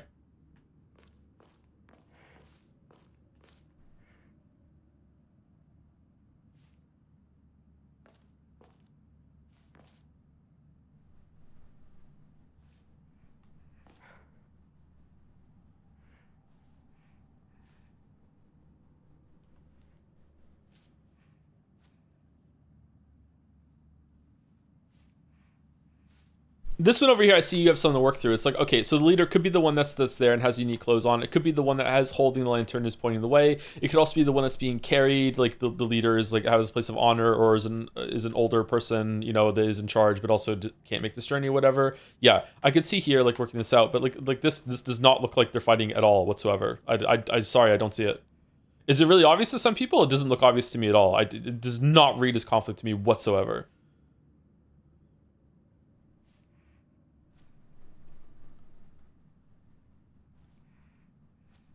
Okay, man, if you say so. Why are we being grumpy?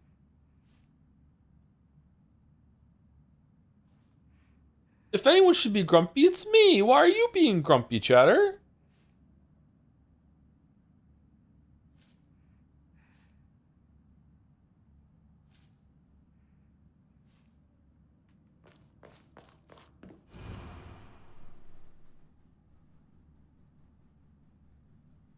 Also, like, the blackbird wishes to take the whitebird, but the whitebird wishes to resist. What do you, like, he's not trying to take the whitebird. He's trying to take the lantern?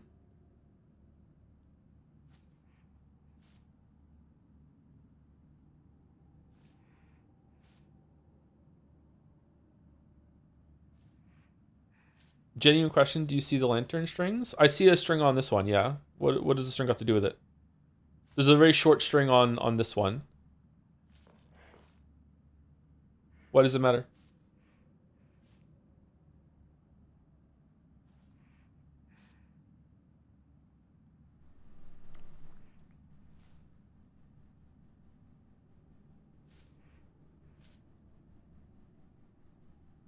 They're not sticks, they're strings. The brown stick and a black string on the end. Yeah.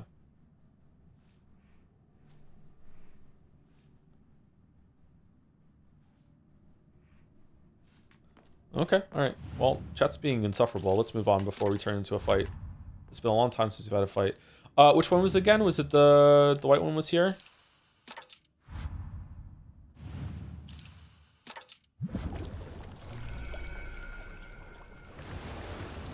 Not since Expedition 33. We didn't have a fight during Expedition 33 either.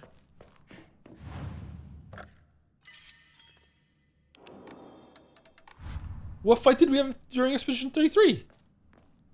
You kind of did? What was it?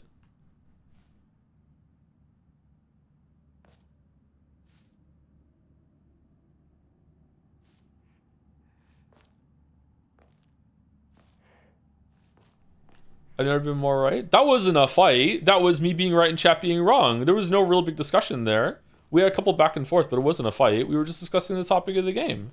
What are you talking about?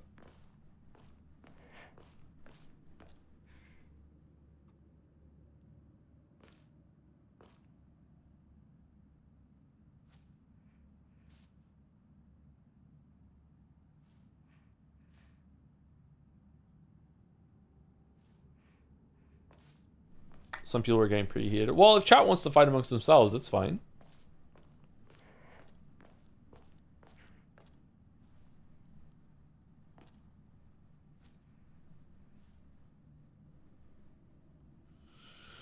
Remember when you fought that boring boss for 3 minutes? Some people were pretty mad. Well, again, some people being mad does not a fight make. Like, it's fine.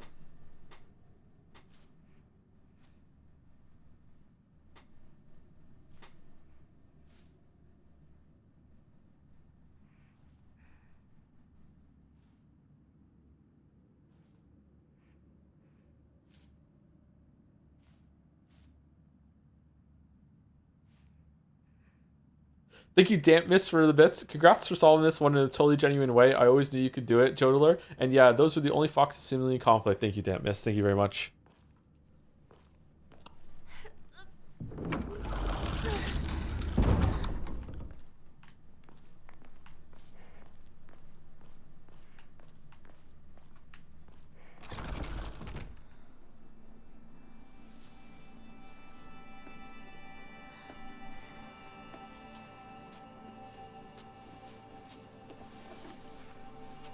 This is yours.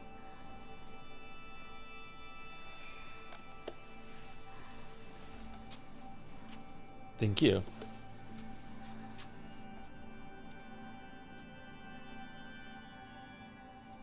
Now you as well. Do you know 2 people were fighting over lanterns back there? You should probably do something about that. You should keep them in line. What are you doing?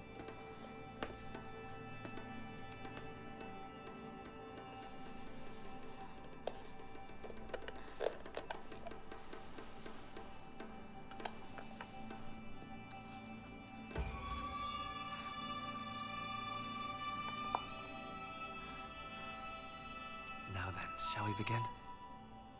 Yes.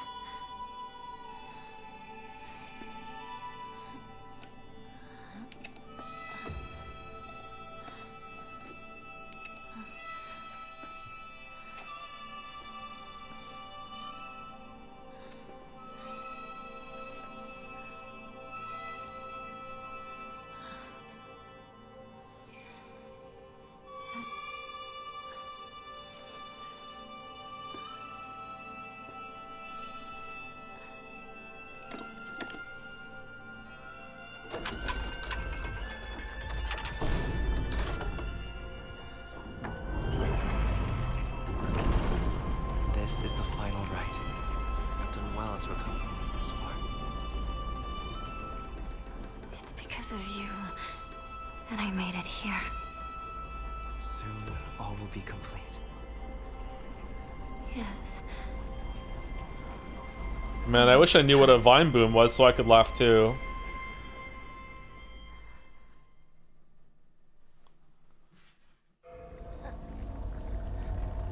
Siri, what's a vine boom?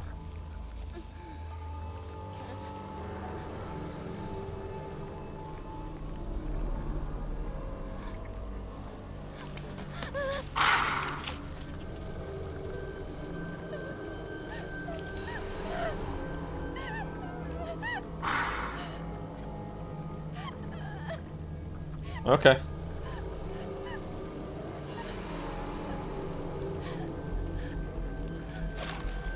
Show the cutscene. I'm not gonna understand it anyway. Who cares? Took everything. You took everything. Everything from me! All of this. All of this is your fault!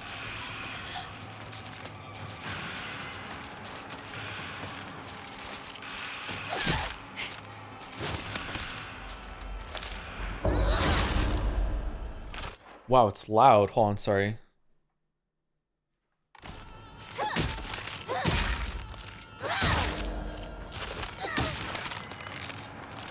Good voice acting. I agree, actually. It was pretty good, yeah.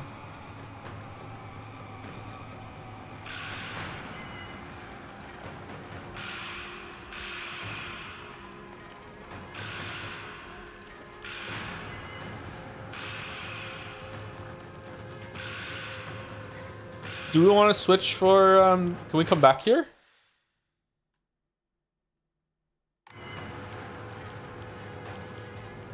Yeah, we're good. I don't want to break the bat. The bat's actually pretty good. I like to keep it with an extra repair kit that we get.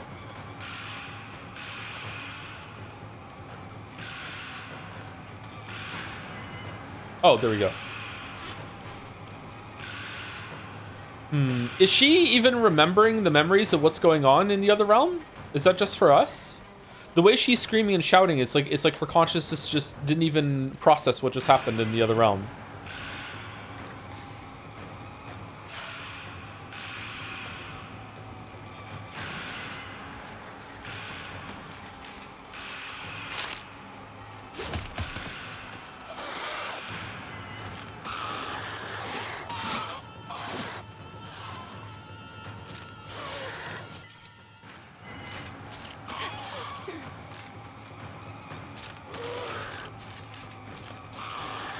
Oh, it's gone. Gonna catch a killer.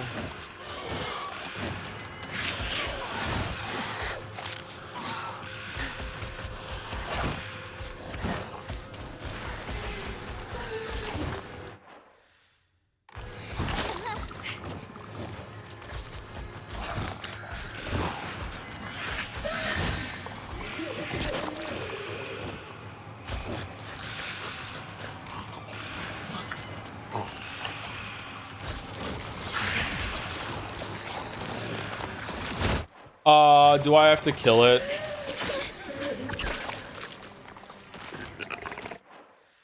Oh no. Wait, that's where I came from.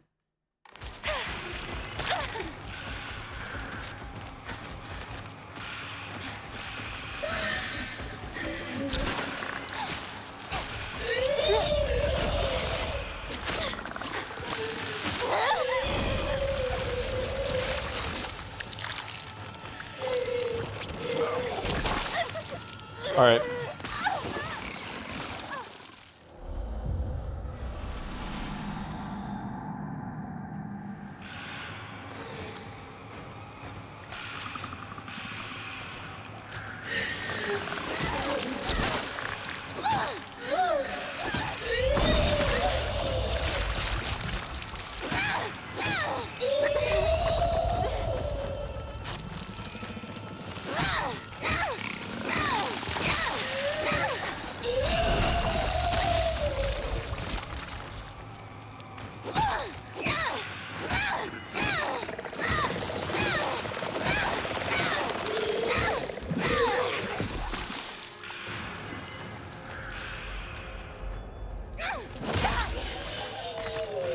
When everything's standing in my way, dead!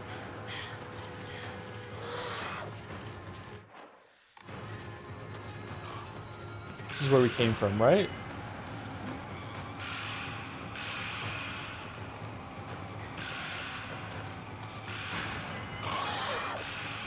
You took everything I cared about from me! Try to take me! I'm not going to make this easy for you! Should we take the axe? Should we replace the axe with a bat? Are we gonna find another bat later? The bat's really good. The knife is also really good too.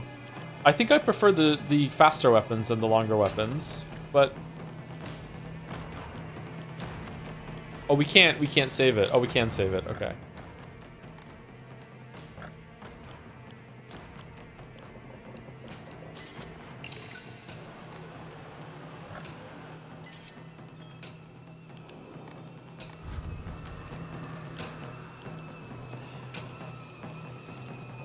It's fine. Let's go with what we have. We can come back and get it later if we want.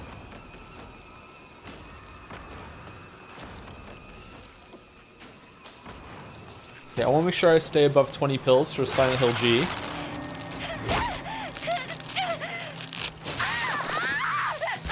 I hate animation snapping like that, but alright.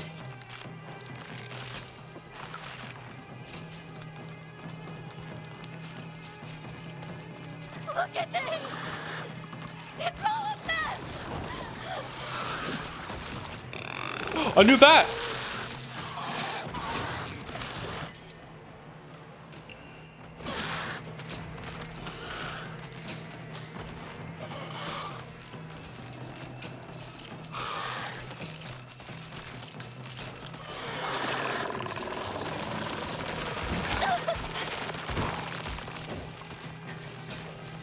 Give it back!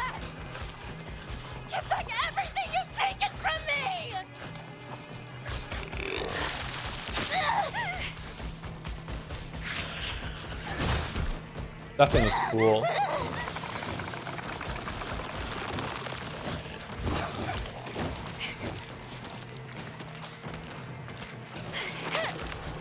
No.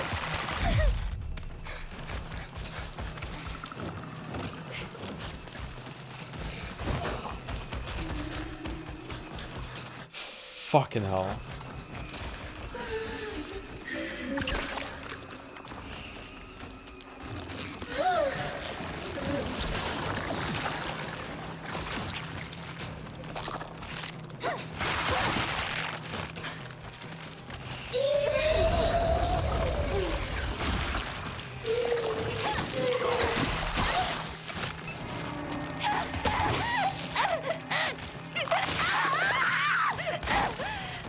Okay, that grab was so not at me that the model wasn't even in the grab box afterwards. Okay.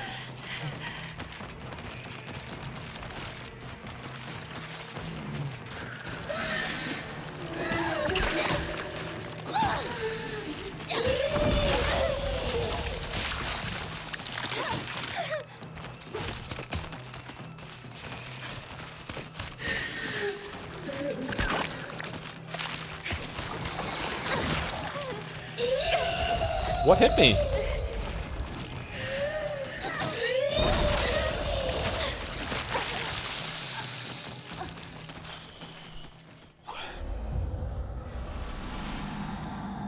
Oh, was that a bomb? One of the exploding eggs got me? Okay.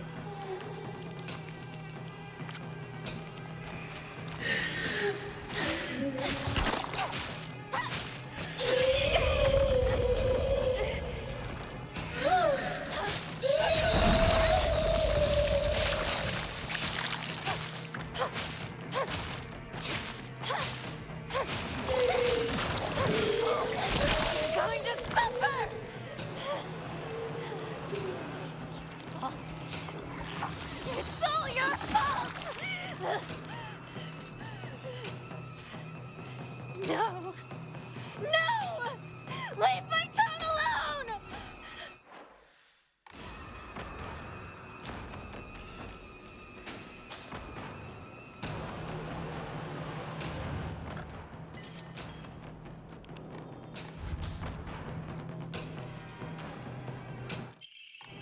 Ooh, and Emma. All right, do we want to trade the knife here for the crowbar? Because the knife's about to break.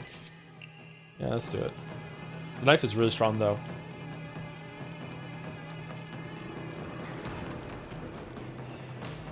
Just this once, I think the bat is strong. Oh, no, another knife.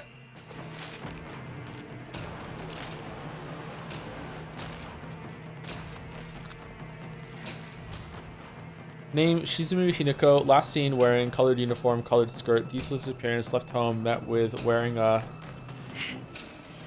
Won't end up like this. Ever.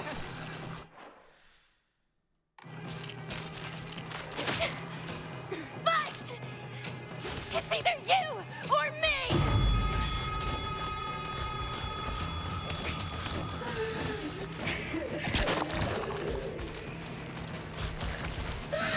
Okay, so if I die over here and reload, a bunch of these enemies won't be here, and I'll be able to burst the monster down. Okay. This is also the strategy they'll use at Awesome Games Done Quick.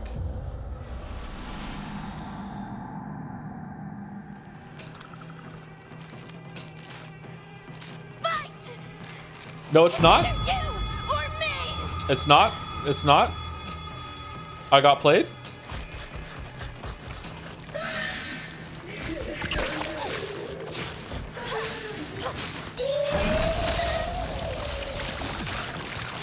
So this far run, there's a 10% chance that Liquor Monster will just stay in the eggs and won't attack you. Oh, we didn't get it. All right, well, not world record pace now. Oh well.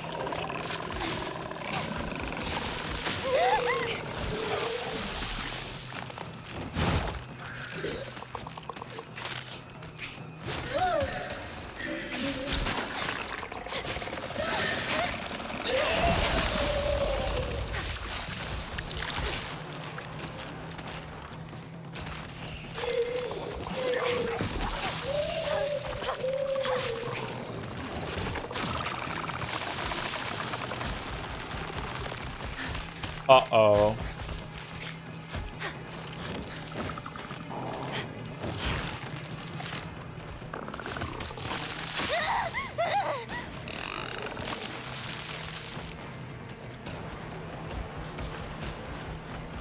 This looks so cool.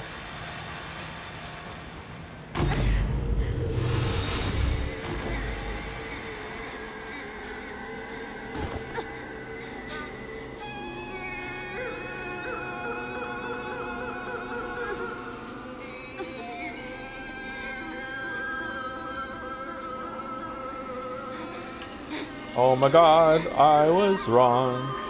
It was me all along. My father. My mother.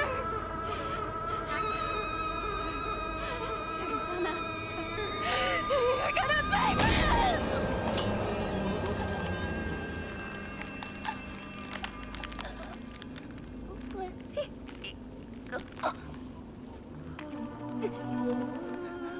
I suspected this would happen.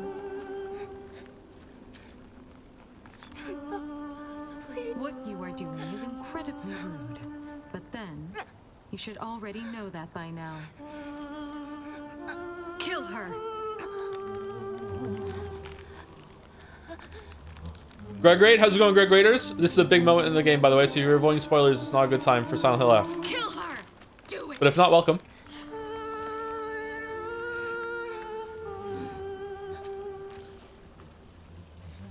Come on. This is for your own good. Now die.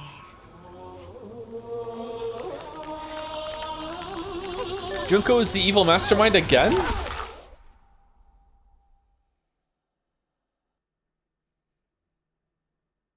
The path to self-preservation, I refuse. Achievement.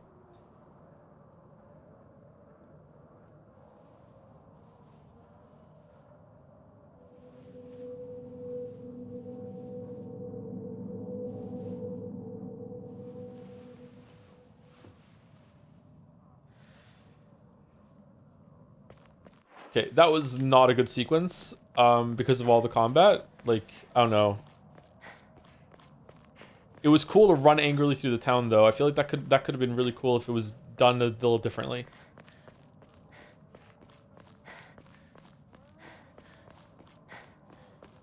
Oh my. She Fine truly feathers is a make vision. fine birds. Ooh. Such a feeble bride. Welcome. May you find peace in the days ahead. Uh-oh. Oh, look at the big one. Holy shit.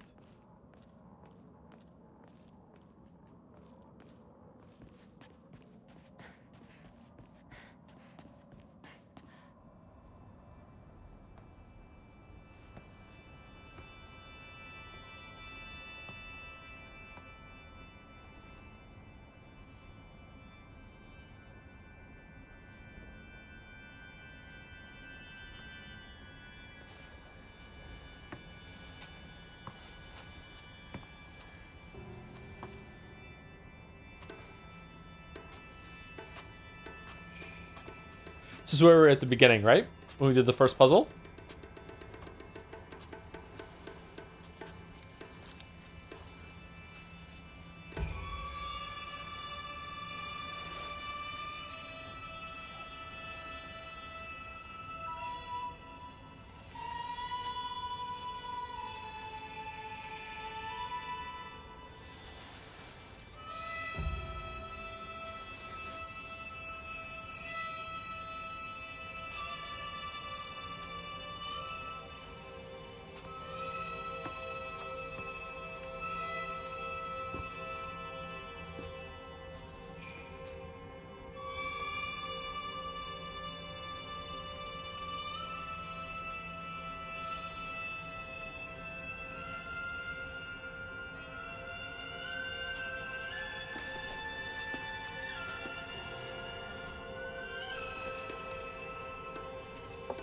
How does he know what to do? How many times has he been married?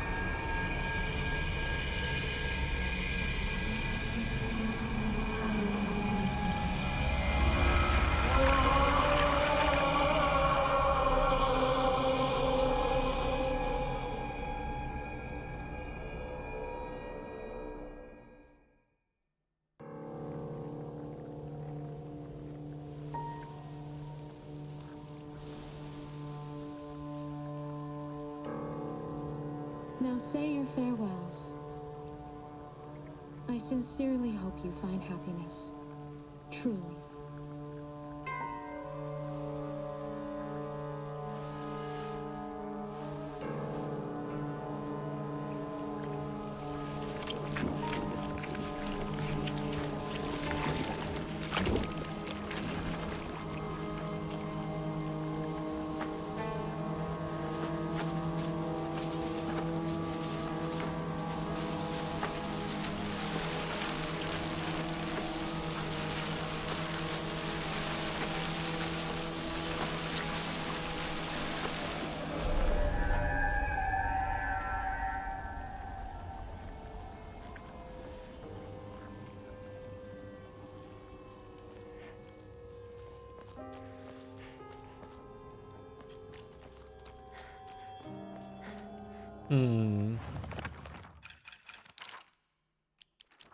Doesn't look like there's anything new in the journal.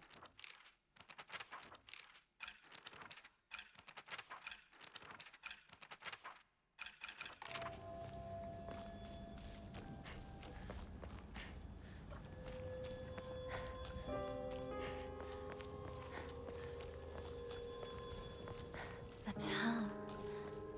It's beautiful.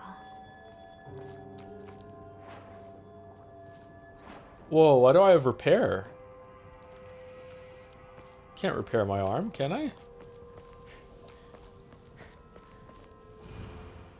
Don't go that way.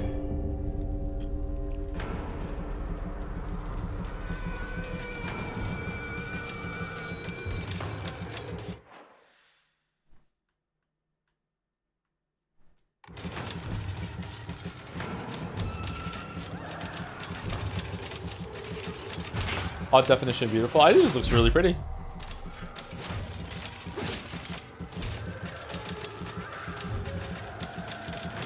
Really?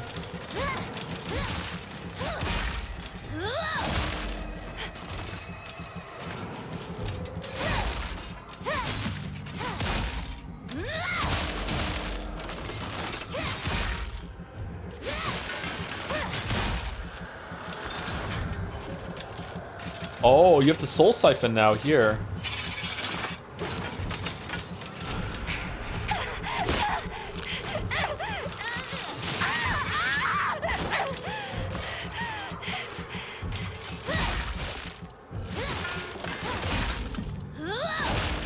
Why no scream?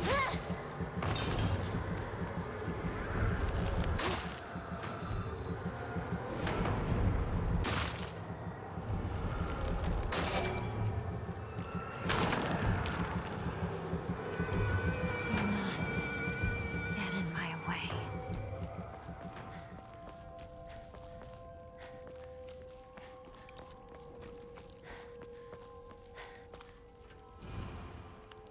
Yes. This is my decision. It's broken, nothing inside. Dried carcass.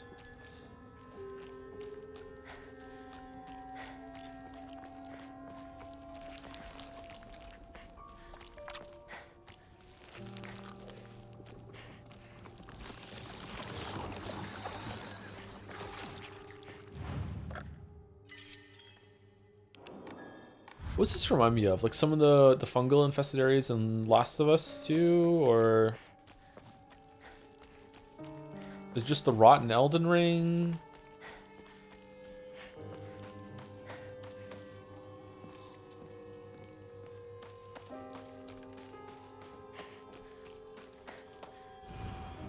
Don't be able to see your father and mother anymore.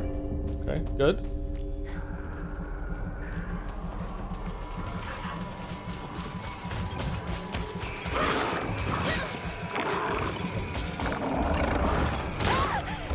Okay, I hit the dodge button and you fucking like still went through it. Fucking.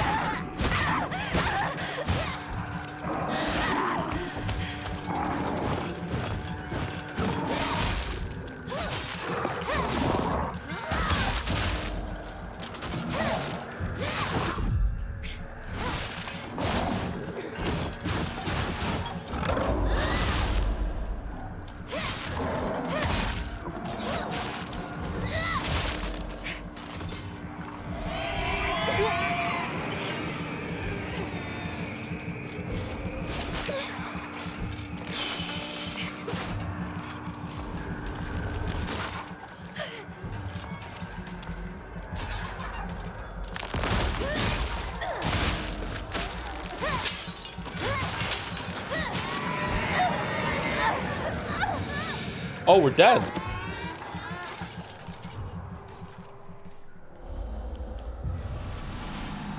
Sorry, I'm not playing very well for the combat right now. I'm kind of checked out. I don't want any more combat. I'm not checked out in the story, but I'm checked out with the combat. I've had enough of this now. Like, I'm not engaged in getting better. I'm not engaged in learning. I just want the combat to be done. This is not an awful combat system, by the way. It's just too much of it. And I would like to see the conclusion of the story. Like, the last thing I want to do right now is fight more of these the same monsters I fought like a dozen times before.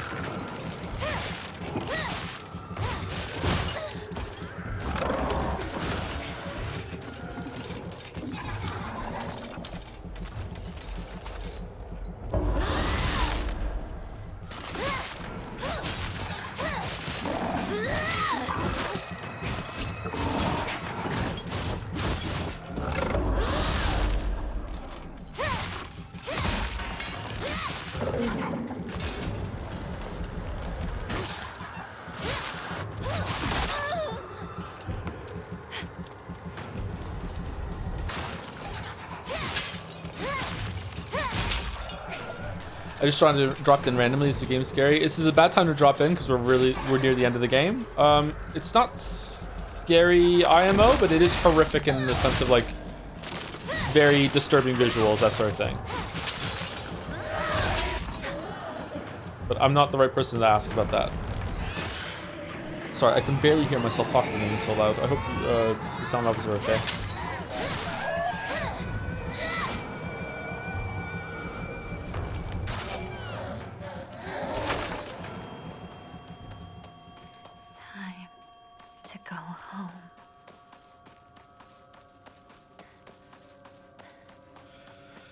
It was worth it doing once on hard because the new game plus there were moments where I assumed enemies were places because spooky factor, but they weren't on lower difficulties. Oh, okay. I wonder how the puzzles are different. It's probably the same puzzles, just with more straightforward clues, I'm guessing.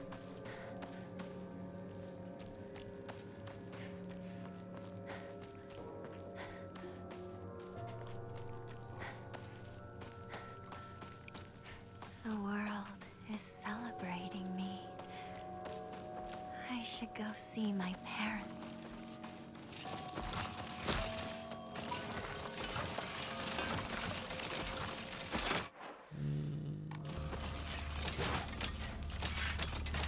Don't see a doll.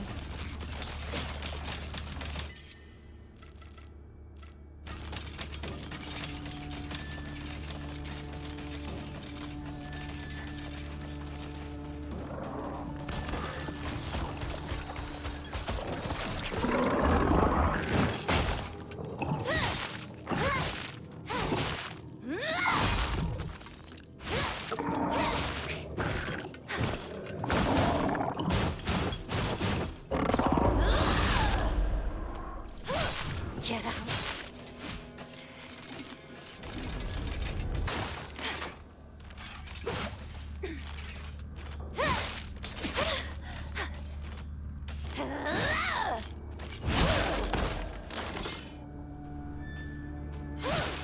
Are we close yet? We have to be. There's no way this isn't building up to the conclusion. We're gonna go up to the house. There's gonna be one more boss fight, and then something incomprehensible is gonna happen. The credits gonna roll. I'm gonna make some owl noises, and then Chad is gonna say it makes more sense in the true ending. And then we're gonna play it a couple more times, see the true ending, and it's only gonna make a crumb more sense.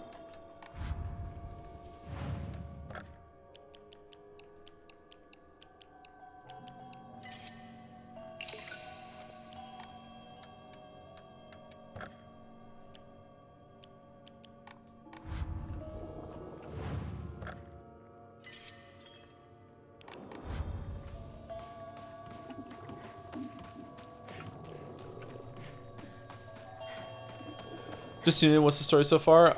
It sucked being a woman in the 1960s, and our character really, really doesn't want to get married. And hates all men. And well, not all men.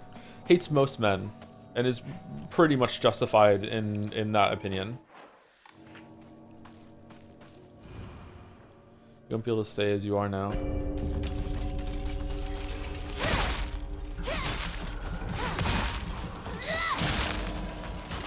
Hates most women too. Character hates just everyone.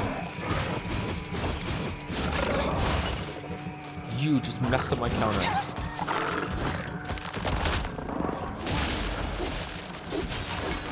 Don't try to stop me.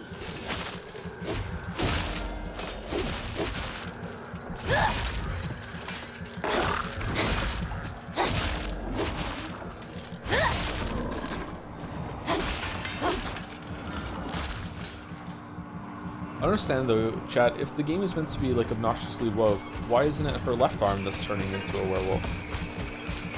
There's 2 more?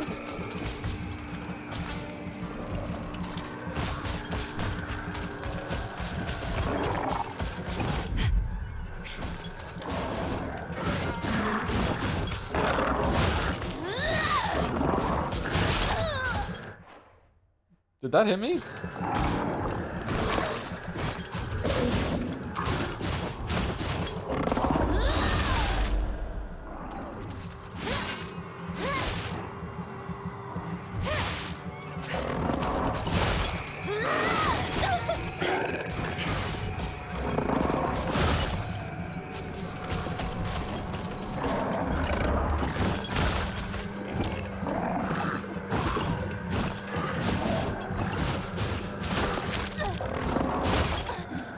Okay, I hit dodge, but it wouldn't let me dodge. Was I stuck against the wall or something?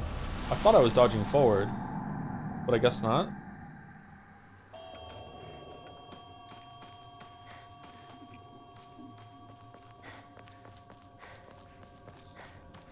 Oh, the F stood for forced combat sections. Oh.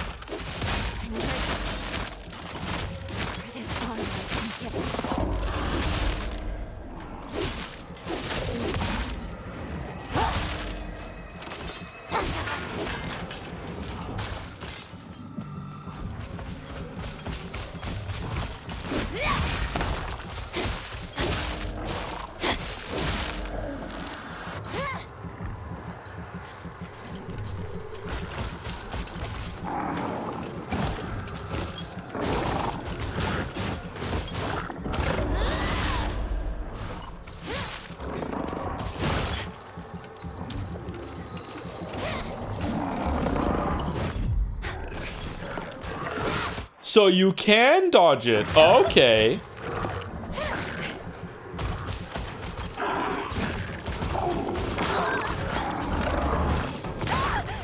But I thought... Okay. I don't like this combat system. I don't like it. I don't know if it's showing right now, chat, but I'm not having a good time.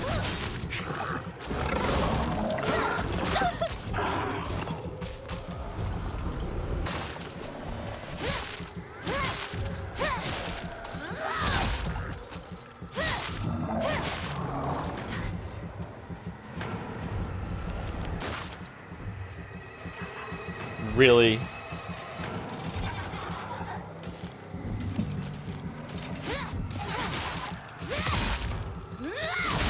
When's the pregnant monster gonna show up? And also one of the blade father burping ones, and then 3 more liquor monsters. And then Chris shows up and shoots me in the head, and it turns out this was a Resident Evil game all along, and that's why the Silent Hill fans are mad.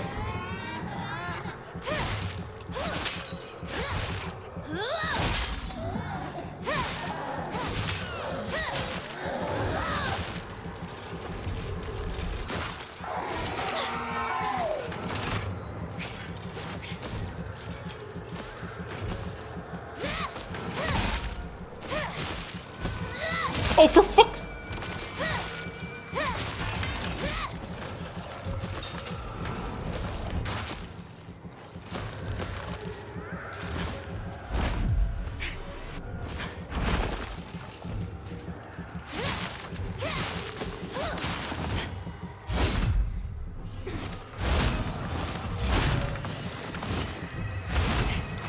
How is that not a perfect dodge?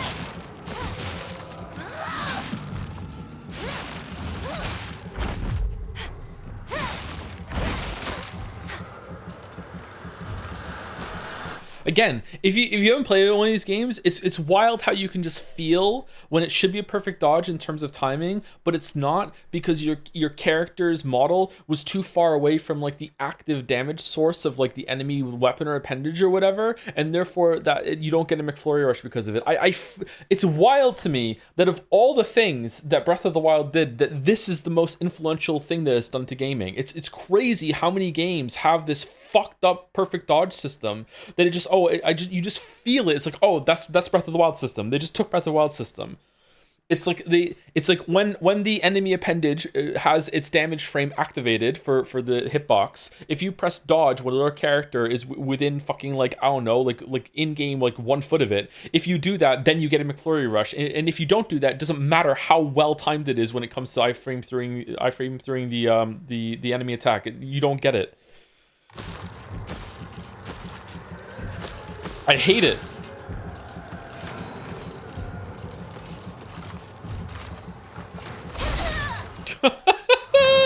Okay, I'm going over here now. Good luck.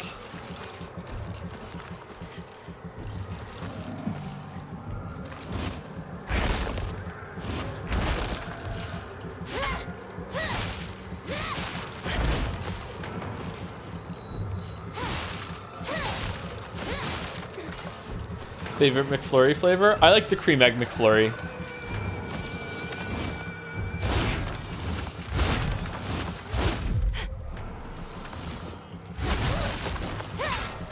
Whoa, what the?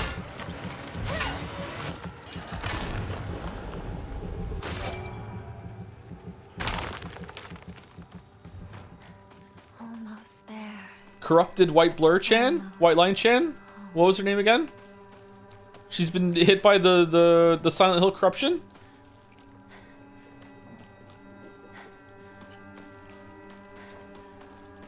So, would you say that your enjoyment of this game is as much as your enjoyment of Uneko's story do have similar themes? They handle R and the numerous amounts of combat sections? Yeah, it's... Beatrice smiling in the chat whenever there's a fucking elongated forced combat section. Oh, man.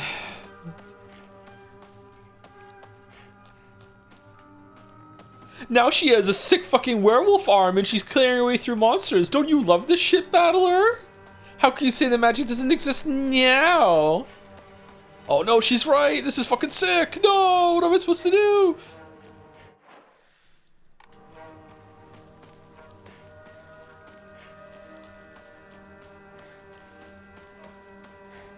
Okay, are we just gonna walk up, hug her parents, and then the credits are gonna roll? No. No. Is Chris Redfield in the house?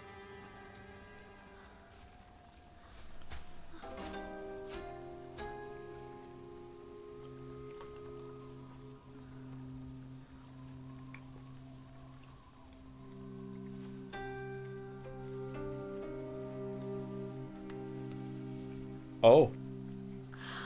Hinako. Our beautiful girl. Oh, this is what we saw from the other perspective earlier. Come on, dear. Look at her.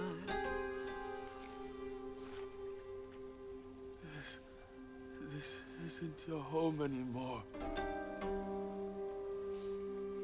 Even if you come back alone, I won't expect to be let inside. What?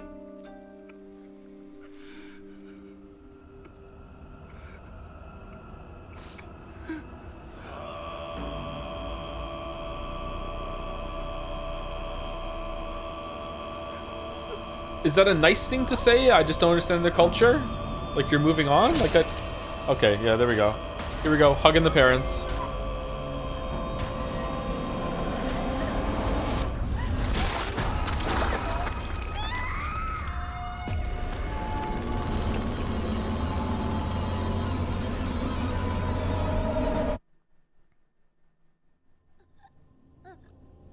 The path of exaltation, I accept.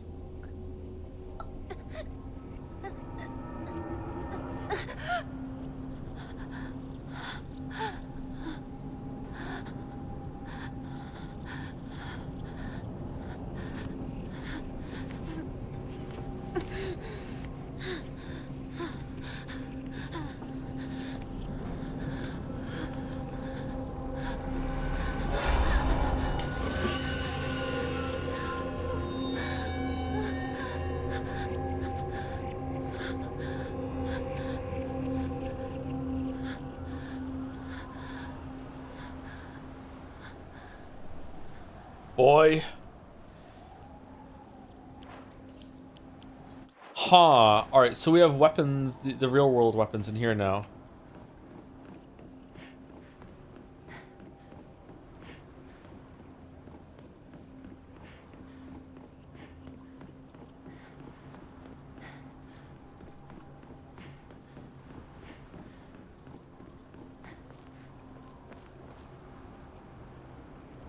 Cool.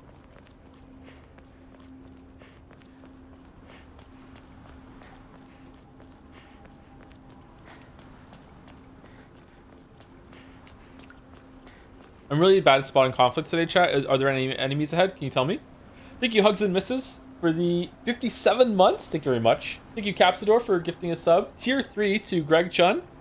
Thank you for the raid, Greg. Sorry that we were in the middle of a story beat while you were here. Also didn't want to spoil it. Thank you, Crude Oil, for the resub 2 for 88 months with a dancing fry. Thank you very much. We should try and time a Greg raid when we stream the next AI game.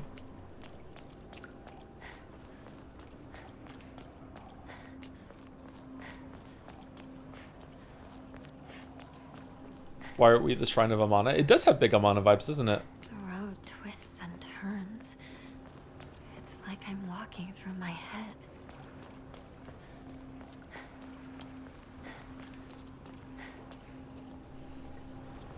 I don't understand this part. Why aren't they making me fight like 5 enemies for every single stretch of this? I think this would be really greatly improved if there was like a invisible wall that showed up and I had to fight like 3 of the liquors and then 1 of the pregnant monsters, and the next time 2 of the pregnant monsters, and then 5 marionettes. I don't know.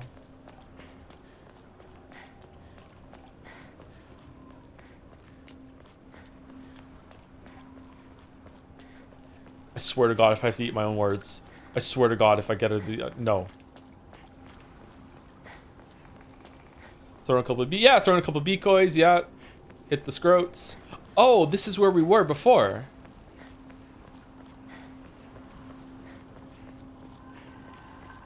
Now you'll help me destroy it all, won't you?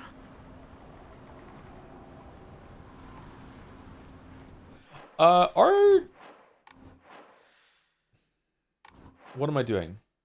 I want to go to the journal. Are these the least used enemies in the game? Saw them a lot. There's basically just like marionettes. Saw them a lot. Saw them too much. Saw them a lot. Are those the like the Dark World versions of the liquor guys or no?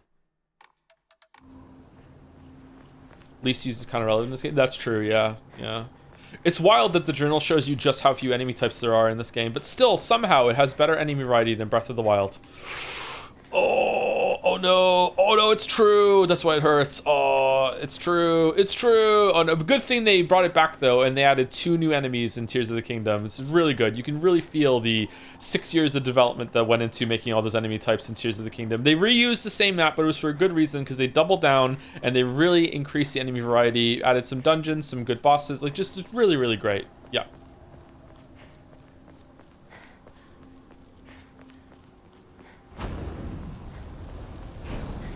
That's how it's gonna be, huh? You won't let me pass. You asked for it. Horror game, by the way. How is that not a perfect dodge?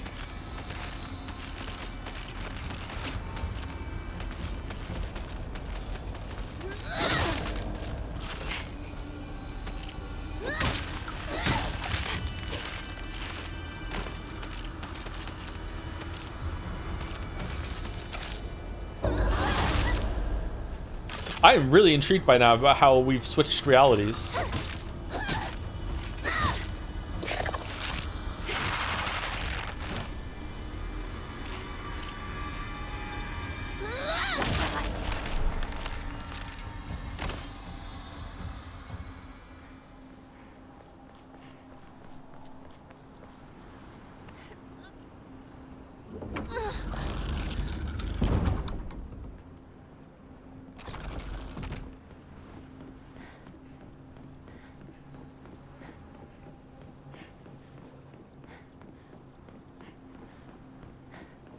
You're in my way again.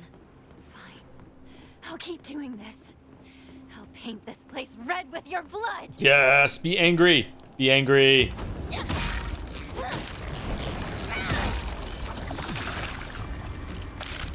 But I hit you multiple times.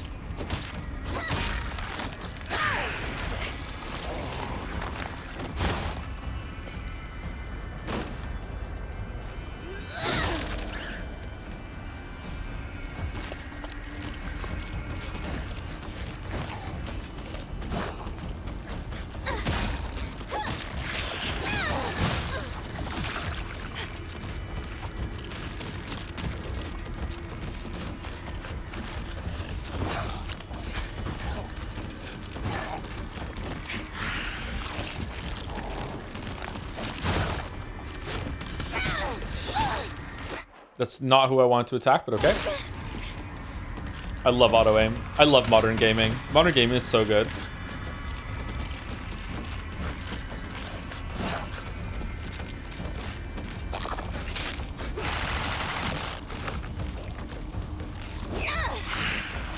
I'm sorry, did you just perfect dodge me?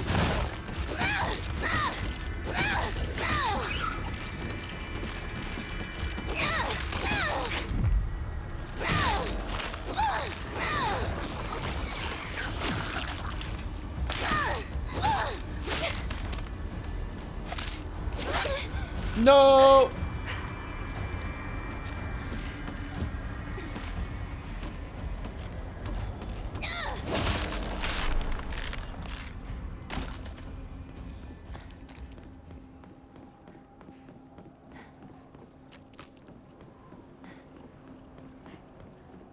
Kind of like the combat more when you have to use the weapons, because you have to use the weapons, they can't throw too many enemies at you. I am curious though, what happens if I break all my weapons in a fight?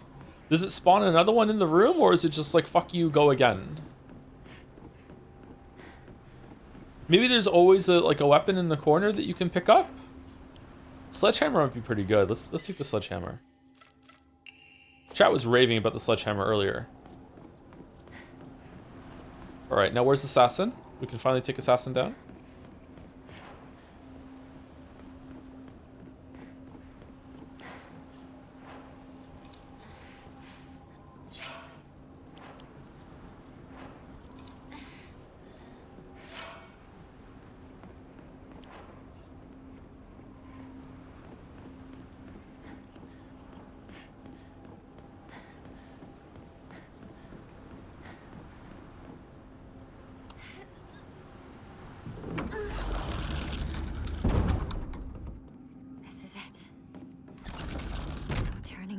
I really like that we're going through all of the areas in a row now instead of having the gaps. It's like one cohesive place that we're going through. Okay, we're not gonna have to refight the bosses, surely.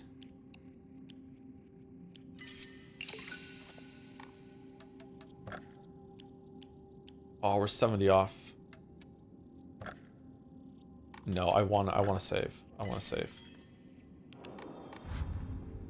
You know what? We haven't looked at what we're using for a while. Do we still have the one that decreases? Yeah, light attacks. Okay, greatly decreases sandy consumption using focus. And yeah, I like these ones.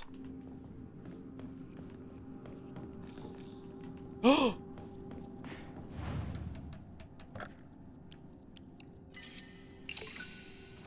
No! Yes. All right, here we go. Here we go. What should we do?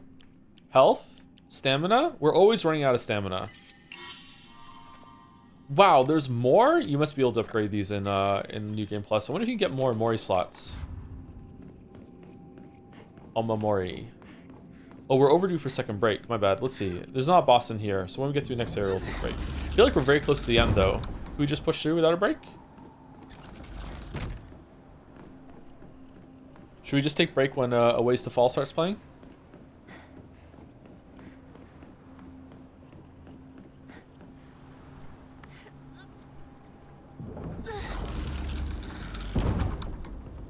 Let's do this. Shimizu Hinako. Let's do this.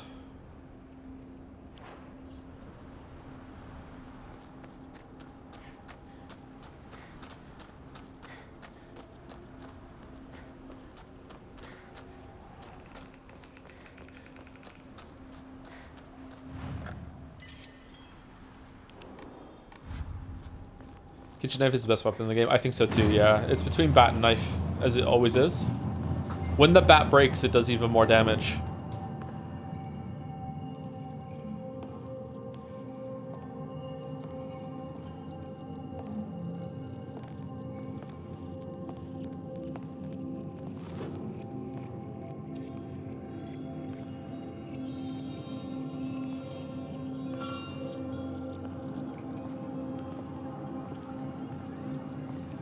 Oh, it's skipping through it.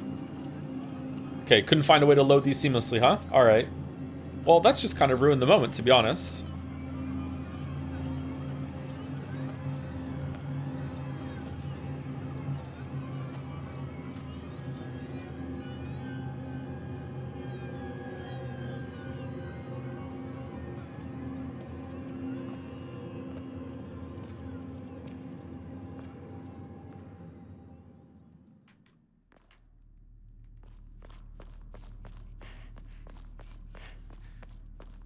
You know, for ages when you first started your bat versus knife joke, I thought you went into bat as the animal as opposed to the item.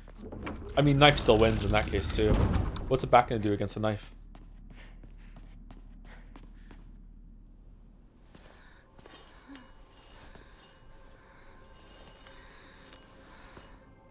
Impossible. You still cling to life. Junko. How could you be on their side? You don't understand how I feel. Calm down. Do you understand why you're here? Think.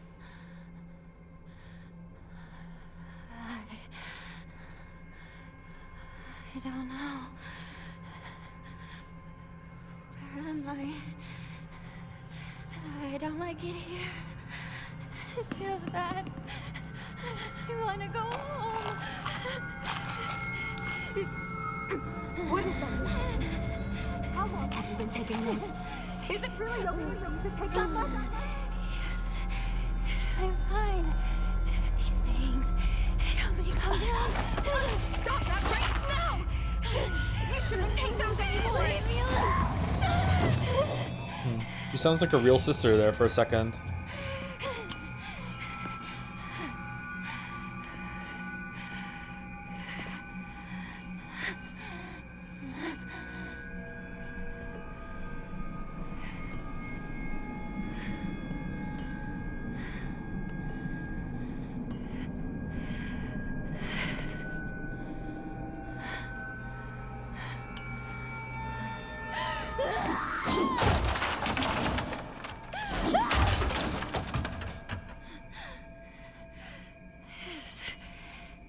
This is what caused it all.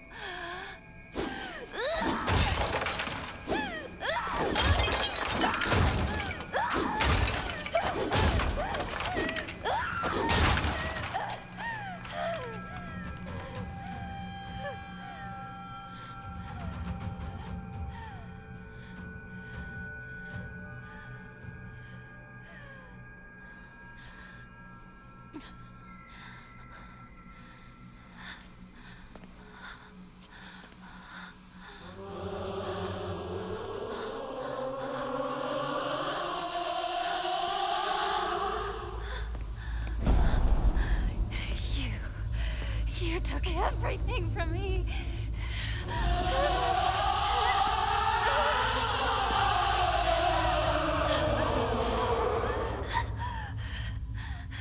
Sakuko, Rinko. Oh yeah, them. They were in this game, weren't You they? even took my parents. Shut up, you monster! I want myself back. Give back everything you've taken!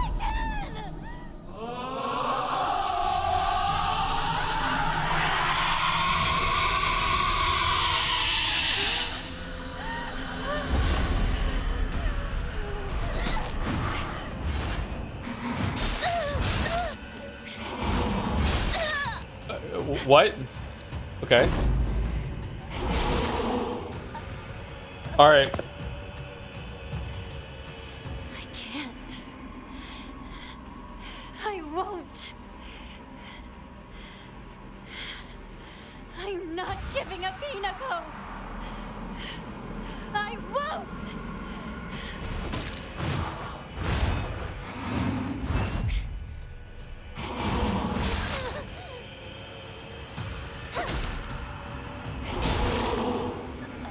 Okay, so attack, and then there's a counter movement there. All right, I like that it's contextualizing the retry.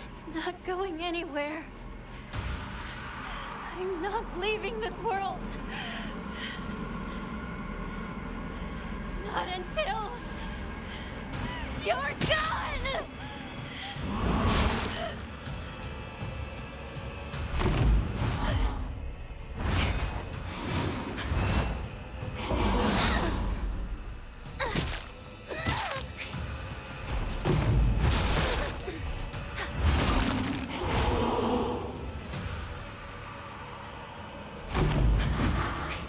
Okay, some of the effects here look like the counter effects, but it's not that. Oh, that's not very nice.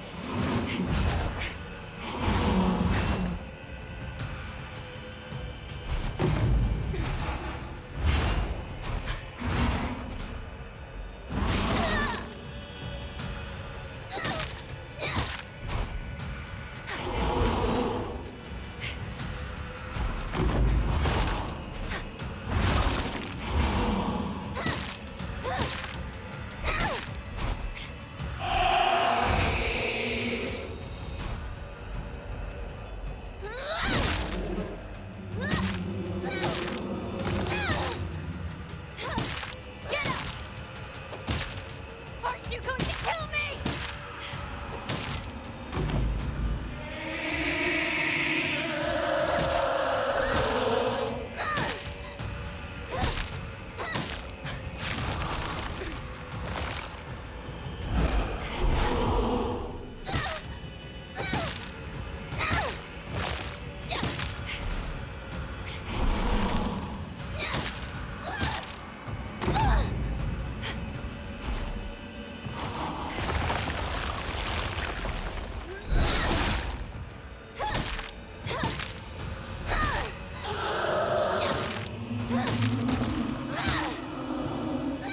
Come on! Let's see which one of us lives!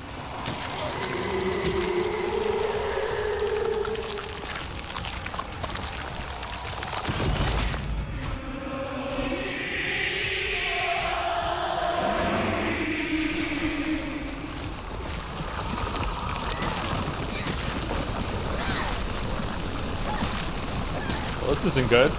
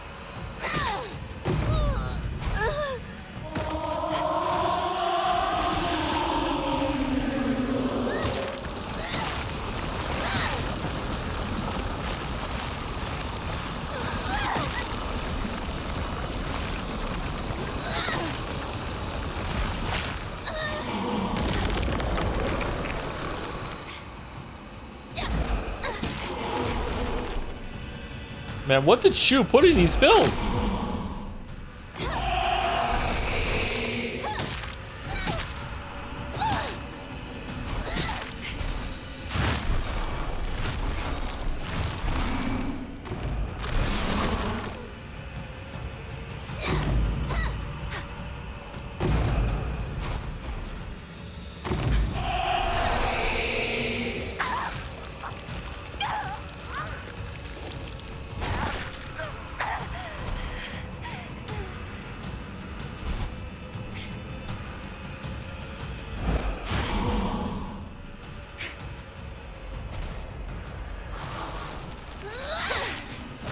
Fuck off.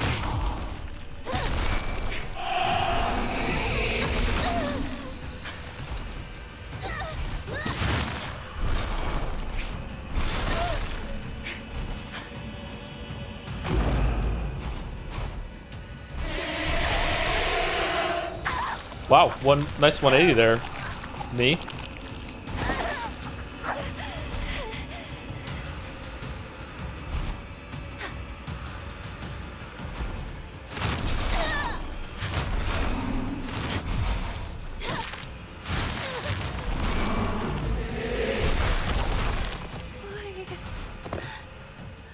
Why are you trying to kill me?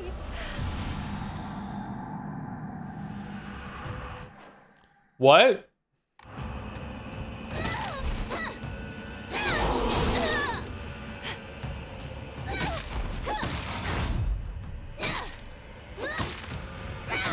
Okay, there's a lot of sloppiness in this fight, but I thought it was a gimme. Now that it's not a gimme, okay, like the teleport behind you grabs, the whole like, oh, 180, whoops, you think you got away. No, the I'm gonna do a lot of damage to you with the fucking shit on the ground. Like, what the fuck, man?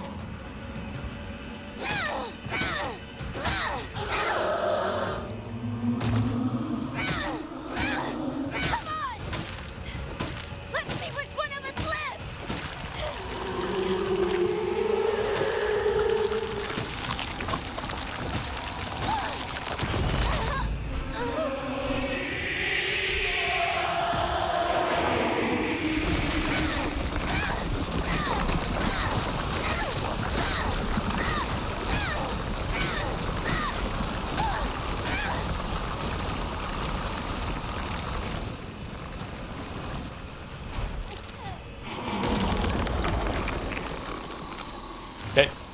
I can't. I won't. I'm not giving up Hinako. I won't.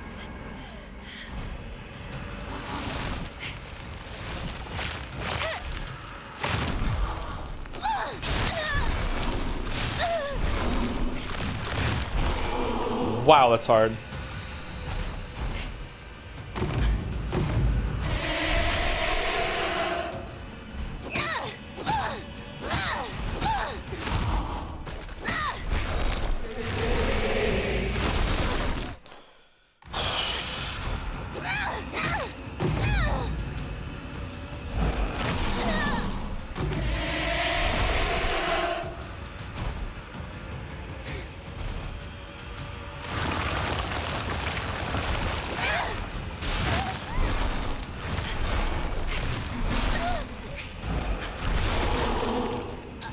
Wow. I'm not going anywhere. I'm not leaving this world. Not until you're gone!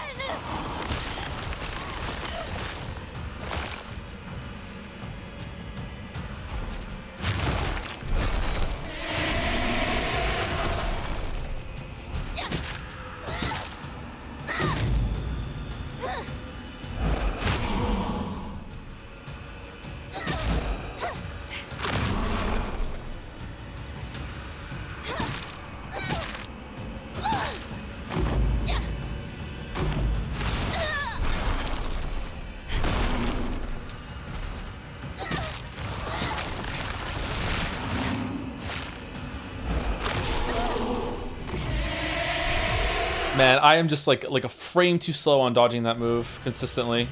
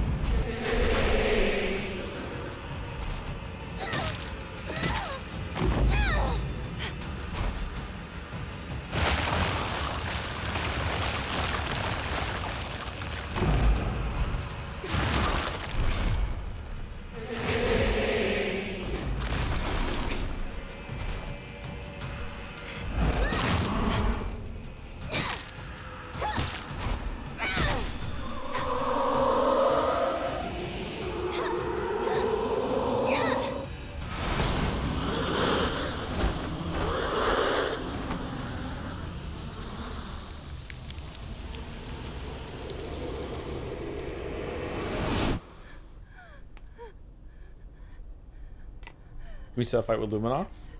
We should test that actually. Shit. I'm done with this ways. I can't.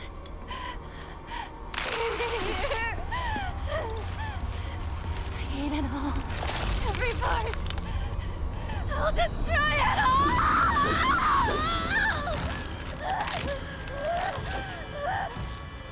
Oh, we're not done. Okay.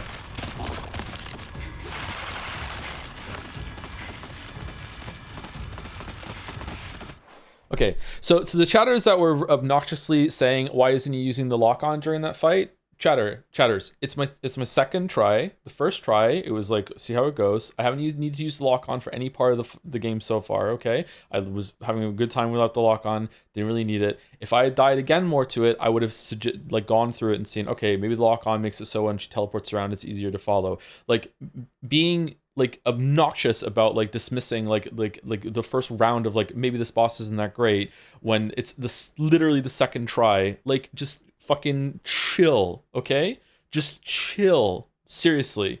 I think that boss was actually not that bad. It had some cool patterns, but just like the rest of I've been a couple of fights in this game that have had some cool patterns actually. And I like the system of the counters and the using the focus and the dodges and everything. It just lacks a little bit of like cleaning things up when it comes to fair telegraphs and the like, that sort of thing. But just chill, like seriously, chill.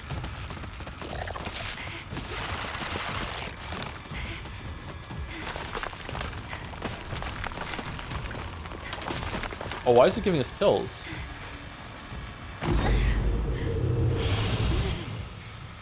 Oh, this is gonna start chugging.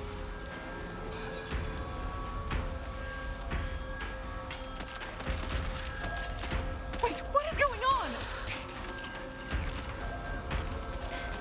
What the hell are you doing? Hey, are you insane? Shut up! Oh, we're gonna be so prepared for Silent Hill G.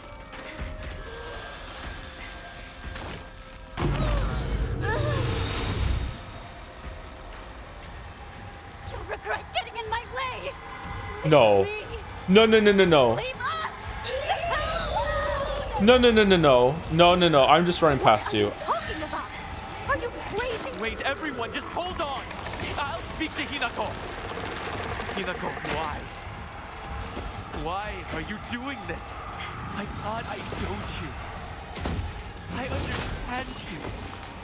I care for you.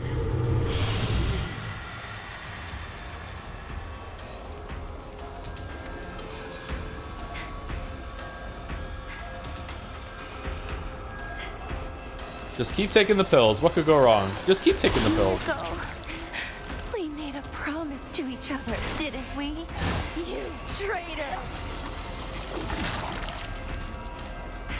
Oh.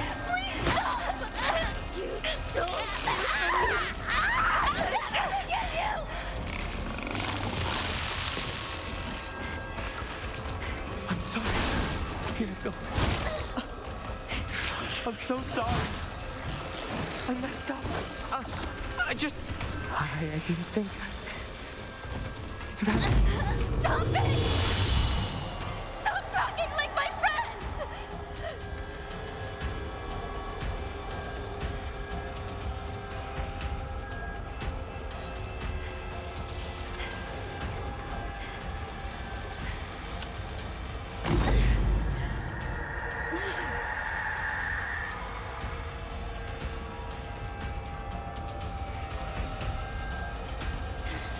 Just need to hold out a bit longer.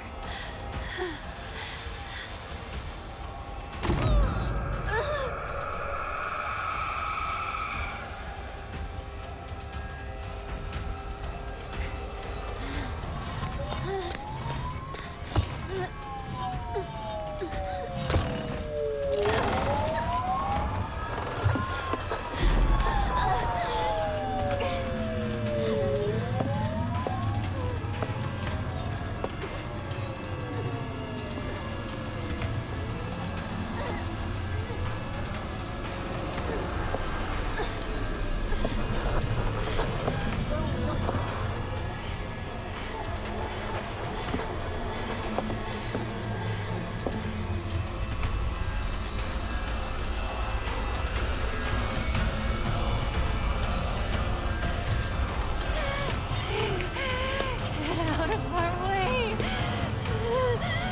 Get out of our way!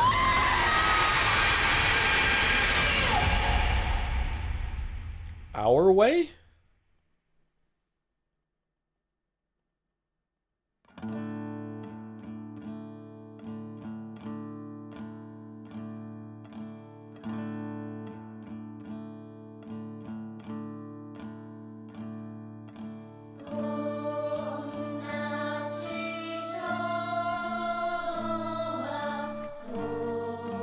Hold on, the tea party will explain it.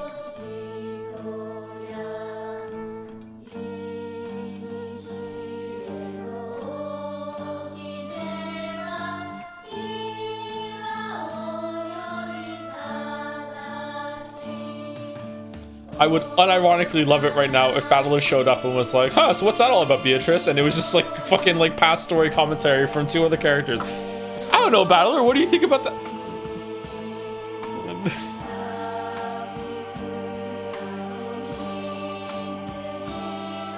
Hey, Gatsby.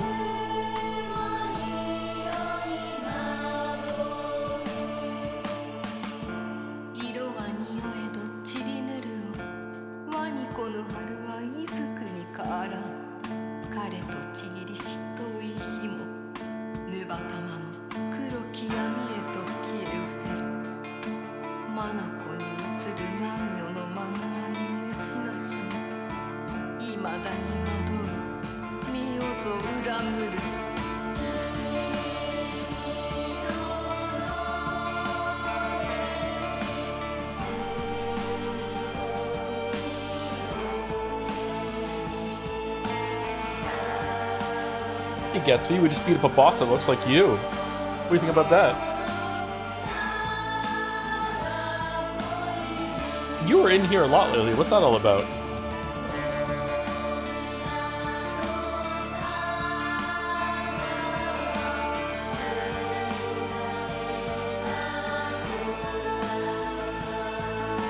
So what about the mummy?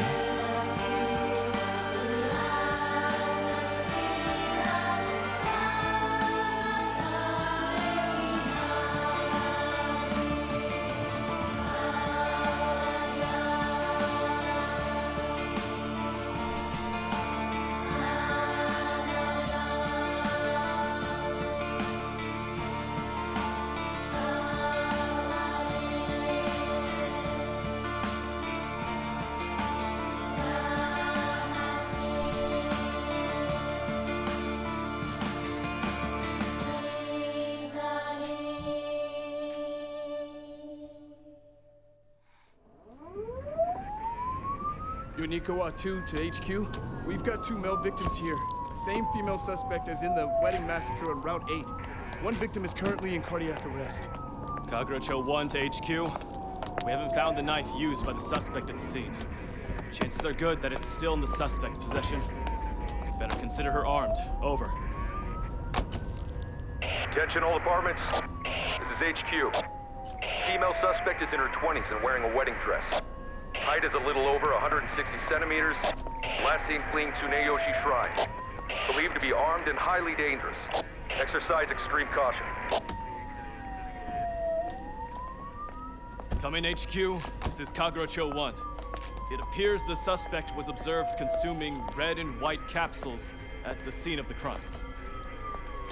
Kagerocho 1, this is HQ. Did the capsules match the ones discovered at the wedding venue? Over. HQ, this is Kagerocho 1. Affirmative. Oh, they're silent pills! Yo! Ryukishiya's done it again. Yo! Nice! Nice!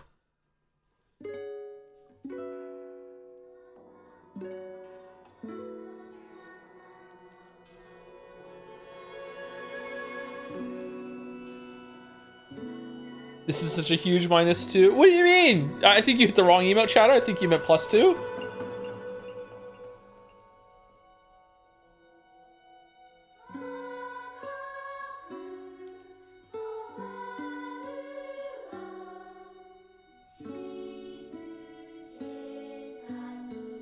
It fucking sucks. What do you mean? The supernatural part of the story was coming from the pills that were from some rare flower that Shu didn't realize what the fuck he was fucking with and gave it to her, and she got corrupted by some supernatural thing that fed on the despair that she was doing, and that's why she did murder massacre, and she's been on them for so long she doesn't even realize. So yeah, it's the Silent Hill whatever the fuck is actually in the pills. They're silent pills.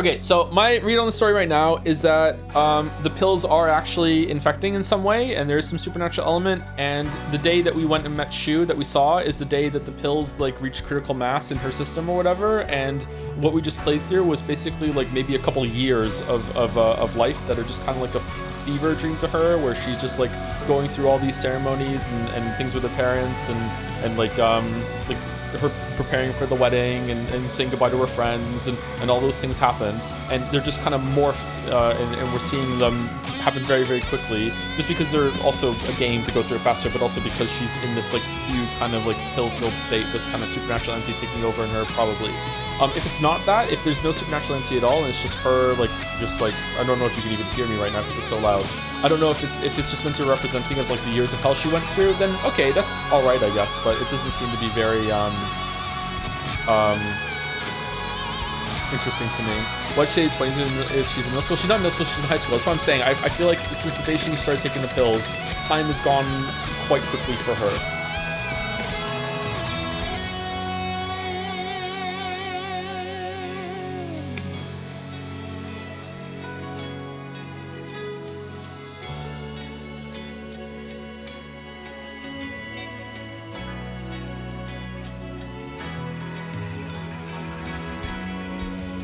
It's nice to hear some different instruments after all the rest of the game. I can't stop laughing. Why?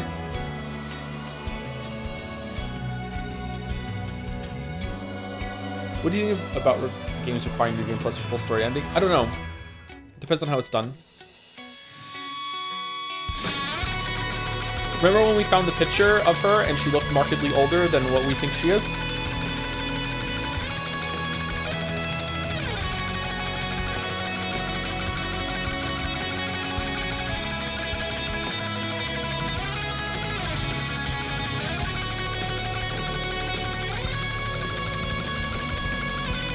This fucking goes hard? What the fuck?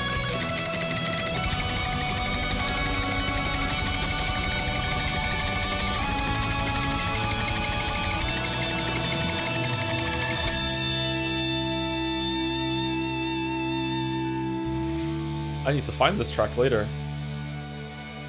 Man, this song is better than all of the OST in Silent Hill 2.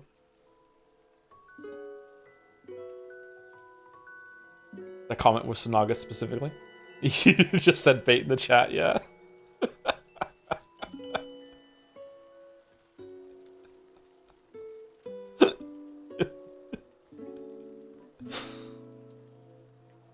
This is a great jingle, dog. Oh, it was cat. Fuck. Oh, I fucked up the joke. -2 me.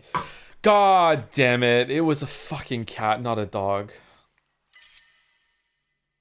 New Game Plus. You can now create save data from the completed game. By beginning New Game Plus with data from a completed game, you can experience changes to the story and have the chance to fulfill specific conditions to unlock new endings. You'll also be able to play on the hard difficulty setting, Lost in the Fog. I thought we already had that. Things carried over New Game: Faith, obtained Omamori, stat upgrades, certain key items, non-puzzle documents, and journal information.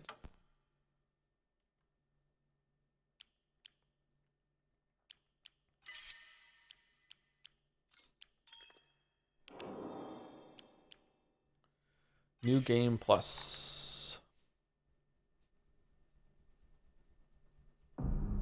Oh, this town's fucked. No. No. Didn't take the red capsules at all? Purified the sacred sword or didn't obtain it? How the fuck do I get that? Obtained the Agura no Hotai Sama. Didn't take red capsules. Obtained the unpurified sacred sword. Complete 2 different full endings. And then just play it again, Lamayo?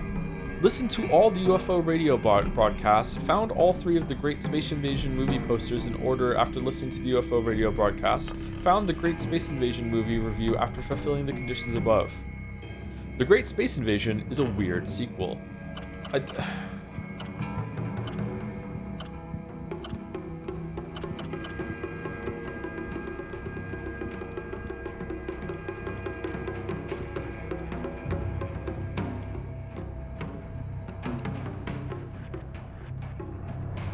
Stronger enemies and less resources for players looking for tense combat. Okay, so we can just go on story for them, right? Or no?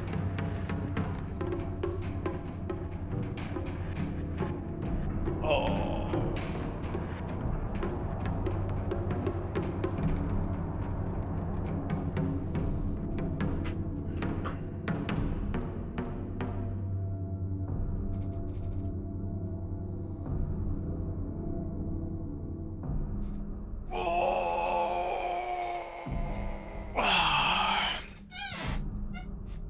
Okay, anyway, currently, this is probably wrong, but my read on the story, because I don't know if the credits, like, drown me out, my read on the story right now is that the pills do have some kind of psychotic element to them. Shu doesn't really know what he's giving to her, and it is probably the supernatural element that's come from the story, and it's infecting her in some way, and she's seeing things how they aren't really there.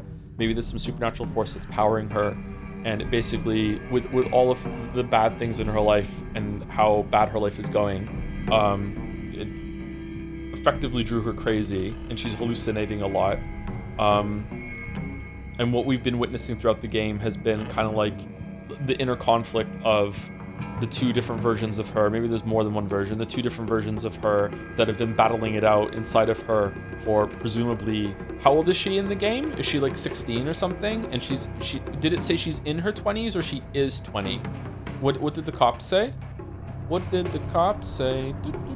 So I feel like it's been like at least 4 years. I guess she's 16. So at least 4 years or whatever of this is like everything we saw of her like dunking Dunkachino into the lava and leaving Sukoko in the dark and leaving her behind and like killing off the memory of Shu in her mind, everything like that, saying goodbye to her parents. All these things that we saw were basically events that have happened in the years that have passed since she started taking the pills. I don't really know why we're seeing the town become infested with fog and all this and this stuff. Maybe that's like the pills are destroying her memory of the places and it's corrupting it in some way. I don't know. When they called her a traitor, that seemed to me like traitor with you're gonna go play with the boys. And then it was traitor like you're the most popular girl in school and you're not hanging out with us enough. You're a traitor because you're stealing Shu away from me now when I want Shu. And then at the very end, the last traitor felt like you're killing yourself and you said you would never leave, you're a traitor. But it could also be like you're a traitor, you're leaving the town and you're going somewhere else. I'm really not sure what the traitor meant there. But the last traitor definitely felt like I'm upset that you attempted suicide. And Junko's line of like, are you sure it's okay for you to keep taking those pills, definitely feels like the real version of Junko coming through in that moment. That definitely felt like her older sister. They did not feel like the corrupted force that's like you have to kill yourself or whatever. It seems like the whatever the pills do kind of focused on the older sister being like this very influential force in her mind that they could use to make Hinako discard a lot of herself, like listen to your big sister, that sort of thing. But I don't know if it's nefarious or not. I'm not sure. But that line definitely felt like it was the real Junko, like breaking through like whatever like fever dream state that we're in. That was a real line of dialogue from the real sister in the real world that we were hearing as she's taking the pills.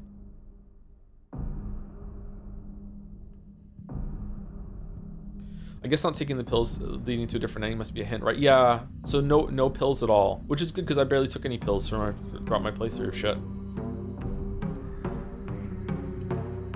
I doubt you can get that ending the first time. And there's also the stuff with the sword or whatever. Why is Junko a zombie? I think that all of the imagery there is about how when you get married off and how you have to become subservient to a man in your life later on, just turns you into like an empty husk, or you can't even recognize it. It turns you into like some monstrous force. So she's gone through the process that Hinako is going through at the moment with the mask and the arm replacement. It's just different for each of them. That's what I think Junko looks like that for. That seems right to me. I can't see it being anything other than that. What enemy do you hate fighting? The pregnant one is the most annoying. The rest of them have some good stuff going for them. The bosses have some good stuff going for them, but eh. You see similarities good bad with Higurashiness? I haven't read Higurashi, so I can't talk about that. I've only read Umineko. I see some Umineko similarities, yeah.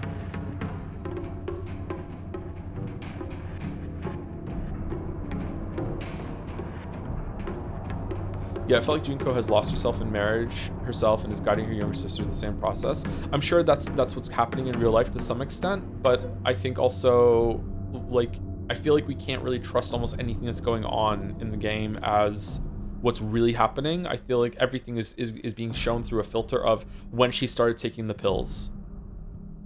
I don't know. The way that it focused on the pills in the last scene there makes me think that the pills are the reason why everything is fucked up. The town never got destroyed. There was never this invasion. It's just all in her head. But just like it's all in James's head in Silent Hill 2, it's not that there is no supernatural force, because there is. It's just that it's different for everyone, and she's the only one that's going through it, because she's the one that's taking the pills, I think. Even without the pills, there's a filter for Hinako's own chart. Oh yeah, that's what I thought it was as well before we got to the pills. So the pills are like enabling us to see that, yeah. The pills are the literary device that we're able to see everything through, yeah. And it's being corrupted in this way.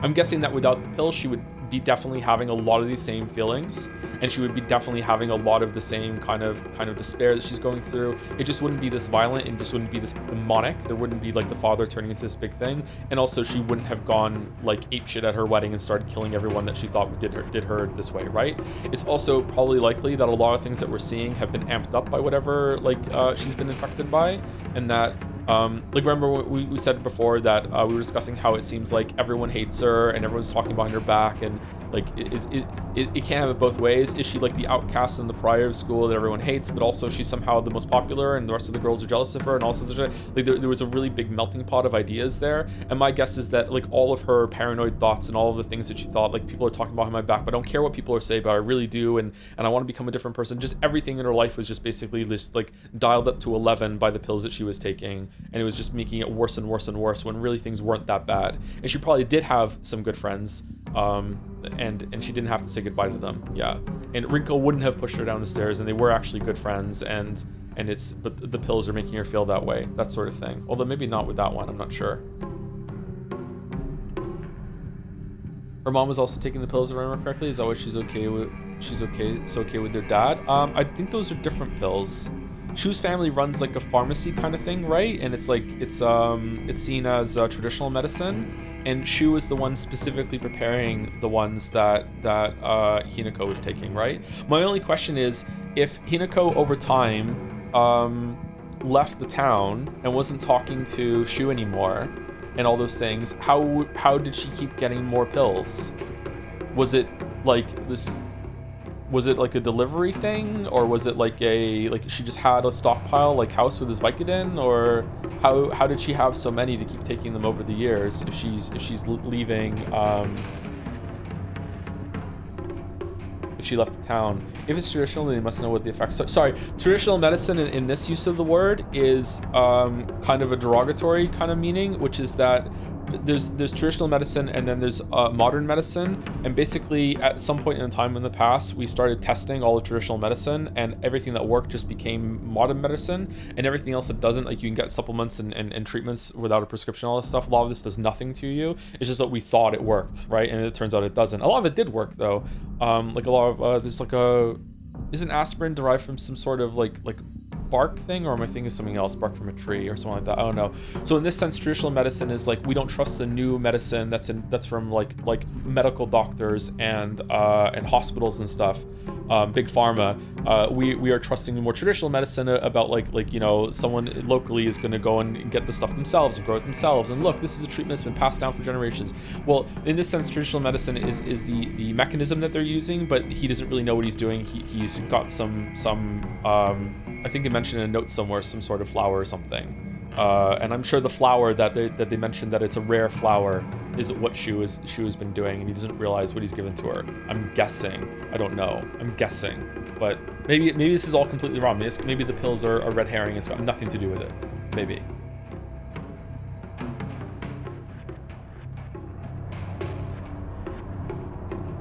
Is I'm gonna play New Game Plus? Yeah, probably. I don't think we're gonna start until next stream though.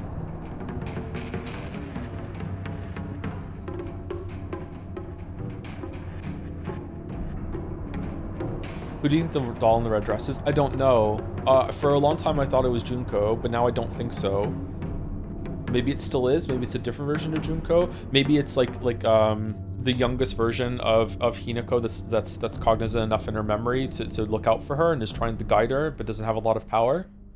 Kind of in the same way that the child versions of the characters in Umineko were trying to guide their adult selves when they were still kind of like had more pure of heart, that sort of thing.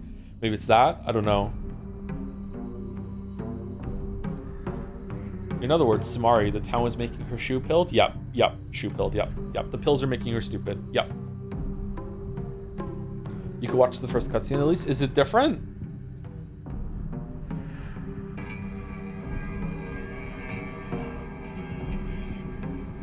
Thank you, Corn is good for the bits. Glad you made it through. Good streams. Thank you very much, Corn is good. And thank you, Henry White, for the bits too. Silent Hill Fort as fort used in drugs names. Forte? Fort? I don't know that terminology for drugs names. Huh.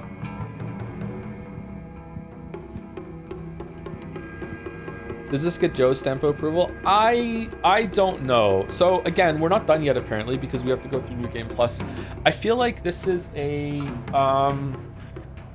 AA game masquerading as a AAA game with a AAA game price. I feel like this reuses way too many assets in admittedly quite a clever way, but it's a much smaller game than I was expecting. I feel like it basically has just 2 levels and you go through it in a very economical way. You go through the village and then you go through the dark area, the shrine, and that's really about it. And there are a couple of offshoots that reuse a lot of the same kind of backgrounds over and over again. I don't think that it's bad, but it's really hard for me to judge prices of games now. So just want to say that outright. It's really difficult for me to judge it because almost every single time I buy a game nowadays, it is for work. So to me, the price doesn't really enter very much at all. It's like it costs what it costs. I have to get it for stream. You know what I mean? Or I have to get it for a video. If I was buying this myself for my own enjoyment, I think maybe I would feel like, oof, this was a bit expensive. In terms of, even though I really, really enjoyed it, I think it might be a bit too expensive for how little unique content is in it. So like, I don't know. It's like I was expecting there to be more locations in the village and more like offshoot areas instead of it being the same kind of environment over and over again. It was very pretty and I liked going through it. And like I said, these streams flew by because it has a great, I don't know, it's not just about this kind of game. It's also been done really well here. It has a great mix of different modes where you're going from fight for a bit, explore for a bit, upgrade your character for a bit, here's some story, here's a puzzle, and on and on and on and on, that sort of thing. I think that this is a really easy game to slip into and play, so I like it for that. But I think that some of the stretches of combat went on for too long. The puzzles were too much guess what I'm thinking for my liking, but maybe that's my own fault for playing it on Lost in the Fog mode. I also thought the puzzles got worse as it went on. I really enjoyed the first rounds of puzzles, and I feel like there were some areas early on in the game that were devoted to the puzzles. It's like, this is a puzzle room and there's a puzzle area, and it's not just about looking at a panel. You actually have to like incorporate different things around. And then as it went on, it was more like collect some of the pieces and then come back to the board and then do some shit. And I feel like that was a little disappointing. The house was the best part of the game. The house was pretty good. Yeah, I enjoyed the house part. Yeah, and that was a great use of assets, that sort of thing. Didn't catch much, but the combat looked really slow. Does it actually feel like that when playing? It's a bit slow if you want to be safe, because you want to bait out safe attacks. I don't know. I didn't hate the combat, and there was definitely too much of it, but I didn't love it either. I feel like there could have been a much better combat system, but it's a horror game, so like going hard on the combat and making it so the combat is really, really satisfying and a great game kind of undermines the horror, but it already did that, so might as well be good. And you're like, it leans into like you being strong and fighting back at the end, which is really cool. I like that. Will you lower the puzzle difficulty? From my understanding, the puzzle will stay the same if you keep playing for the Lost in the Fog difficulty. Yeah, we're just gonna lower the difficulty and see what it's like. We're just gonna play on story. The interest to save on budget, sometimes with good artistic success. For example, we don't see her dad grow and transform into a big monster. We see the shadow and it works greatly. Well, a lot of games do that. It is really rare that a game has the budget to do a transformation like that. Just in the same way that it cut away when she's smashing the table and you don't see the table getting fucked up, you just see her attacking the camera. It is super rare that a game that is incredibly difficult to make. Crazy hard to do that, which is a real limitation of the medium when you think about it, because in real life filming it, as long as you got the shot set up, you've already invested in the camera and everything like that. That's really expensive, don't get me wrong. But once you got that set up, you just have to buy a table and smash the table. You don't have to like physically simulate a table being torn apart by something hitting it. It is so hard to do. In the same way that having a character change their clothes while you're looking at them is so easy to do in a movie and a TV show. Just have the character change their clothes. Like the actual act of someone taking off their clothes and getting a shirt and putting a new one on and getting the arms through. Oh my God! Like, has there been any game that has been able to do that yet effectively? That is so difficult to do. There's a new tech though, actually, with fabric and stuff, and to stop Z fighting or whatever clipping that I think is going to be through. Really going to use soon. I saw a video about that. Yeah, new tech. I'm glad the ending gives more information than I anticipated. It does feel like an ending. Yeah, it does, but it's a very unsatisfying ending. It's kind of like she took a bunch of pills and it drove her crazy. It's like, oh, okay. Does it have to be supernatural? Can't she just be hallucinating, experiencing psychosis from bad pills? The reason why it has to be supernatural to me, chatter, is because it's called Silent Hill. That is the only reason. If this was not called Silent Hill, if this was just called Hinako's Big Day Out, I would be like, okay, yeah, it's just psychosis and she was driven mad by the stress, like all those sort of things. But the fact that it's called Silent Hill and they're taking a Silent Hill story that has supernatural elements in it, to me there has to be some sort of supernatural thing that's happening. But maybe not. Maybe that's where the argument is coming from. A lot of people think this shouldn't be in the Silent Hill series. Maybe that's why. I don't know.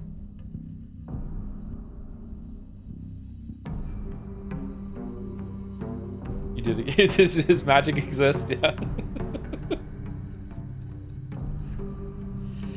Battler, ooh, do you really think that Hinako went crazy all by herself and killed everyone at her own wedding like that? Ooh, dumb Battler, magic exists. It was pills given to her by Bitorichi. Will you at least try Lost in the Fog helmet difficulty? On stream? No, thank you.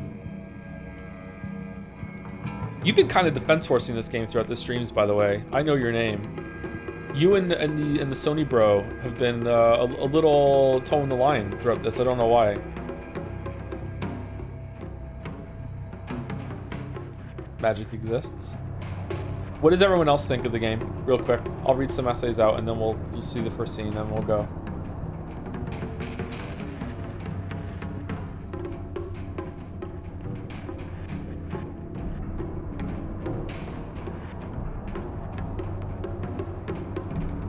Ryukishi did drugs while scribbling notes. That's all it gives me. In this game were so many good topics, but I feel they weren't really explored deeply. Just watching this game didn't really leave a good impact.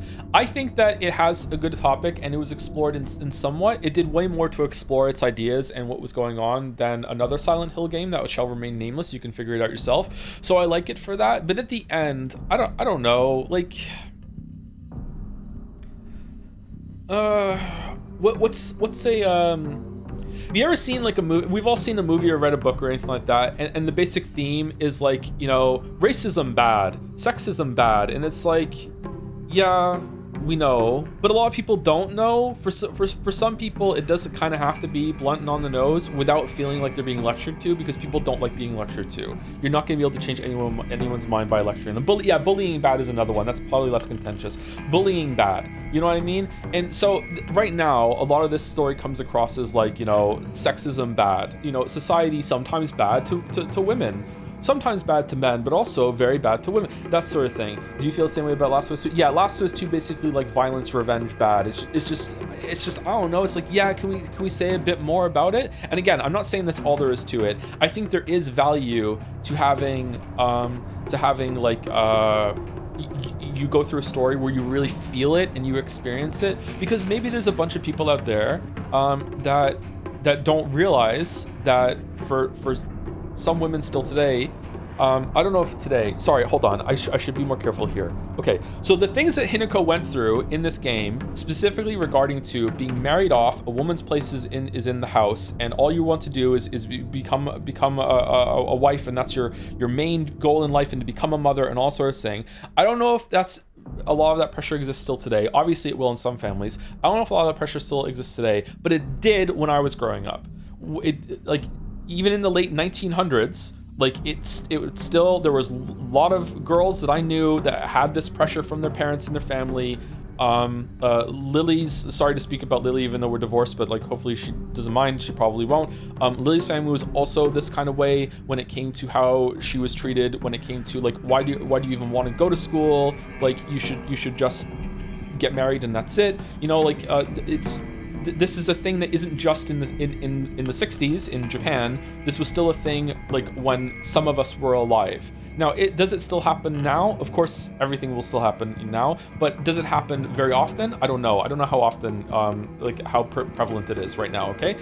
Still definitely, but I don't know if probably a lot less than it was. So this kind of message, as extreme as it may come across, still might be important for a lot of people, especially men, sorry to be a little sexist, but especially men who might not understand how bad it is to be a woman sometimes, especially a woman growing up. I don't understand it. I'm not a woman, so I don't know for sure. But like I've seen a lot of it growing up, and it fucking sucks. It's not very good. And again, just to, you know, hopefully smooth things out, there are problems that men have in society too, like, but we're not talking about men right now, we're talking about women, okay? Just want to put that out there. I don't want to be like, it's all about women all the time. No, men have some problems too, but we're not talking about men right now, we're talking about women. So like this, because this is what this game is about. So something like this, where I could see a kid, I won't say boy, even though I'm gonna say 20. I could see a boy in their 20s playing this game and getting to the end and genuinely having like at the end of it being like, wow, I kind of feel like I learned something. I got something out of this. I've experienced like a book, a really good book can teach you that way too. It's like, oh wow, I didn't realize that people went through this. I got to really get into this character's head and experience it. Like we were with Hinako for a lot of this story, and I could see someone who hasn't been exposed to much of this really getting a message here, because it doesn't feel like it's being lectured to. There's also this kind of undercurrent where you can kind of push back against Hinako a little bit and be like, okay, things are bad, but maybe they weren't that bad. Like you can actually engage with it at the same time. It's like, okay, like you're definitely right about this, and this, but maybe you went a little too far with it. It's a bit extreme. And I think that kind of teaching where you can kind of like push back against a little bit, but still agree with a lot of it is really valuable to some people. But at the same time, it is kind of blunt, especially if you know a lot about this stuff. There's a thing about oh man, there's a line in the Witcher 3 script where I talk about the books where I criticize Sapkowski for being really, really on the nose and overt about pushing against anti-abortion in the book. There is a very awkward moment in one of the Witcher 3 books. Sorry, Witcher 3 books. One of the Witcher books where it's almost like Geralt turns to the camera and says, like, support a woman's right to choose, and this is what we should do. And I was like, okay, like I agree with this message, but at the same time, like this is coming out of nowhere, and it's like, do we really need this? Like what? And then as I wrote that in the script, and since I wrote that in the line, Roe v. Wade got overturned in the United States, and I went back and rewrote the line. I was like, okay, maybe we do.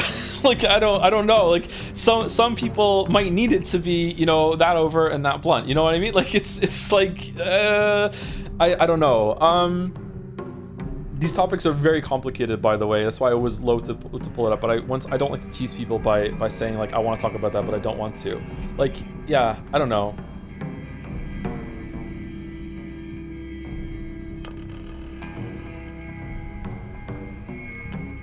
I feel like it explored it decently. Again, I would rather hear some responses from women who, especially older women that might have grown up with a family like this, that were very much like that very bought into like this patriarchal idea of like you just get sold off to someone's family. Like your worth is to be as beautiful as possible and as submissive to your future husband as possible, and your whole entire purpose of life and even like to a point that they believe it, like true happiness is when you just like become a mother and that's all it is, and you just run a household and you become a mother and that's what you want to be.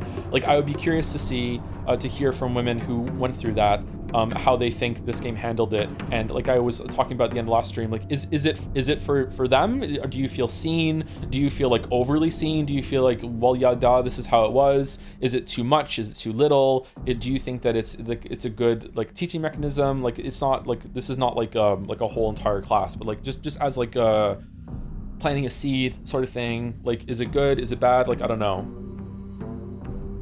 Sometimes you have to hammer something in bluntly because people can be very stupid. I can be very stupid sometimes, and I know even when I'm being stupid, I do not like being hammered. Like, I do not like being hammered bluntly. You need to, if you want to teach me something, you need to be kind of sneaky about it, and you need to make me like be involved in the learning process.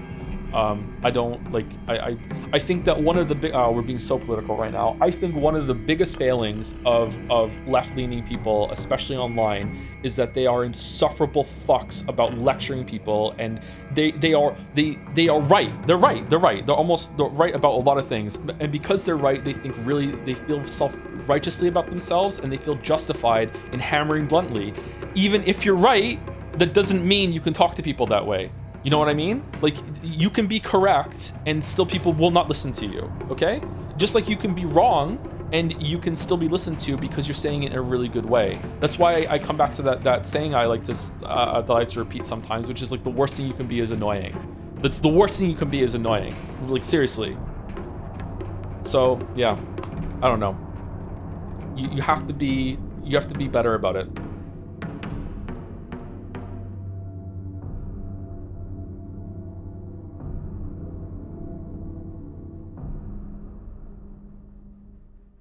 I don't know if it added anything, but I swear I hear my mom telling my sisters whenever there are problems, that's okay. If you fail school or college, you're going to get married anyway. Yeah.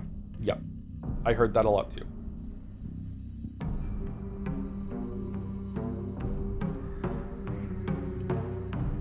The flip side of men, I don't know if most men went through this, but the flip side for men is that, which is fucked up looking back, once you start going through puberty and you hit around 15, it's just constantly from family. Do you have a girlfriend? When are you getting a girlfriend? Are you interested in girls? Are you seeing anyone? What are you gonna do? Why don't you have a girlfriend? Why aren't you going out courting? Why don't you have a girlfriend yet? You should go and get a girlfriend. You should be like, you know, you don't want to be a virgin when you're too older. You want to go and find a girl and have a couple girls. You know, blah, blah, blah, you better get a girlfriend. Like, you don't want to be a loser. Like, just constantly blah blah blah blah. Which perpetuates the idea of men going out kind of like almost in a predator mode of being like, well, my whole worthwhile as a man is determined on when I have a successful relationship, so I better go out and find a fucking woman and blah blah blah blah. This is like really really bad, and most of this came from the women in my family, by the way, not the men.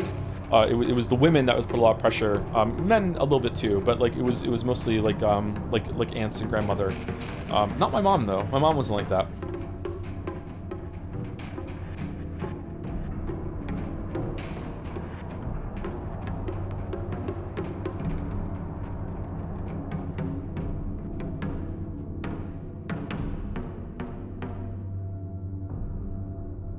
There's something about the game, there's something that the game explores I find really fascinating, so much so that I'm writing an essay about it, and that's the way it talks about being a woman comes with a bit of an identity crisis because of the way society wants you to act and they don't see you as anything but a woman. You're not a person with opinions and interests and all that, but you're just someone with a uterus that needs to act in a certain way, and this applies to men as well, but it's not as bad. I agree, it's not as bad, yeah.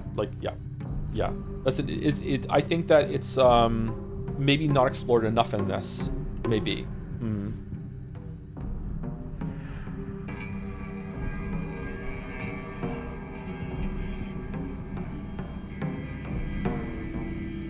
Please like the combat so I can validate my opinion. Overall, I like the combat. I think it's a decent system that has some interesting ideas.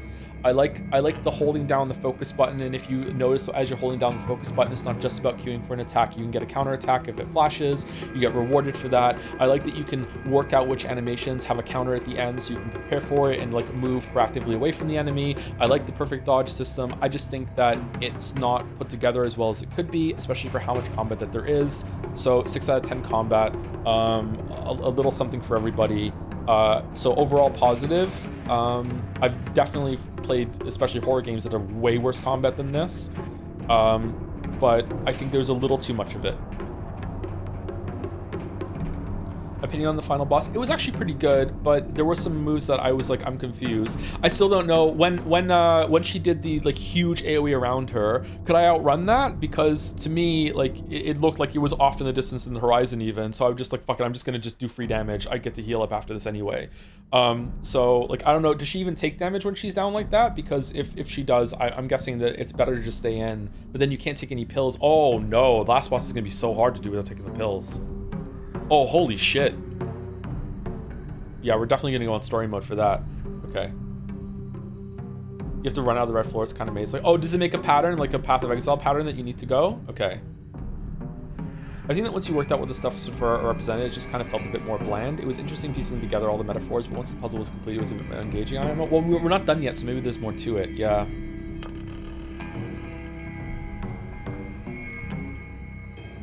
This is also kind of how I feel about Silent Hill 2, where a lot of it at the end is like, okay, and? Whereas here, it's like, okay, and I see that they explored it, and there were a lot of scenes talking about it, and a lot of scenes showing you what it was like to go through it, and you really get into that mindset. And then afterwards, you're left kind of like, oh, I wish there was a little bit more, or more going on, but at least there was something. I'm thinking about that scene now in the house where we're talking to ourselves. I wonder what that's about. I wonder if that's like talking to the real Hinako at that moment that was going through that in real time, and we're the one that's in her head going through like the mindscape.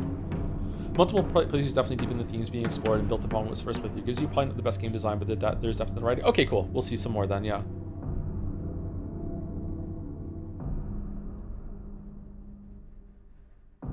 Well, it's not super in your face about it. I really like the subtle classism throughout the game, though personally I didn't really connect to the themes presented in the first game compared to the game. Plus, I think there's a little bit of classism, but not that much. Maybe there's more later, or maybe that was lost on me. Maybe I didn't pay enough attention to that. I am really curious, what is it about the kid that was in the park and she forgot about that? Was that the one she eventually gets married off to, and it just so happens that they met each other or something? What was that about? That feels like a loose thread to me right now. I grew up in a religious household with a verbally abusive dad, and a lot of this was familiar enough, although it was nowhere near as bad. I think it handled it very well, and I felt seen in some scenes, especially the ones involving her being afraid of becoming like her mother. Okay. Well, I'm sorry you went through that, but I'm also like happy on behalf of the experience that it landed in, and this means that this is saying something of artistic merit. Okay. Do you think your respect for Minako is allowing you to invest more trust into the story, whereas the story ending like this would usually be a bit more dubious? Yes, absolutely. I'm viewing this with love. Yep, 100%. And that's a good thing. Like Ryukishi has earned this from me, but from Minako, right? Just like someone else who hasn't done a really good job may have earned the opposite for me, and I'm gonna look at something with more scrutiny. Like a lot of people that don't like my videos, especially like the Elden Ring video, are gonna look at future videos with like, okay, I'm going to be really harsh on this, right? Because like he made a video in the past that I really disagree with, so like he has to win me back, right? That sort of thing. Yeah. I'll be brave and say this is the best melee combat in any action horror survival horror game, not named Devil May Cry or Onimusha. Even Resident Evil, it sucks ass to this day. Melee combat, I might agree with you actually, but there's not really that much competition. Combat in general, Resident Evil 4. The combat, I forgot how good the combat was in that game. Playing that again with the remake, the combat is so good. It is so fun. You wouldn't think it too because it's kind of slow, but the combat in that game is so good. But that's range combat. You have guns in that, so it's not really melee combat. It's also isn't really a horror game at that point. It's more of an action game. Story mode is extremely easy. I consider it only good to run past things. If you want to fight a boss for the fun, it's not good to vault. Yeah, we already did it, right? So I'm not going to do it again. Dead Space Mogs is hell and back several times over, and I like both of them. Yeah, but Dead Space is more, well, you have to get pretty close. Is the gun in Dead Space considered more of a, no, you get more guns, don't you? The chatter specifically said melee. Melee. So it's not the best combat in a horror game, period, just the best melee combat, because there's no ranged weapons in this game at all, which is quite a choice. I wonder if that's meant to reinforce the idea of you like bashing people to death at the wedding or something. It's to show how angry she is, that she wants to be up close and personal. I would say that the gun that cuts off limbs in Dead Space, you have to be so close to effectively use that it is kind of like a melee weapon. But you have more guns. Don't you get a shotgun or something in that game? I can't remember. I didn't even play all the way through it. Do you think if this game was called Spooky Souls instead of Silent Hill, the opinion on combat would be different? It feels like it's seen as a thing between you and the game instead of a part of the game itself. don't know. That's hard for me to wrap my head around. I don't know. Maybe? I'd argue Bloodborne is a horror game and is much better melee combat than this game. Ooh. Okay. Damn. You know what? Bloodborne did make me, in one moment, more scared than anything in this game did. So, actually 2 moments. There was a moment with the werewolves that I was like, holy shit. And there was a moment later on with one of the mind grabbers that takes away your insight, and I had a lot of souls on the line in the place where before you fight a Breedius or whatever her name is. I was like, oh shit, like I really don't want to fight this thing, and they're like, oh no, it's coming for you, just dodge away, like that sort of thing. So maybe yeah, Bloodborne's combat has not aged as well as I would like, or just the frame rate hasn't, but it's definitely better than this. Yeah. Is this your favorite Silent Hill game so far? Oh, easily, yeah, but I've only played 3 of them. So I don't know, maybe 3. A lot of people really like Silent Hill 3. Beating a Ripper, Magnetic Chainsaw, and the Force Gun, Connect, Force Shotgun, respectively. Okay. Sekiro for me was much scarier than Bloodborne. Really? What in Sekiro scared you? The Headless? Sekiro has some horror to it for sure. Has some body horror to it, but I don't think Sekiro is a horror game. It's pretty bloody though. Gameplay focused jump scares do not count, otherwise FTL is a legit horror game. I think FTL can be a horror game. This is what I mean. I feel like people don't understand it because I'm bad at explaining it. But like when I say something isn't a horror game, I mean the gameplay. Like this is a horror story. Absolutely it's a horror story. Absolutely it's a horror experience. But is this a horror game? Like I don't think any of the gameplay here was scary, right? It's not scary. Whereas if you were to marry the gameplay horror of like a Souls game, FTL, like Enter the Gungeon, whatever those things, because you have a run on the line, there are stakes. If you marry that with horror aesthetic theme, horror story, I think you can make something that's really, really good. That's what I mean. So it's like a lot of these games aren't scary games because you're invincible. You just start again, right? That's Fear and Hunger. Maybe Fear and Hunger is a good one. Mary, I'm glad someone got it, Merrick.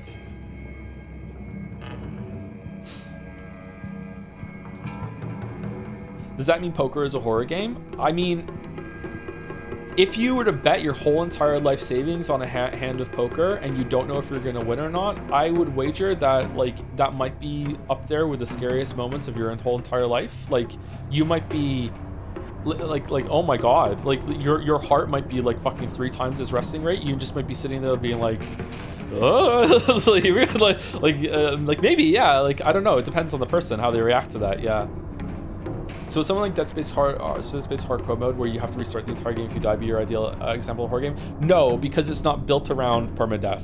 It is, the idea is there, but if something is built around, it has to be built around permadeath in the fact that you can't have it be like, oh, if you die, it's just a really long load screen to get back to where you are. There has to be some sort of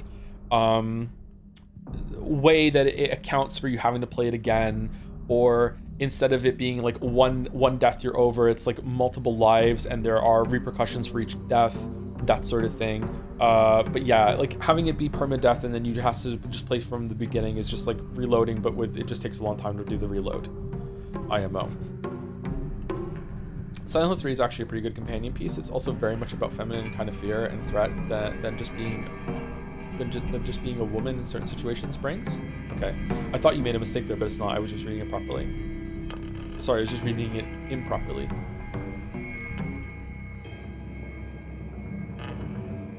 Do you want to play Silent Hill 2 remake? Yeah, I think it would be a good time. Maybe we should stream it. Chat wasn't bad during this, so we could probably do Silent Hill 2 remake. Yeah.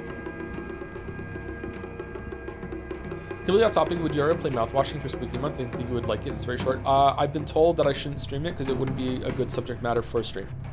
But I don't know. Maybe we could do it. But it's not going to be this month. It would be next October if we do it at all.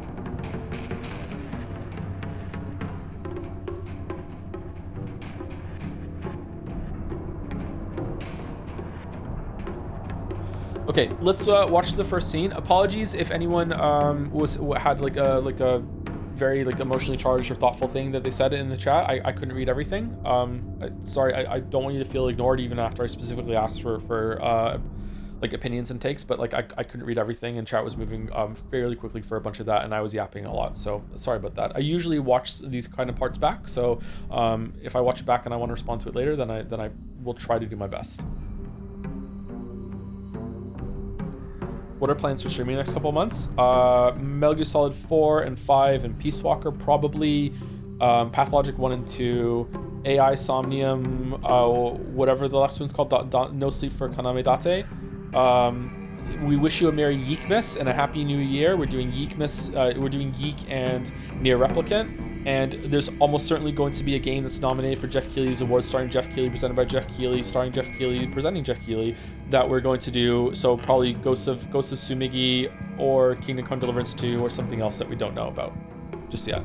Anyway, let's see the first scene here and see how it's different. Probably Hades 2. Yeah, we might have to stream Hades 2. This is already different. We started off with picking the doll up in our hands. Okay.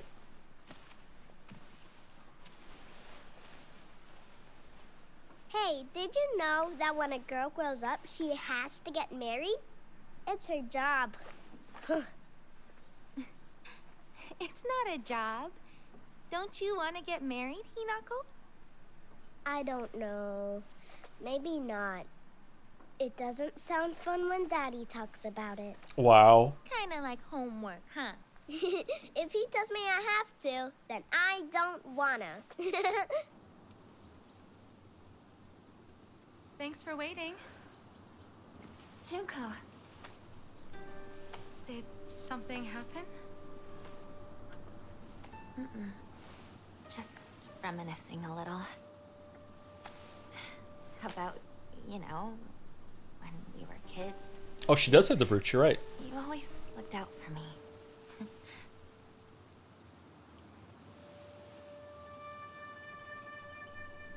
Hinako.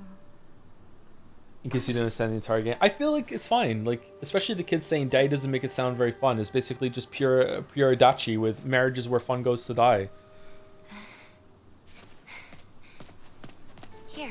This is just the boomers were just obsessed with this shit, man. Oh yeah, we gave her that. It's beautiful. Thank you. Wife bad being the whole joke. Ha ha ha ha. Wife bad.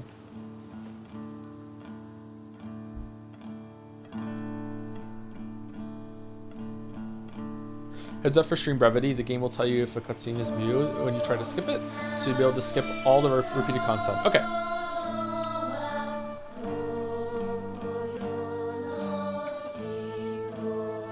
I don't know if I'm going to skip any of the story. I think I might go through it again and just run past all the gameplay.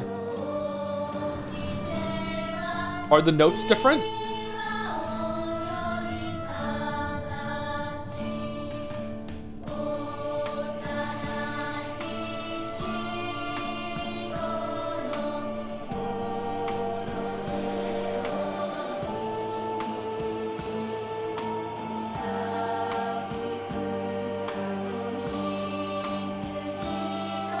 So am I Dante now, or what?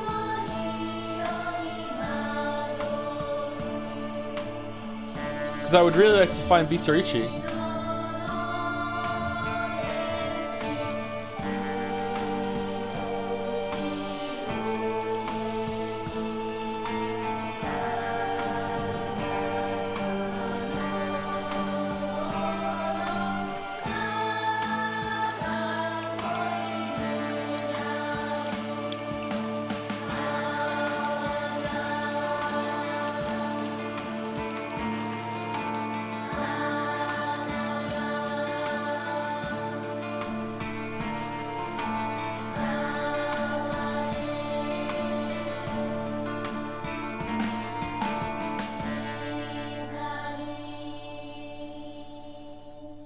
Whoa, was that on purpose or a glitch? It's settled. We will decide everything from here on out. But dear, what about how Hinako feels? We're never gonna get another chance like this. What could possibly make Hinako happier? Nothing. Oh, it's the wedding dress thing that she had on. Where do you think you're going? Damn. Young lady. But still, who would have guessed that Hinako would... she's going to do as she's told for once and help me pay off this debt. We won't have to worry about money ever again. Why is it so different? Darling, please, keep it down. Hinako will hear you.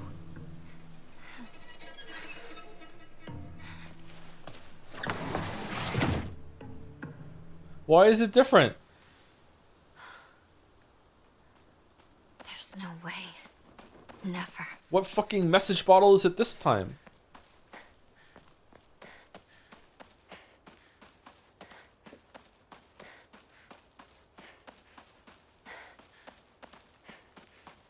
Okay, so we're not taking any pills, right? No pills? What was with all the illness that was talking about? Was this some people found whatever, got infected by whatever it is that Shu found in the flowers?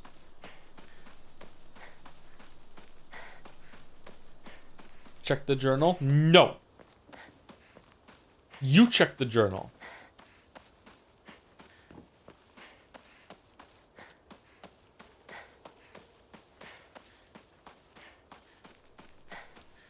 Rude. I know. Tell me what to do, huh? All right, I will. All right, I will. Okay. Oh, they're all here. Why is the bookmark here? What does the bookmark mean? Oh. An intimidating monster that appears to be it appears in Shiromuku. A traditional white wedding kimono. It is a kimono! I wasn't racist! Hooray! It uses their grand fox arm to compel others to obey. It looks down on me and denies my existence, but at the same time, it pities me like it thinks it's better than me or something. Don't look down on me. You're no better. So true. Oh, okay. So if any of this is new, will it be changed now or no?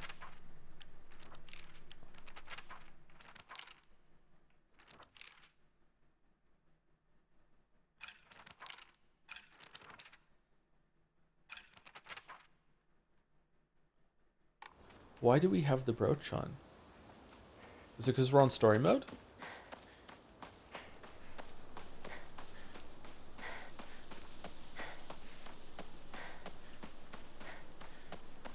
Okay, so is it should we stop now, or is it worth it to see the very next scene with Shu? Is she gonna say fuck your pills or what?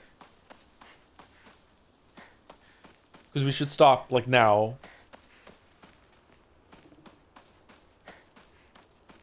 You can save and stop?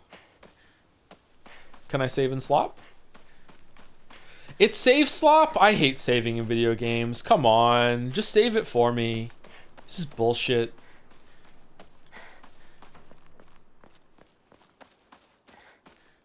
I wonder if there's some clue at Shu's house about the pills.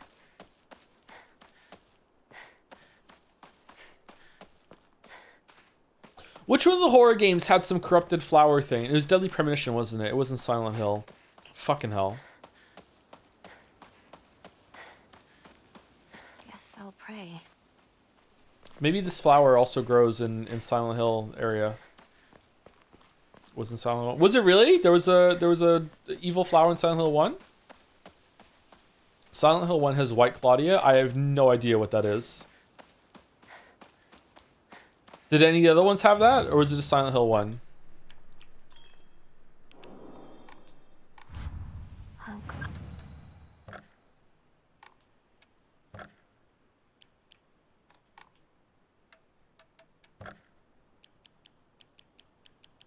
Oh, we get another Omamari slot now. That's nice. But what should I do? Silent Hill 1 has it as a plot point. If it's in the rest, it's more of an Easter egg, I think. Oh, okay. All right. Yeah, I don't know why this is called Silent Hill then. I don't know why. It doesn't seem like there's that strong of a connection here, but maybe we're going to see it during this. I'm not sure. Anyway, is Mouse Life? Do you want to know if you're missing new content? Yeah, probably. I think having some backseating on is going to be a good thing.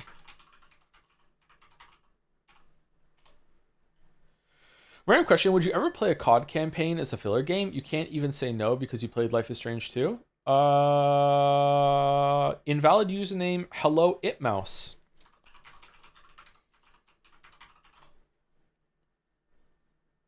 Yeah, sure. I would do a COD campaign at some point, yeah. Some of those are fun. I've enjoyed a COD game in the past. The last COD game I played was Modern Warfare. Stream tomorrow? I don't know. I will let you know. I might have to sleep. I barely woke up today, and I was also late. Like, I just, my God, like, just the worst sleep ever. Like I said, I woke up wearing clothes. I did not go to bed wearing clothes. I woke up wearing clothes. Then I made the bed, and there were like socks in the bed. I don't know what the hell Sleep Joe was doing last night. Just fucking just got up and did some shit in the middle of the night, I guess. I don't know. But Quaxy? Maybe it was Quaxy, yeah. Would you ever play Fran Bow on stream? I don't know what that is, sorry. So probably not, but I'll never say never. Have you heard about Twitch discounting lurkers and view counts? I have not, no. That would make me feel better about myself. Pissing in the Sing stream one. That was the Silent Hill 2 stream. Yeah, you should go watch it. Yeah. I'm away tomorrow, so I can't protect you from Fnaf backseating if that changes if anything too. God damn it. God damn it. I don't know how to use the mask. I don't know how to do it. You know what? Why not WoW raid with chat just for your stuff? I can't do that. I used to work at Blizzard, so I can't. It's a conflict of interest. Anyway, everybody's going through it. See you later. Have a good weekend if you're not here tomorrow, or if I'm not here tomorrow. See you later. Do do do do do do do do do do do do do do do do do do. This is pretty good. Silent Hill, pretty good. 7 out of 10.